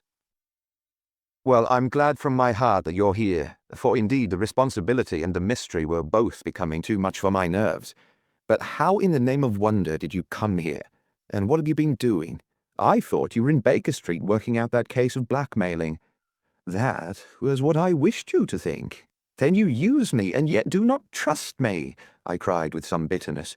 "I think that I have deserved better at your hands, Holmes." "My dear fellow, you have been invaluable to me in this as in many other cases, and I beg that you will forgive me if I have seemed to play a trick upon you. In truth, it was partly for your own sake that I did it, and it was my appreciation of the danger which you ran which led me to come down and examine the matter for myself. Had I been with Sir Henry and you, it is confident that my point of view would have been the same as yours, and my presence would have warned our very formidable opponents to be on their guard." As it is, I have been able to get about as I could not possibly have done had I been living in the Hall, and I remain an unknown factor in the business, ready to throw in all my weight at a critical moment. But why keep me in the dark? For you to know could not have helped us, and might possibly have led to my discovery. You would have wished to tell me something, or in your kindness you would have brought me out some comfort or other, and so an unnecessary risk would be run. I brought Cartwright down with me. You remember the little chap at the express office, and he has seen to my simple wants, a loaf of bread and a clean collar. What does man want more? He has given me an extra pair of eyes upon a very active pair of feet, and both have been invaluable. Then my reports have all been wasted. My voice trembled as I recalled the pains and the pride with which I had composed them. Holmes took a bundle of papers from his pocket. Here are your reports, my dear fellow, and very well thumbed, I assure you. I made excellent arrangements, and they are only delayed one day upon their way. I must compliment you exceedingly upon the zeal and the intelligence which you have shown over an extraordinarily difficult case. I was still rather raw over the deception which had been practiced upon me, but the warmth of Holmes's praise drove my anger from my mind. I felt also in my heart that he was right in what he said, and that it was really best for our purpose that I should not have known that he was upon the moor. "That's better," said he, seeing the shadow rise from my face. "And now tell me the result of your visit to Mrs. Laura Lyons. It was not difficult for me to guess that it was to see her that you had gone, for I am already aware that she is the one person in Coombe Tracey who might be of service to us in the matter. In fact, if you had not gone today, it is exceedingly probable that I should have gone tomorrow." The sun had set, and dusk was settling over the moor. The air had turned chill, and we withdrew into the hut for warmth. There, sitting together in the twilight, I told Holmes of my conversation with the lady. So interested was he that I had to repeat some of it twice before he was satisfied. "This is most important," said he, when I had concluded. "It fills up a gap which I had been unable to bridge in this most complex affair. You are aware, perhaps, that a close intimacy exists between this lady and the man Stapleton?" I did not know of a close intimacy. There can be no doubt about the matter. They meet, they write. There is a complete understanding between them. Now, this puts a very powerful weapon into our hands. If I could only use it to detach his wife. His wife. I am giving you some information now in return for all that you have given me. The lady who has passed here as Miss Stapleton is in reality his wife. Good heavens, Holmes, are you sure of what you say? How could he have permitted Sir Henry to fall in love with her? Sir Henry's falling in love could do no harm to anyone except Sir Henry. He took particular care that Sir Henry did not make love to her, as you have yourself observed. I repeat that the lady is his wife, and not his sister. But why this elaborate deception? Because he foresaw that she would be very much more useful to him in the character of a free woman. All my unspoken instincts, my vague suspicions, suddenly took shape and centered upon the naturalist. In that impassive, colourless man, with his straw hat and his butterfly net, I seemed to see something terrible, a creature of infinite patience and craft, with a smiling face and a murderous heart. Is it he, then, who is our enemy? Is it he who dogged us in London? So I read the riddle, and the warning it must have come from her. Exactly. The shape of some monstrous villainy, half seen, half guessed, loomed through the darkness which had girt me so long. But are you sure of this, Holmes? How do you know that this woman is his wife? Because he so far forgot himself as to tell you a true piece of autobiography upon the occasion when he first met you, and I dare say he has many a time regretted it since. He was once a schoolmaster in the north of England. Now, there is no one more easy to trace than a schoolmaster. There are scholastic agencies by which one may identify any man who has been in the profession. A little investigation showed me that the school had come to grief under atrocious circumstances, and that the man who owned it, the name was different, had disappeared with his wife. The descriptions agreed. When I learned that the missing man was devoted to entomology, the identification was complete. The darkness was rising, but much was still hidden by the shadows. If this woman is in truth his wife, where does Mrs. Laura Lyons come in? I asked. That is one of the points upon which your own researches have shed a light. Your interview with the lady has cleared the situation very much. I did not know about a projected divorce between herself and her husband. In that case, regarding Stapleton as an unmarried man, she counted, no doubt, on becoming his wife. And when she is undeceived, why, then, we may find a lady of service. It must be our first duty to see her, both of us, tomorrow. Don't you think, Watson, that you are away from your charge rather long? Your place should be at Baskerville Hall." The last red streaks had faded away in the west, and night had settled upon the moor. A few faint stars were gleaming in a violet sky. "One last question, Holmes," I said as I rose. "Surely there's no need of secrecy between you and me. What is the meaning of it all? What is he after?" Holmes's voice sank as he answered. "It is murder, Watson. Refined, cold-blooded, deliberate murder. Do not ask me for particulars. My nets are closing upon him, even as his are upon Sir Henry, and with your help he is already almost at my mercy. There is but one danger which can threaten us. It is that he should strike before we are ready to do so. Another day, 2 at the most, and I have my case complete. But until then, guard your charge as closely as ever a fond mother watched her ailing child. Your mission today has justified itself, and yet I could almost wish that you had not left his side. Hark!" A terrible scream, a prolonged yell of horror and anguish burst out of the silence of the moor. That frightful cry turned the blood to ice in my veins. "Oh, my God!" I gasped. "What is it? What does it mean?" Holmes had sprung to his feet, and I saw his dark, athletic outline at the door of the hut, his shoulders stooping, his head thrust forward, his face peering into the darkness. "Hush!" he whispered. "Hush!" The cry had been loud on account of its vehemence, but it had pealed out from somewhere far off on the shadowy plain. Now it burst upon our ears nearer, louder, more urgent than before. "Where is it?" Holmes whispered, and I knew from the thrill of his voice that he, the man of iron, was shaken to the soul. "Where is it, Watson?" "There, I think." I pointed into the darkness. "No, there." Again the agonized cry swept through the silent night, louder and much nearer than ever, and a new sound mingled with it, a deep muttered rumble, musical and yet menacing, rising and falling like the low, constant murmur of the sea. "The hound!" cried Holmes. "Come, Watson, come! Great heavens, if we are too late!" He had started running swiftly over the moor, and I had followed at his heels. But now, from somewhere among the broken ground immediately in front of us, there came one last despairing yell, and then a dull, heavy thud. We halted and listened.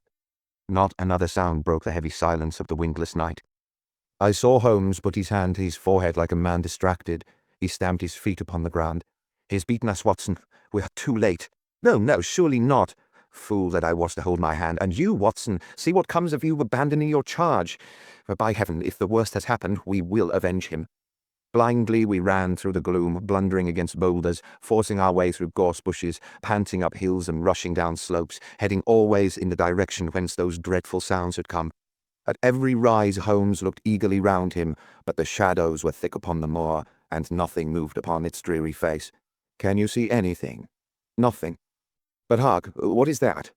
A low moan had fallen upon our ears. There it was again upon our left. On that side a ridge of rocks ended in a sheer cliff which overlooked a stone-strewn slope. On its jagged face was spread-eagled some dark, irregular object. As we ran towards it, the vague outline hardened into a definite shape. It was a prostrate man, face downward upon the ground, the head doubled under him at a horrible angle, the shoulders rounded and the body hunched together, as if in the act of throwing a somersault. So grotesque was the attitude that I could not for the instant realize that the moan had been the passing of his soul. Not a whisper, not a rustle rose now from the dark figure over which we stooped. Holmes laid his hand upon him and held it up again with an exclamation of horror. The gleam of the match which he struck shone upon his clotted fingers and upon the ghastly pool which widened slowly from the crushed skull of the victim. And it shone upon something else which turned our hearts sick and faint within us. The body of Sir Henry Baskerville. There was no chance of either of us forgetting that peculiar ruddy tweed suit, the very one which he had worn on the first morning that we had seen him in Baker Street. We caught the one clear glimpse of it, and then the match flickered and went out, even as the hope had gone out of our souls. Holmes groaned, and his face glimmered white through the darkness. The brute!" I cried with clenched hands. "Oh, Holmes, I shall never forgive myself for having left him to his fate." "I am more to blame than you, Watson. in order to have my case well-rounded and complete. I have thrown away the life of my client. It is the greatest blow which has befallen me in my career. But how could I know that he would risk his life alone upon the moor in the face of all my warnings? That we should have heard his screams, my God, those screams, and yet have been unable to save him. Where is this brute of a hound which drove him to his death? He may be lurking among these rocks at this instant. And Stapleton, where's he? He shall answer for this deed. He shall. I will see to that. Uncle and nephew have been murdered, the one frightened to death by the very sight of a beast which he thought to be supernatural, the other driven to his end in his wild flight to escape from it. But now we have to prove the connection between the man and the beast.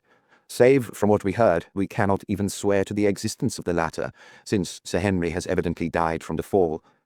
But by heavens, cunning as he is, the fellow shall be in my power before another day is past. We stood with bitter hearts on either side of the mangled body, overwhelmed by this sudden and irrevocable disaster, which had brought all our long and weary labours to so piteous an end.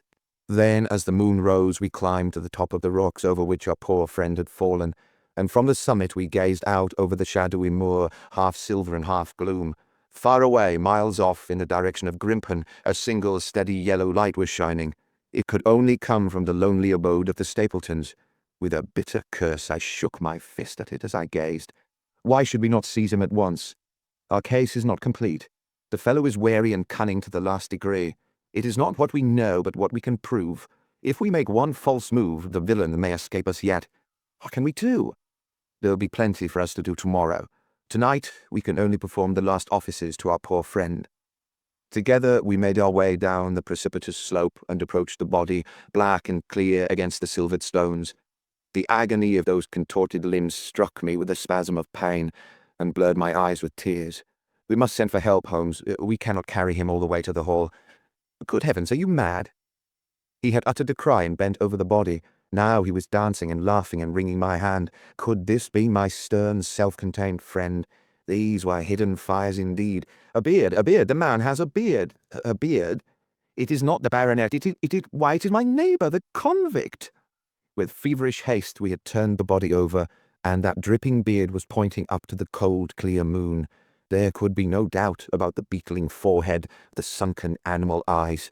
It was indeed the same face which had glared upon me in the light of the candle from over the rock, the face of Selden, the criminal. Then, in an instant, it was all clear to me. I remembered how the baronet had told me that he had handed his old wardrobe to Barrymore. Barrymore had passed it on in order to help Selden in his escape. Boots, shirt, cap, it was all Sir Henry's. The tragedy was still black enough, but this man had at least deserved death by the laws of his country. I told Holmes how the matter stood, my heart bubbling over with thankfulness and joy. Then the clothes have been the poor devil's death, said he. It is clear enough that the hound has been laid on from some article of Sir Henry's, the boot which was abstracted in the hotel in all probability, and so ran this man down. There is one very singular thing, however. How came Selden in the darkness to know that the hound was on his trail? He heard him. To hear a hound upon the moor would not work a hard man like this convict into such a paroxysm of terror that he would risk recapture by screaming wildly for help. By his cries, he must have run a long way after he knew that the animal was on his track. How did he know?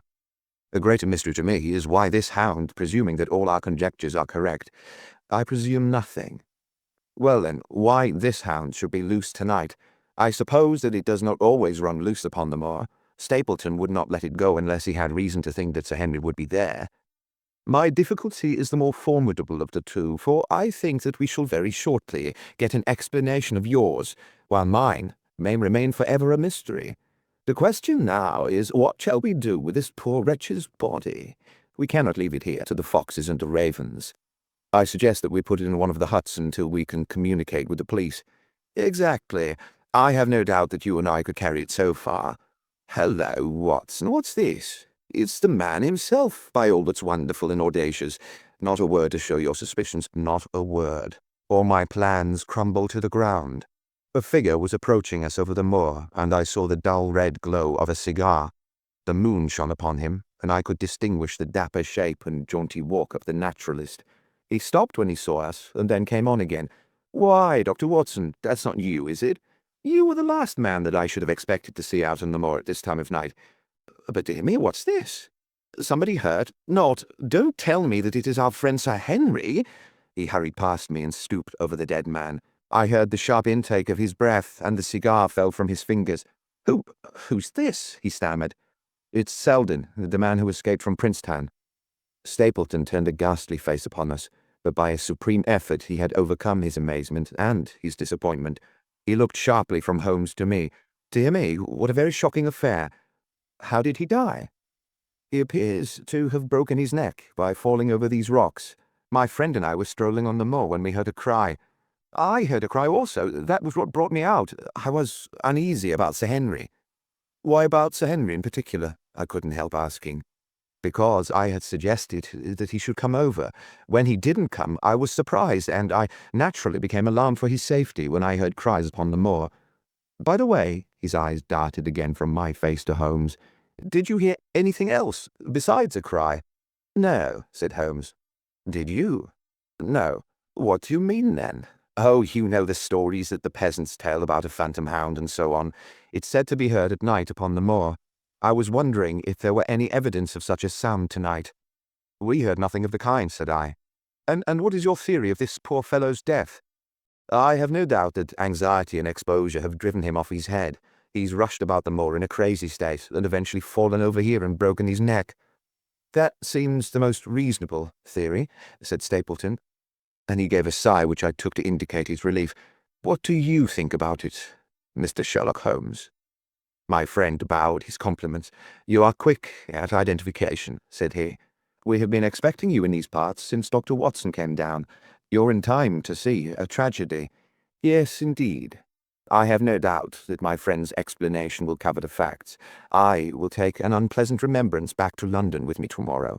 Oh, you return tomorrow? That is my intention.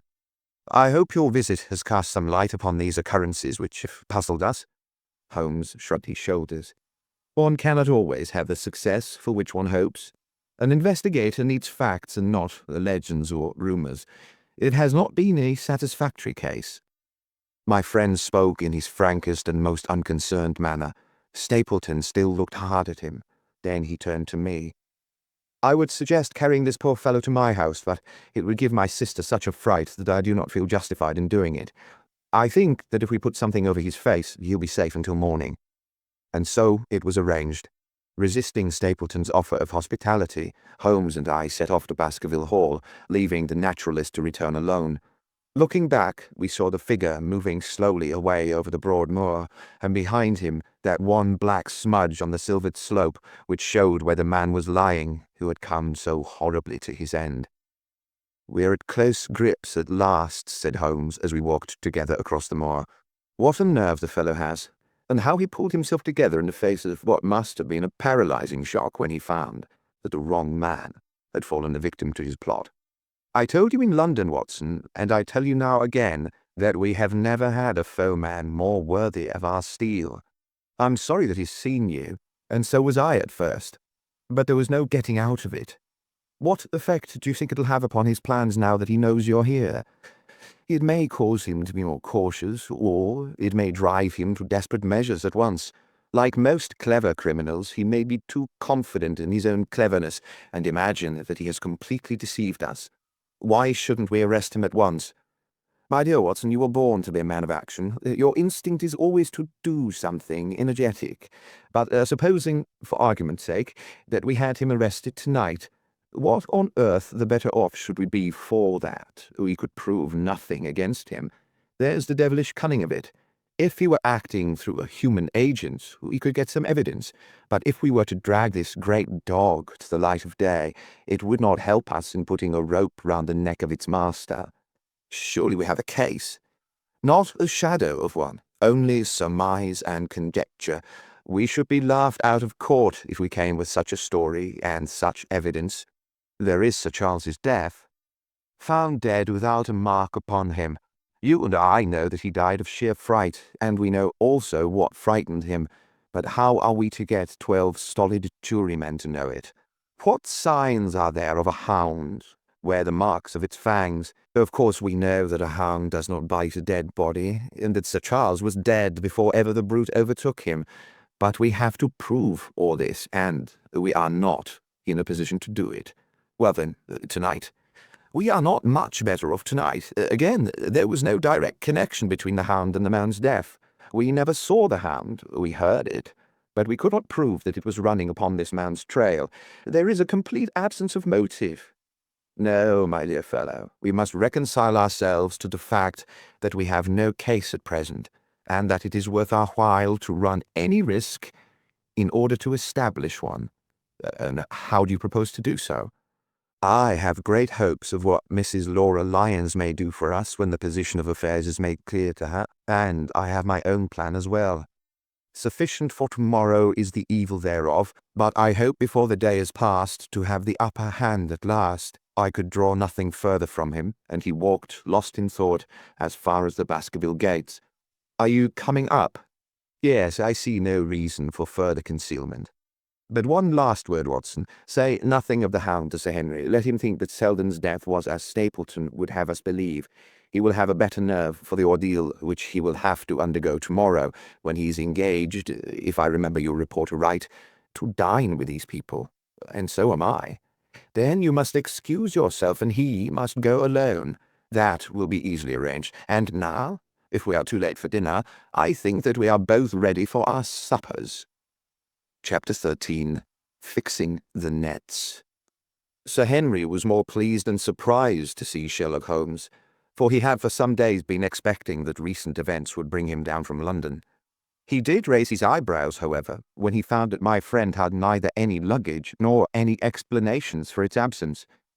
Between us, we soon supplied his wants, and then, over a belated supper, we explained to the baronet as much of our experience as it seemed desirable that he should know. But first I had the unpleasant duty of breaking the news to Barrymore and his wife. To him it may have been an unmitigated relief, but she wept bitterly in her apron. To all the world he was a man of violence, half animal and half demon, but to her he always remained the little wilful boy of her own girlhood, the child who had clung to her hand. Evil indeed is the man who has not one woman to mourn him. I've been moping in the house all day since Watson went off in the morning, said the baronet. I guess I should have some credit, for I have kept my promise. If I hadn't sworn not to go about alone, I might have had a more lively evening, for I had a message from Stapleton asking me over there. I have no doubt that you would have had a more lively evening, said Holmes dryly. By the way, I don't suppose you appreciate that we have been mourning over you as having broken your neck. Sir Henry opened his eyes. How was that? This poor wretch was dressed in your clothes. I fear your servant who gave them to him may get into trouble with the police. That is unlikely. There was no mark on any of them, as far as I know. That's lucky for him. In fact, it's lucky for all of you, since you are all on the wrong side of the law in this matter. I am not sure that as a conscientious detective my first duty is not to arrest the whole household.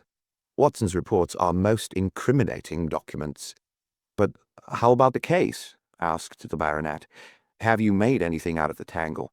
I don't know that Watson and I are much the wiser since we came down. I think that I shall be in a position to make the situation rather more clear to you before long. It has been an exceedingly difficult and most complicated business. There are several points upon which we still want light, but it is coming all the same. We've had one experience, as Watson has no doubt told you. We heard the hound on the moor, so I can swear that it is not all empty superstition. I had something to do with dogs when I was out west, and I know one when I hear one. If you can muzzle that one and put him on a chain, I'll be ready to swear you are the greatest detective of all time. I think I will muzzle him and chain him all right, if you will give me your help. Whatever you tell me to do, I will do. Very good, and I will ask you also to do it blindly, without always asking the reason. Just as you like. If you will do this, I think the chances are that our little problem will soon be solved. I have no doubt. He stopped suddenly and stared fixedly up over my head into the air. The lamp beat upon his face, and so intent was it, and so still, that it might have been that of a clear-cut classical statue, a personification of alertness and expectation. "What is it?" we both cried. I could see as he looked down that he was repressing some internal emotion. His features were still composed, but his eyes shone with amused exultation. "Excuse the admiration of a connoisseur," said he, as he waved his hand towards the line of portraits which covered the opposite wall. "Watson won't allow that I know anything about art, but that is mere jealousy, because our views on the subject differ. Now, these are a really fine series of portraits." "Well, I'm glad to hear you say so," said Sir Henry, glancing with some surprise at my friend. "I don't pretend to know much about these things, and I'd be a better judge of a horse or a steer than of a picture. I didn't know that you found time for such things." "I know what is good when I see it, and I see it now. That's a Nella, I swear, that lady in the blue silk over yonder. And the stout gentleman with the wig ought to be a Reynolds. They're all family portraits, I presume." "Every one." "Do you know the names?" "Barrymore has been coaching me in them, and I think I can say my lessons fairly well." "Who is the gentleman with the telescope?" "That is Rear Admiral Baskerville, who served under Rodney in the West Indies. The man with the blue coat and the roll of paper is Sir William Baskerville, who was chairman of committees of the House of Commons under Pitt. And this cavalier opposite to me, the one with the black velvet and the lace. Ah, you have a right to know about him. That is the cause of all the mischief, the wicked Hugo, who started the Hound of the Baskervilles. We're not likely to forget him." I gazed with interest and some surprise upon the portrait. "Dear me," said Holmes, "he seems a quiet, meek-mannered man enough, but I dare say that there was a lurking devil in his eyes. I had pictured him as a more robust and ruffianly person. There is no doubt about the authenticity, for the name and the date, 1647, are on the back of the canvas." Holmes said little more, but the picture of the old roisterer seemed to have a fascination for him, and his eyes were continually fixed upon it during supper. It was not until later, when Sir Henry had gone to his room, that I was able to follow the trend of his thoughts. He led me back into the banqueting hall, his bedroom candle in his hand, and he held it up against the time-stained portrait on the wall. "Do you see anything there?" I looked at the broad-plumed hat, the curling love-locks, the white lace collar, and the straight, severe face which was framed between them. It was not a brutal countenance, but it was prim, hard, and stern, with a firm-set, thin-lipped mouth and a coldly intolerant eye. "Is it like anyone you know?" There's something of Sir Henry about the jaw. Just a suggestion, perhaps, but wait an instant." He stood upon a chair, and holding up the light in his left hand, he curved his right arm over the broad hat and round the long ringlets. "Good heavens!" I cried in amazement. The face of Stapleton had sprung out of the canvas. "Ah, you see it now. My eyes have been trained to examine faces and not their trimmings. It is the first quality of a criminal investigator that he should see through a disguise. But this is marvellous. It might be his portrait. Yes, it's an interesting instance of a throwback, which appears to be both physical and spiritual. A study of family portraits is enough to convert a man to the doctrine of reincarnation. The fellow is a Baskerville, that is evident, with designs upon the succession." "Exactly. This chance of the picture has supplied us with one of our most obvious missing links. We have him, Watson, we have him, and I dare swear that before tomorrow night he will be fluttering in our net as helpless as one of his own butterflies. A pin, a cork, and a card, and we add him to the Baker Street collection." He burst into one of his rare fits of laughter as he turned away from the picture. I have not heard him laugh often, and it has always boded ill to somebody. I was up betimes in the morning, but Holmes was afoot earlier still, for I saw him as I dressed coming up the drive. "Yes, we should have a full day today," he remarked, and he rubbed his hands with the joy of action. "The nets are all in place, and the drag is about to begin. We'll know before the day is out whether we have caught our big, lean-jawed pike, or whether he has got through the meshes. Have you been on the moor already?" "I have sent a report from Grimpen to Princetown as to the death of Selden. I think I can promise that none of you will be troubled in the matter. And I have also communicated with my faithful Cartwright, who would certainly have pined away at the door of my hut, as a dog does at its master's grave, if I had not set his mind at rest about my safety." "What's the next move?" "To see Sir Henry. Ah, here he is." "Good morning, Holmes," said the baronet. "You look like a general who is planning a battle with his chief of staff." "That is the exact situation. Watson was asking for orders, and so do I." "Very good. You are engaged, as I understand, to dine with our friends, the Stapletons, tonight." I hope that you will come also. They are very hospitable people, and I am sure that they will be very glad to see you. I fear that Watson and I must go to London. To London? Yes, I think that we should be more useful there at the present juncture. The baronet's face perceptibly lengthened. I hope that you are going to see me through this business. The hall and the moor are not very pleasant places when one is alone. My dear friend, you must trust me implicitly and do exactly what I tell you. You can tell your friends that we should have been very happy to have come with you, but that urgent business required us to be in town. We hope very soon to return to Devonshire. Will you remember to give them that message? If you insist upon it, there is no alternative, I assure you. I saw by the baronet's clouded brow that he was deeply hurt by what he regarded as our desertion. When do you desire to go? He asked coldly. Immediately after breakfast. We will drive in to Coombe Tracey, but Watson will leave his things as a pledge that he will come back to you. Watson, you will send a note to Stapleton to tell him that you regret that you cannot come. I have a good mind to go to London with you, said the baronet. Why should I stay here alone? Because it is your post of duty, because you gave me your word that you would do as you were told, and I tell you to stay. All right then, I'll stay. One more direction. I wish you to drive to Merripit House. Send back your chap, however, and let them know you intend to walk home. To walk across the moor? Yes, but that is the very thing which you have so often cautioned me not to do. This time you may do it with safety. If I had not every confidence in your nerve and courage, I would not suggest it, but it is essential that you should do it. Then I'll do it. And as you value your life, do not go across the moor in any direction, save along the straight path which leads from Merripit House to the Grimpen Road, and is your natural way home. I'll do just what you say. Very good. I should be glad to get away as soon after breakfast as possible, so as to reach London in the afternoon. I was much astounded by this programme, though I remembered that Holmes had said to Stapleton on the night before that his visit would terminate next day. It had not crossed my mind, however, that he would wish me to go with him, nor could I understand how we could both be absent at a moment which he himself had declared to be critical. There was nothing for it, however, but implicit obedience, so we bade good-bye to our rueful friend, and a couple of hours afterwards we were at the station of Coombe Tracey, and had dispatched the trap upon its return journey. A small boy was waiting upon the platform. Any orders, sir? You will take this train to town, Cartwright. The moment you arrive, you will send a wire to Sir Henry Baskerville in my name, to say that if he finds the pocket-book which I have dropped, he is to send it by registered post to Baker Street. Yes, sir. And ask at the station office if there is a message for me. The boy returned with a telegram, which Holmes handed to me. It ran, Wire received, coming down with unsigned warrant, arrive 45, Lestrade. That is an answer to mine of this morning. He is the best of the professionals, I think, and we may need his assistance. Now, Watson, I think that we cannot employ our time better than by calling upon your acquaintance, Mrs. Laura Lyons. His plan of campaign was beginning to be evident. He would use the baronet in order to convince the Stapletons that we were really gone, while we should actually return at the instant when we were likely to be needed.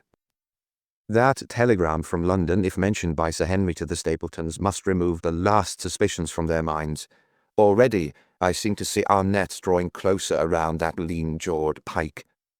Mrs. Laura Lyons was in her office, and Sherlock Holmes opened his interview with a frankness and directness which considerably amazed her.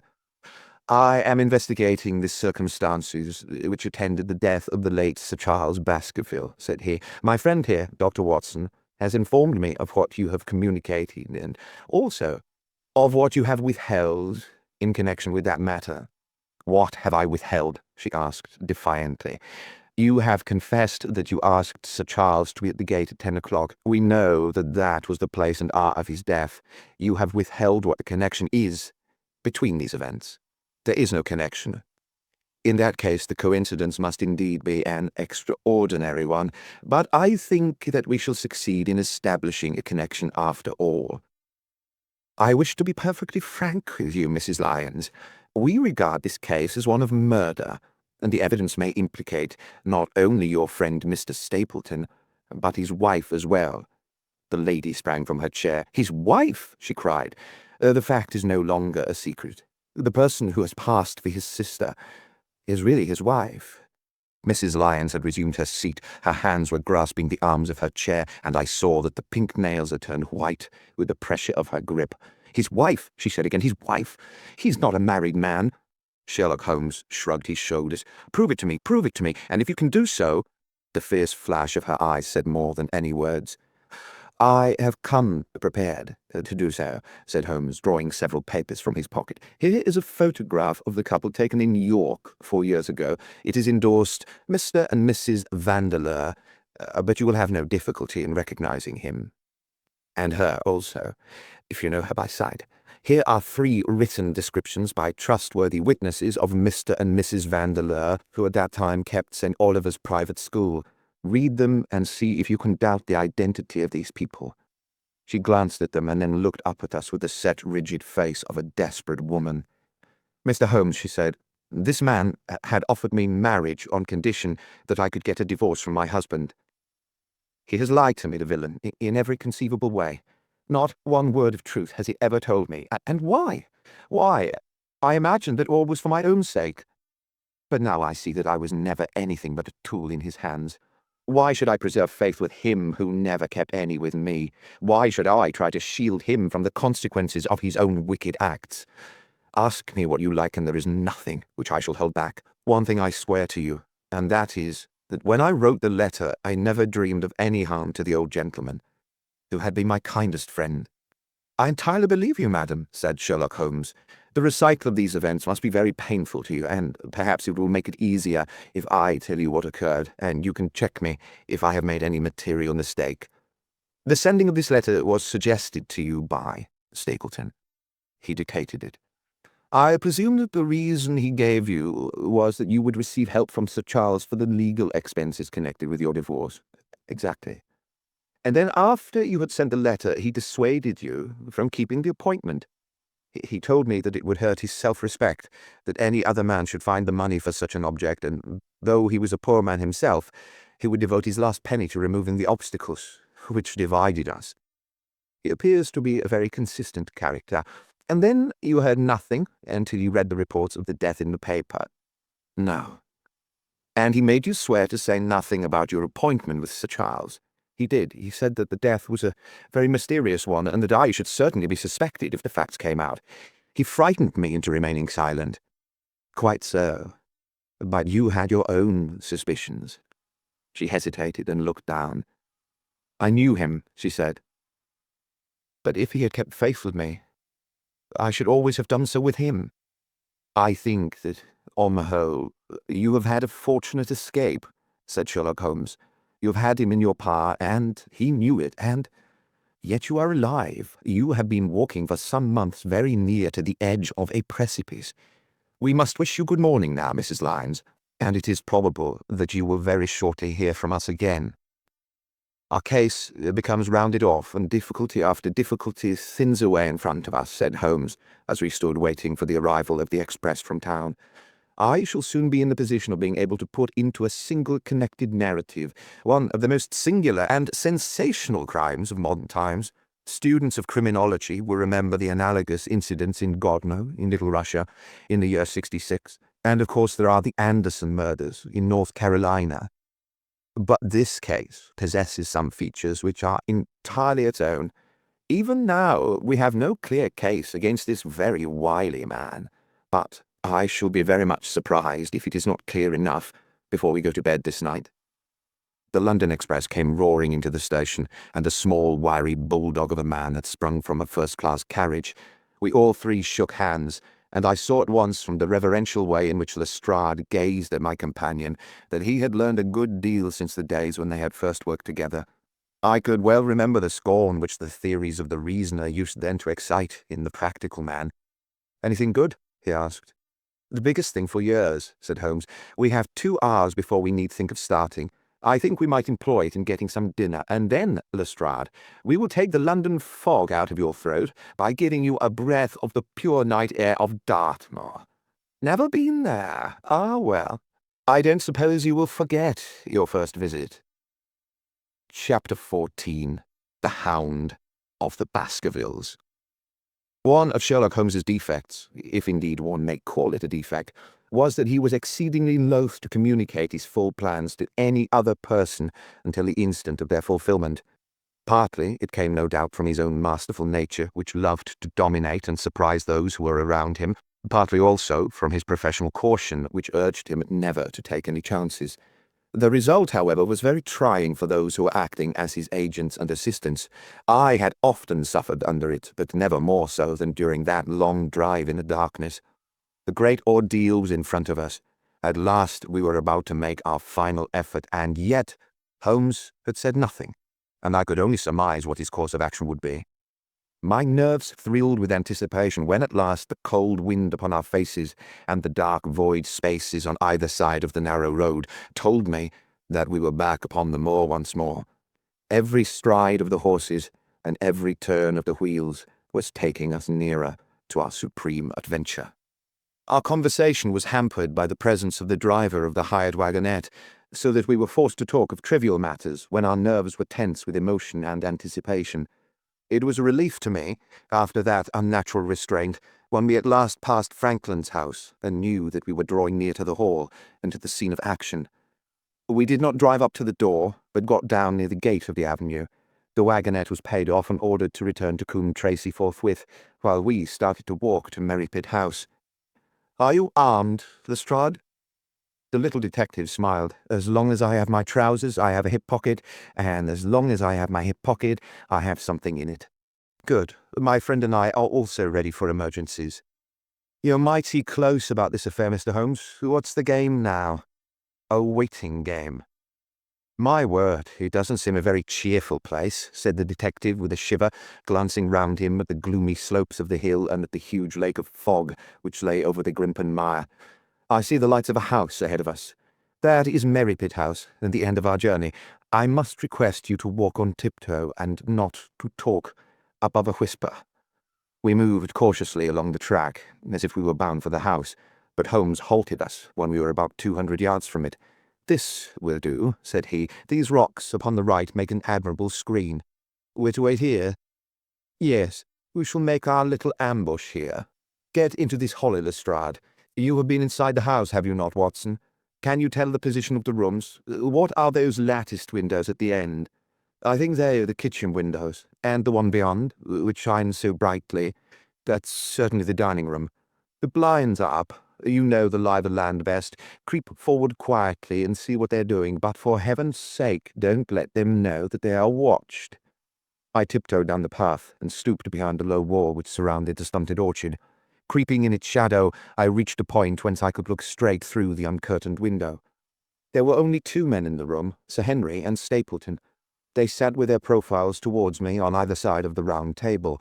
Both of them were smoking cigars, and coffee and wine were in front of them. Stapleton was talking with animation, but the baronet looked pale and distrait. Perhaps the thought of that lonely walk across the ill-omened moor was weighing heavily upon his mind. As I watched them, Stapleton rose and left the room, while Sir Henry filled his glass again and leaned back in his chair, puffing at his cigar. I heard the creak of a door and the crisp sound of boots upon gravel. The steps passed along the path on the other side of the wall under which I crouched. Looking over, I saw the naturalist pause at the door of an outhouse in the corner of the orchard.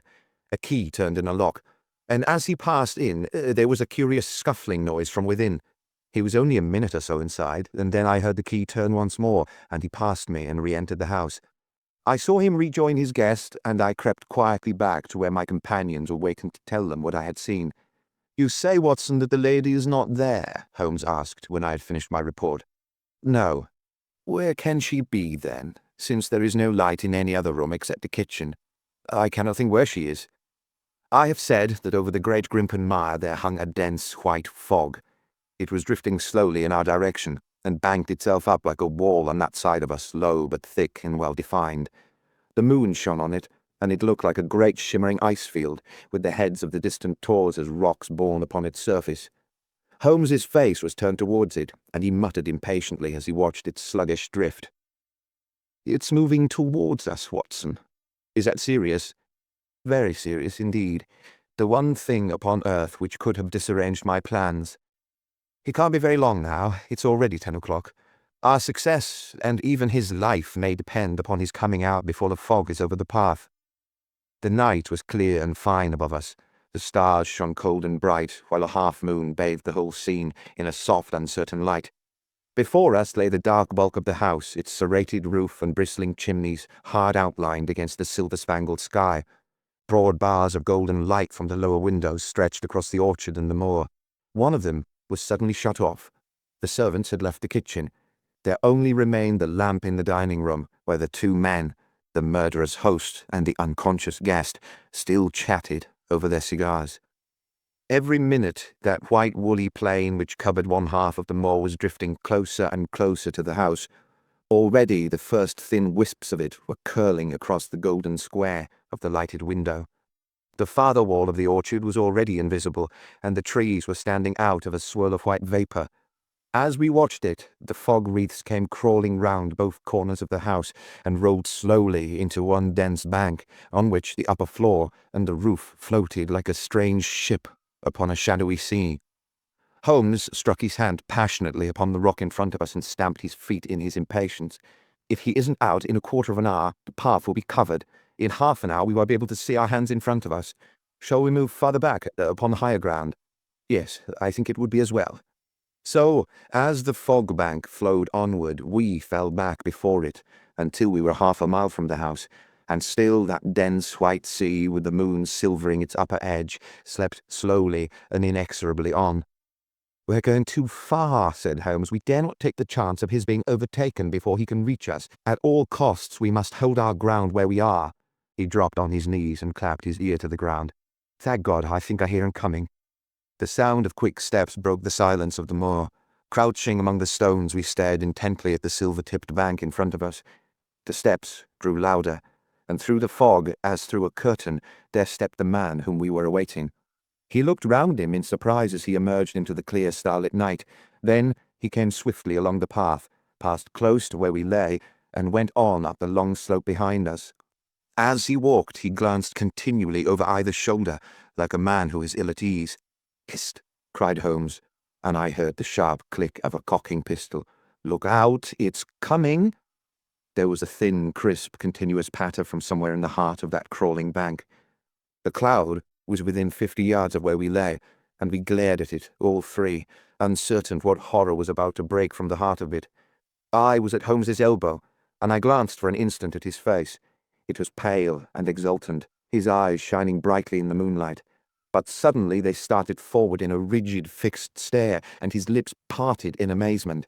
At the same instant, Lestrade gave a yell of terror and threw himself face downward upon the ground. I sprang to my feet, my inert hand grasping my pistol, my mind paralyzed by the dreadful shape which had sprung out upon us as from the shadows of the fog. A hound, it was. An enormous, coal-black hound, but not such a hound as mortal eyes have ever seen. Fire burst from its open mouth, its eyes glowed with a smouldering glare, its muzzle and hackles and dewlap were outlined in flickering flame. Never, in the delirious dream of a disordered brain, could anything more savage, more appalling, more hellish be conceived than that dark form and savage face which broke upon us, out of the wall of fog. With long bounds the huge black creature was leaping down the track, following hard upon the footsteps of our friend.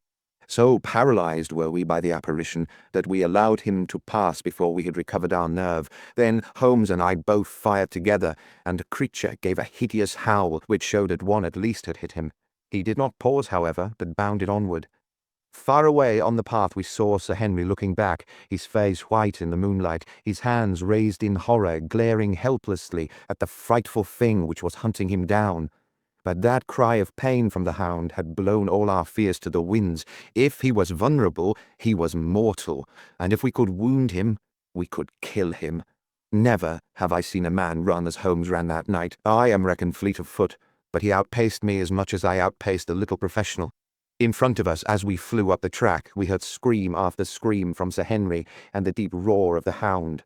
I was in time to see the beast spring upon its victim, hurl him to the ground and worry at his throat, but the next instant Holmes had emptied 5 barrels of his revolver into the creature's flank.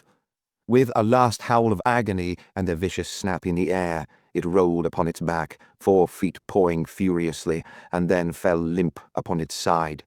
I stooped, panting, and pressed my pistol to the dreadful shimmering head, but it was useless to press the trigger. The giant hound was dead. Sir Henry lay insensible where he had fallen. We tore away his collar, and Holmes breathed a prayer of gratitude when we saw that there was no sign of a wound, and that the rescue had been in time. Already our friend's eyelids shivered, and he made a feeble effort to move. Lestrade thrust his brandy flask between the baronet's teeth, and two frightened eyes were looking up at us. "My God," he whispered, "what was it? What in heaven's name was it?" "It's dead, whoever it was," said Holmes. "We've laid the family ghost once and forever." In mere size and strength, it was a terrible creature which was lying stretched before us. It was not a pure bloodhound, and it was not a pure mastiff, but it appeared to be a combination of the two, gaunt, savage, and as large as a small lioness.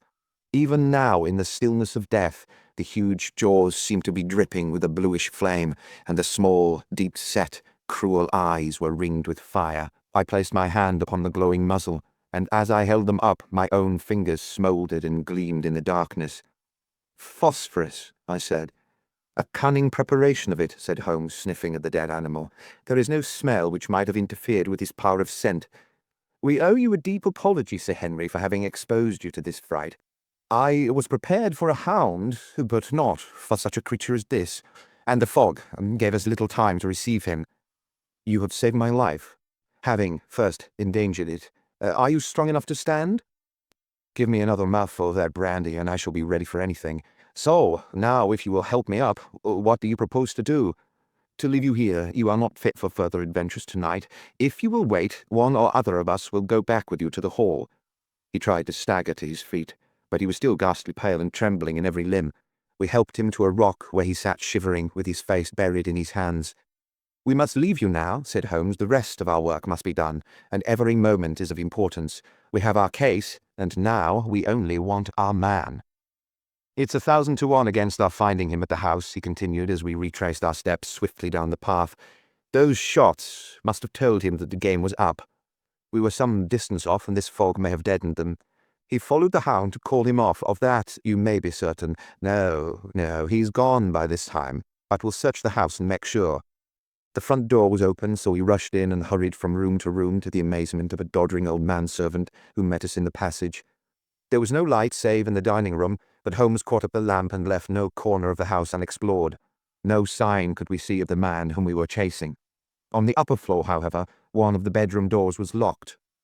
"There's someone in here," cried Lestrade. "I can hear a movement. Open this door." A faint moaning and rustling came from within. Holmes struck the door just over the lock with the flat of his foot, and it flew open. Pistol in hand, we all three rushed into the room. But there was no sign within it of that desperate and defiant villain whom we expected to see. Instead, we were faced by an object so strange and so unexpected that we stood for a moment staring at it in amazement. The room had been fashioned into a small museum, and the walls were lined by a number of glass-topped cases full of that collection of butterflies and moths, the formation of which had been the relaxation of this complex and dangerous man.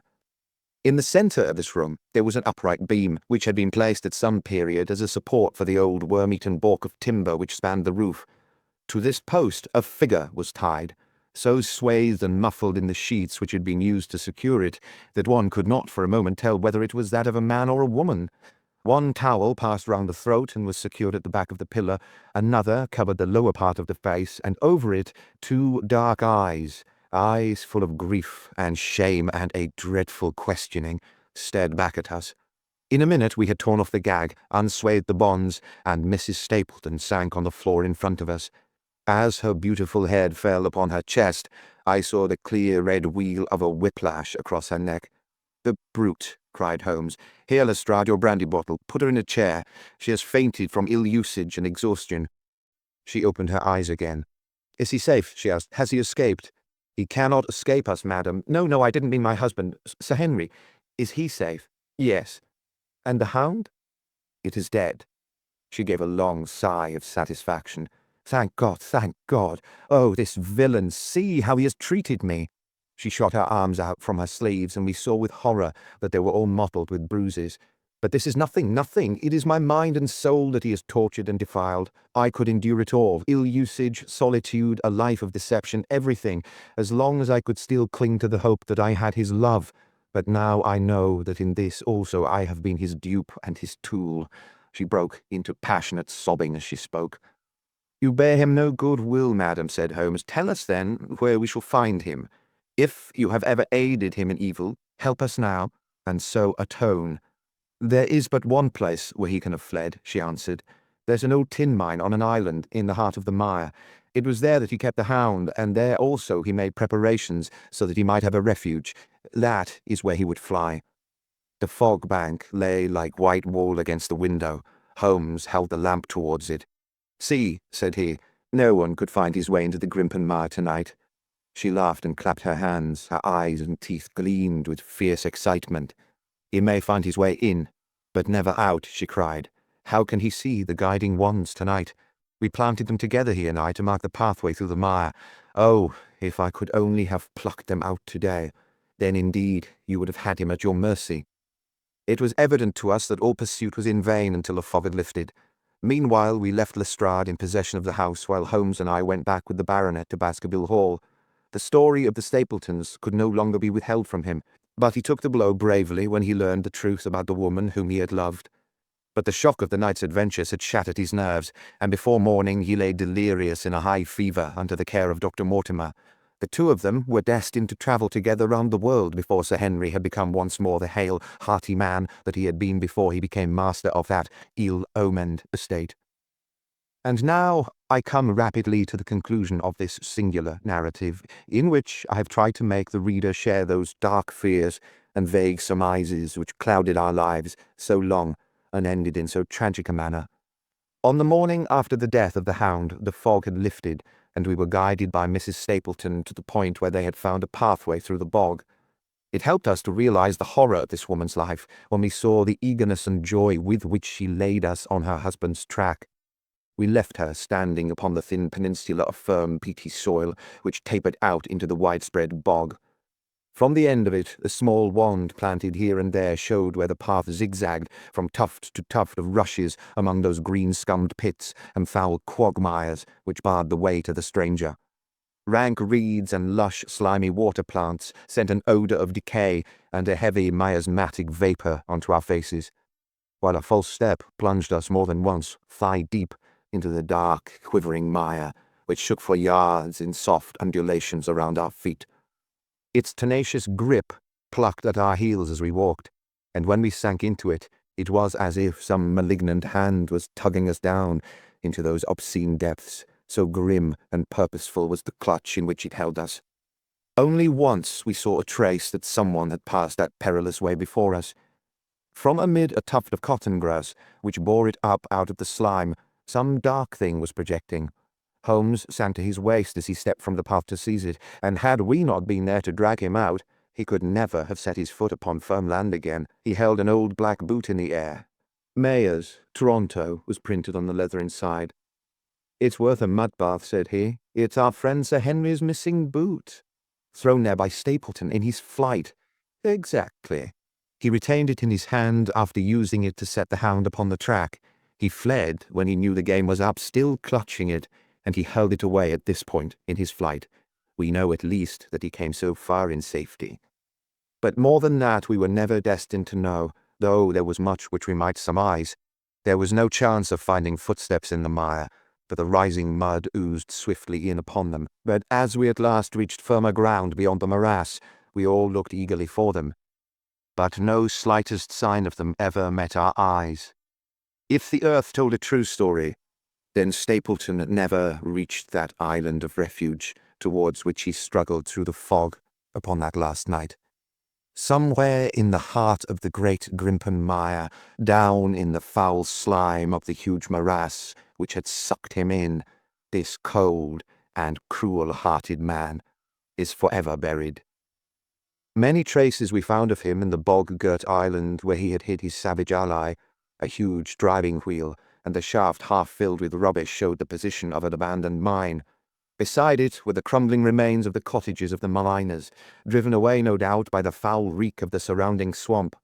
In one of these, a staple and chain with a quantity of gnawed bone showed where the animal had been confined. A skeleton, with a tangle of brown hair adhering to it, lay among the debris.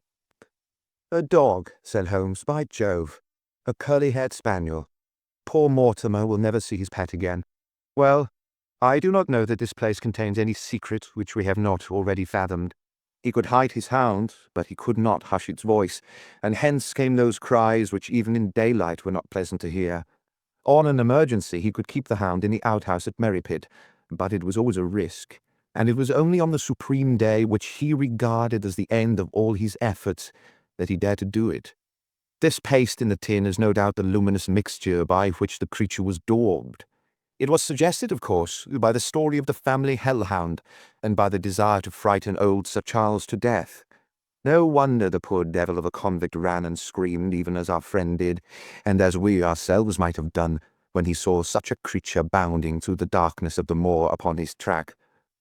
It was a cunning device, for apart from the chance of driving your victim to his death, what peasant would venture to inquire too closely into such a creature, should he get sight of it, as many have done, upon the moor?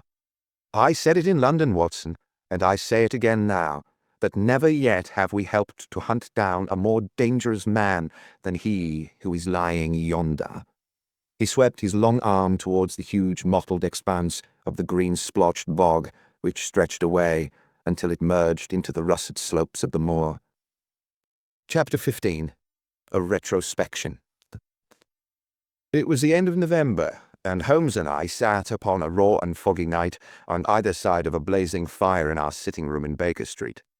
Since the tragic upshot of our visit to Devonshire, he had been engaged in two affairs of the utmost importance, in the first of which he had exposed the atrocious conduct of Colonel Upwood in connection with the famous card scandal of the Nonpareil Club, while in the second he had defended the unfortunate Madame Montpensier from the charge of murder, which hung over her in connection with the death of her stepdaughter, Mademoiselle Carrère, the young lady who, as it will be remembered, was found 6 months later alive and married in New York.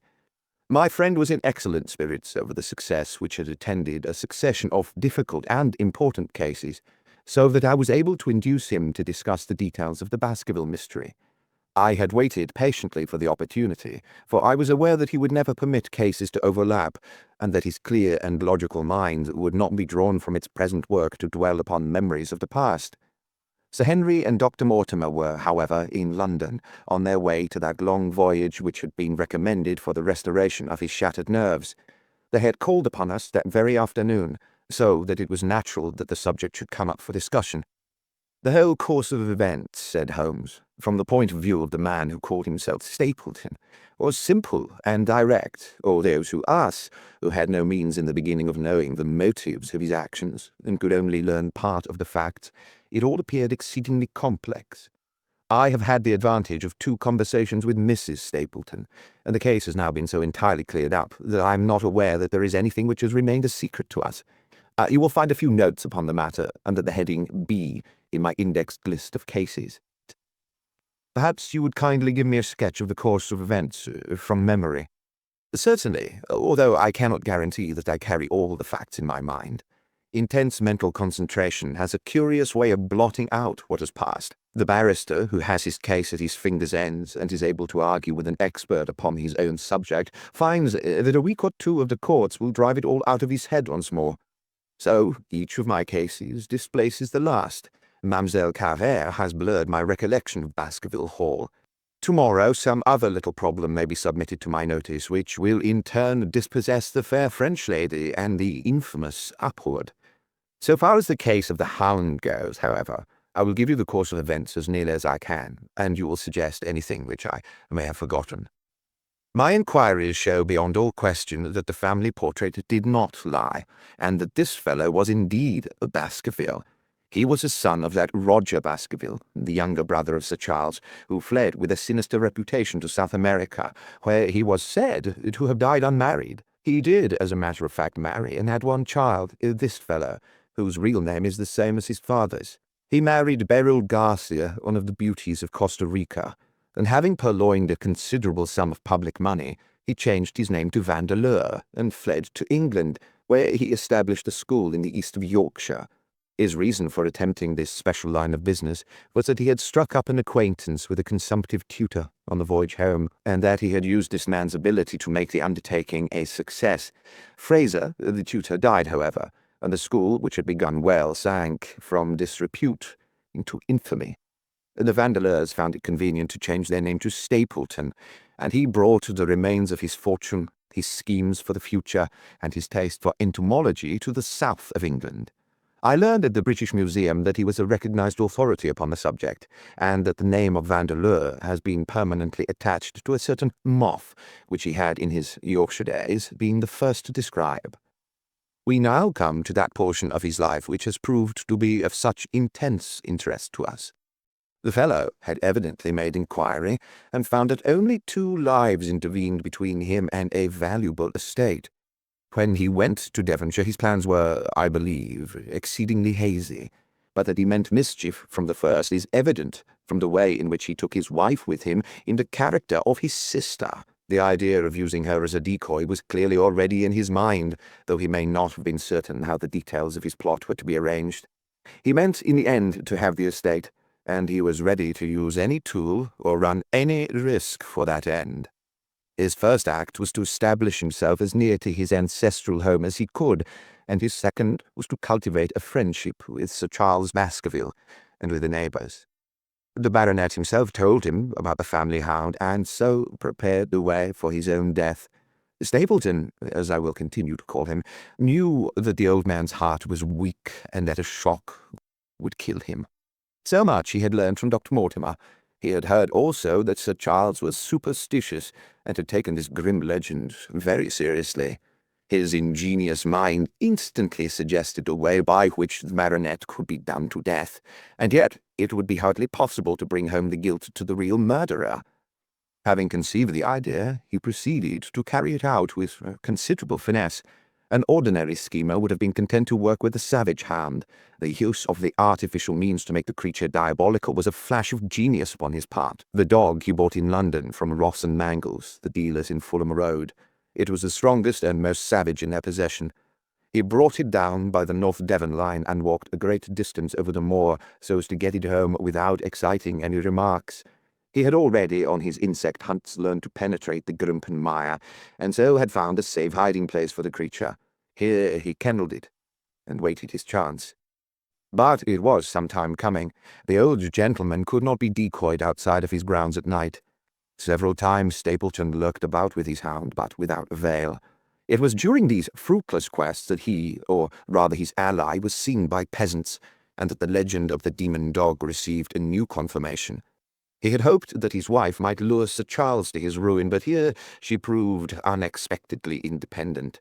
She would not endeavour to entangle the old gentleman in a sentimental attachment which might deliver him over to his enemy. Threats, and even, I am sorry to say, blows, refused to move her. She would have nothing to do with it, and for a time Stapleton was at a deadlock. He found his way out of his difficulties through the chance that Sir Charles, who had conceived a friendship for him, made him the minister of his charity in the case of this unfortunate woman, Mrs. Laura Lyons.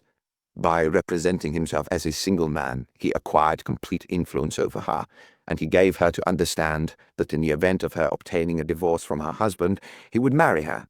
His plans were suddenly brought to a head by his knowledge that Sir Charles was about to leave the hall on the advice of Dr. Mortimer, with whose opinion he himself pretended to coincide. He must act at once, or his victim might get beyond his power. He therefore put pressure upon Mrs. Lyons to write this letter, imploring the old man to give her an interview on the evening before his departure for London. He then, by a specious argument, prevented her from going, and so had the chance for which he had waited. Driving back in the evening from Coombe Tracy, he was in time to get his hound, to treat it with his infernal paint, and to bring the beast round to the gate, at which he had reason to expect that he would find the old gentleman waiting. The dog, incited by its master, sprang over the wicket gate and pursued the unfortunate baronet, who fled screaming down the yew alley. In that gloomy tunnel, it must indeed have been a dreadful sight to see that huge black creature, with its flaming jaws and blazing eyes, bounding after its victim. He fell dead at the end of the alley from heart disease and terror. The hound had kept upon the grassy border while the baronet had run down the path, so that no track but the man's was visible. On seeing him lying still, the creature had probably approached to sniff at him, but finding him dead, had turned away again. It was then that it left the print which was actually observed by Dr. Mortimer. The hound was called off and hurried away to its lair in the Grimpen mire, and a mystery was left, which puzzled the authorities, alarmed the countryside, and finally brought the case within the scope of our observation. So much for the death of Sir Charles Baskerville. You perceive the devilish cunning of it. For really, it would be impossible to make a case against the real murderer. His only accomplice was one who could never give him away, and the grotesque, inconceivable nature of the device only served to make it more effective. Both of the women concerned in the case, Mrs. Stapleton and Mrs. Laura Lyons, were left with a strong suspicion against Stapleton. Mrs. Stapleton knew that he had designs upon the old man, and also of the existence of the hound. Mrs. Lyons knew neither of these things, but had been impressed by the death occurring at the time of an uncancelled appointment, which was only known to him. However, both of them were under his influence, and he had nothing to fear from them. The first half of his task was successfully accomplished, but the more difficult still remained. It is possible that Stapleton did not know of the existence of an heir in Canada. In any case, he would very soon learn of it from his friend Dr. Mortimer, and he was told by the latter all details about the arrival of Henry Baskerville.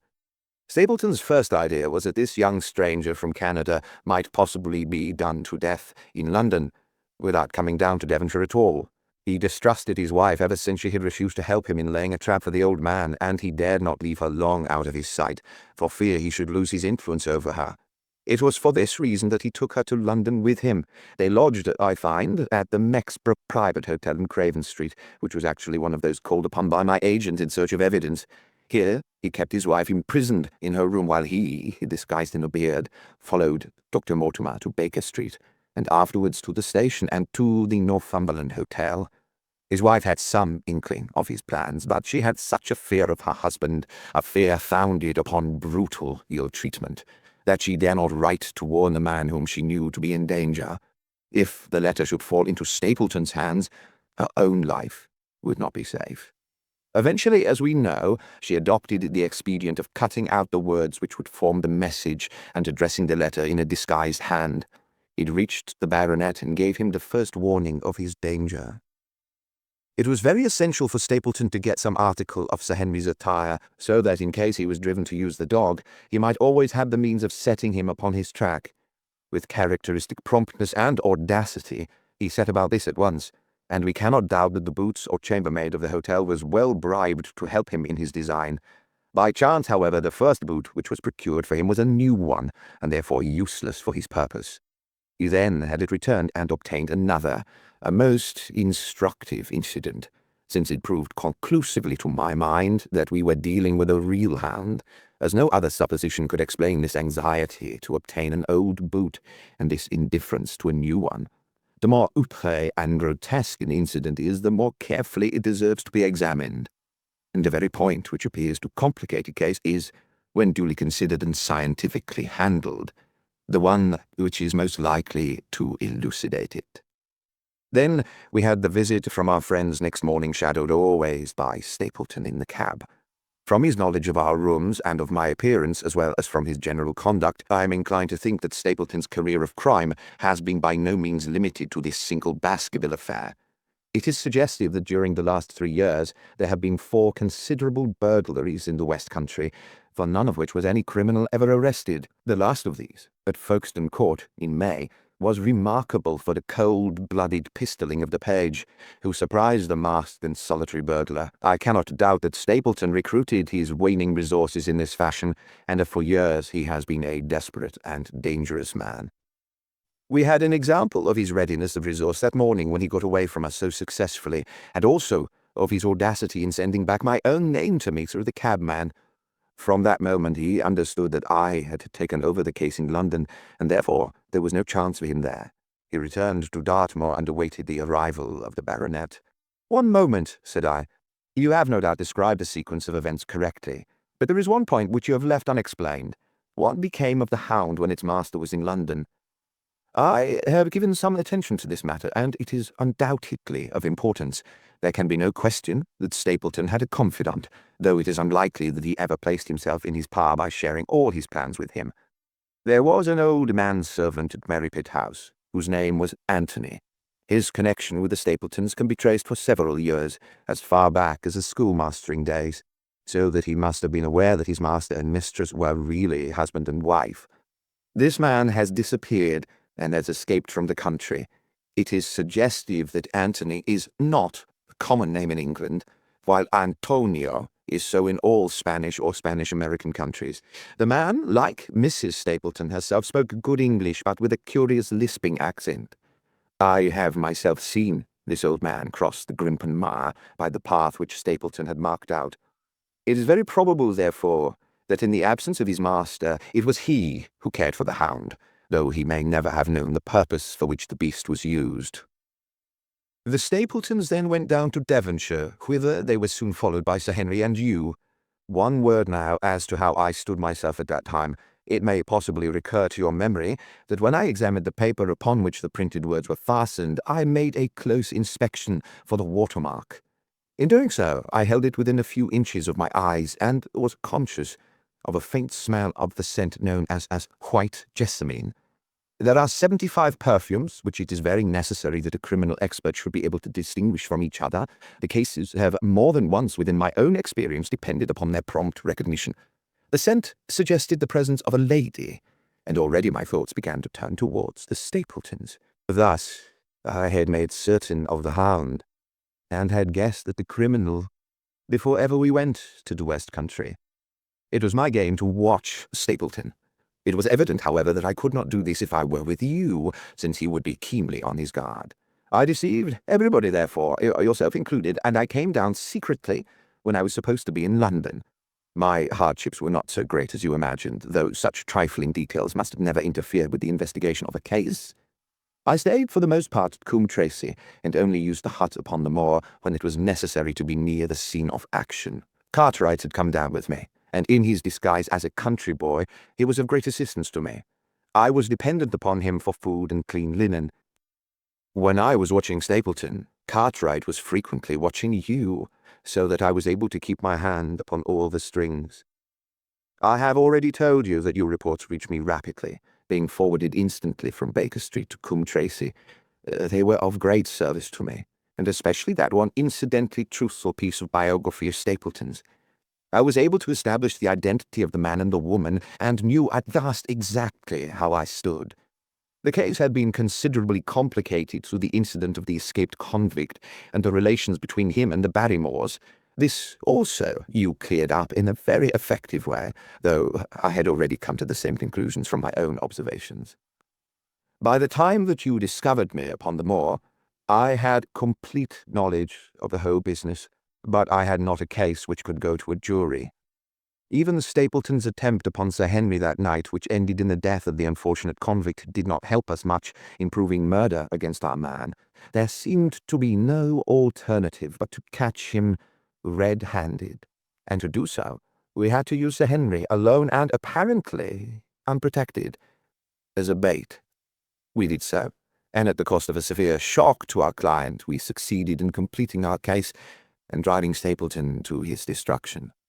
That Sir Henry should have been exposed to this, I must confess, is a reproach to my management of the case. But we had no means of foreseeing the terrible and paralyzing spectacle which the beast presented, nor could we predict the fog which enabled him to burst upon us at such short notice. We succeeded in our object at a cost which both the specialist and Dr. Mortimer assure me will be a temporary one. A long journey may enable our friend to recover not only from his shattered nerves, but also from his wounded feelings. His love for the lady was deep and sincere, and to him the saddest part of all this black business was that he should himself have been deceived by her. It only remains to indicate the part which she had played throughout. There can be no doubt that Stapleton exercised an influence over her which may have been love, or may have been fear, or very possibly both, since they are by no means incompatible emotions. It was at least absolutely effective. At his command she consented to pass as his sister, though he found the limits of his power over her when he endeavoured to make her the direct accessory to murder. She was ready to warn Sir Henry so far as she could without implicating her husband, and again she tried to do so. Stapleton himself seems to have been capable of jealousy, and when he saw the baronet paying court to the lady, even though it was part of his own plan, still he could not help interrupting with a passionate outburst which revealed the fiery soul which his self-contained manner so cleverly concealed. By encouraging the intimacy, he made it certain that Sir Henry would frequently come to Merripit House, and that he would sooner or later get the opportunity which he desired. On the day of the crisis, however, his wife turned suddenly against him. She had learned something of the death of the convict, and she knew that the hound was being kept in the outhouse on the evening that Sir Henry was coming to dinner. She taxed her husband with his intended crime, and a furious scene followed in which he showed her for the first time that she had a rival in his love. Her fidelity turned in an instant to bitter hatred, and he saw that she would betray him. He tied her up, therefore, that she might have no chance of warning Sir Henry, and he hoped, no doubt, that when the whole countryside put down the baronet's death to the curse of his family, as they certainly would do, he could win his wife back to accept an accomplished fact and keep silent upon what she knew. In this, I fancy that in any case he made a miscalculation, and that if we had not been there, his doom would none the less have been sealed. A woman of Spanish blood does not condone such an injury so lightly. And now, my dear Watson, without referring to my notes, I cannot give you a more detailed account of this curious case. I do not know that anything essential has been left unexplained. He could not hope to frighten Sir Henry to death as he had done the old uncle with his bogey hound. The beast was savage and half-starved. If its appearance did not frighten its victim to death, at least it would paralyze the resistance which might be offered.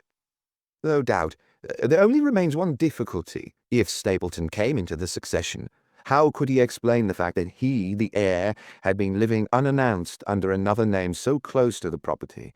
How could he claim it without causing suspicion and inquiry? It is a formidable difficulty, and I fear that you ask too much when you expect me to solve it. The past and the present are within the field of my inquiry, but what a man may do in the future is a hard question to answer. Mrs. Stapleton has heard her husband discuss the problem on several occasions. There were 3 possible courses. He might claim the property from South America, establish his identity before the British authorities there, and so obtain the fortune without ever coming to England at all. Or he might adopt an elaborate disguise during the short time that he needed to be in London.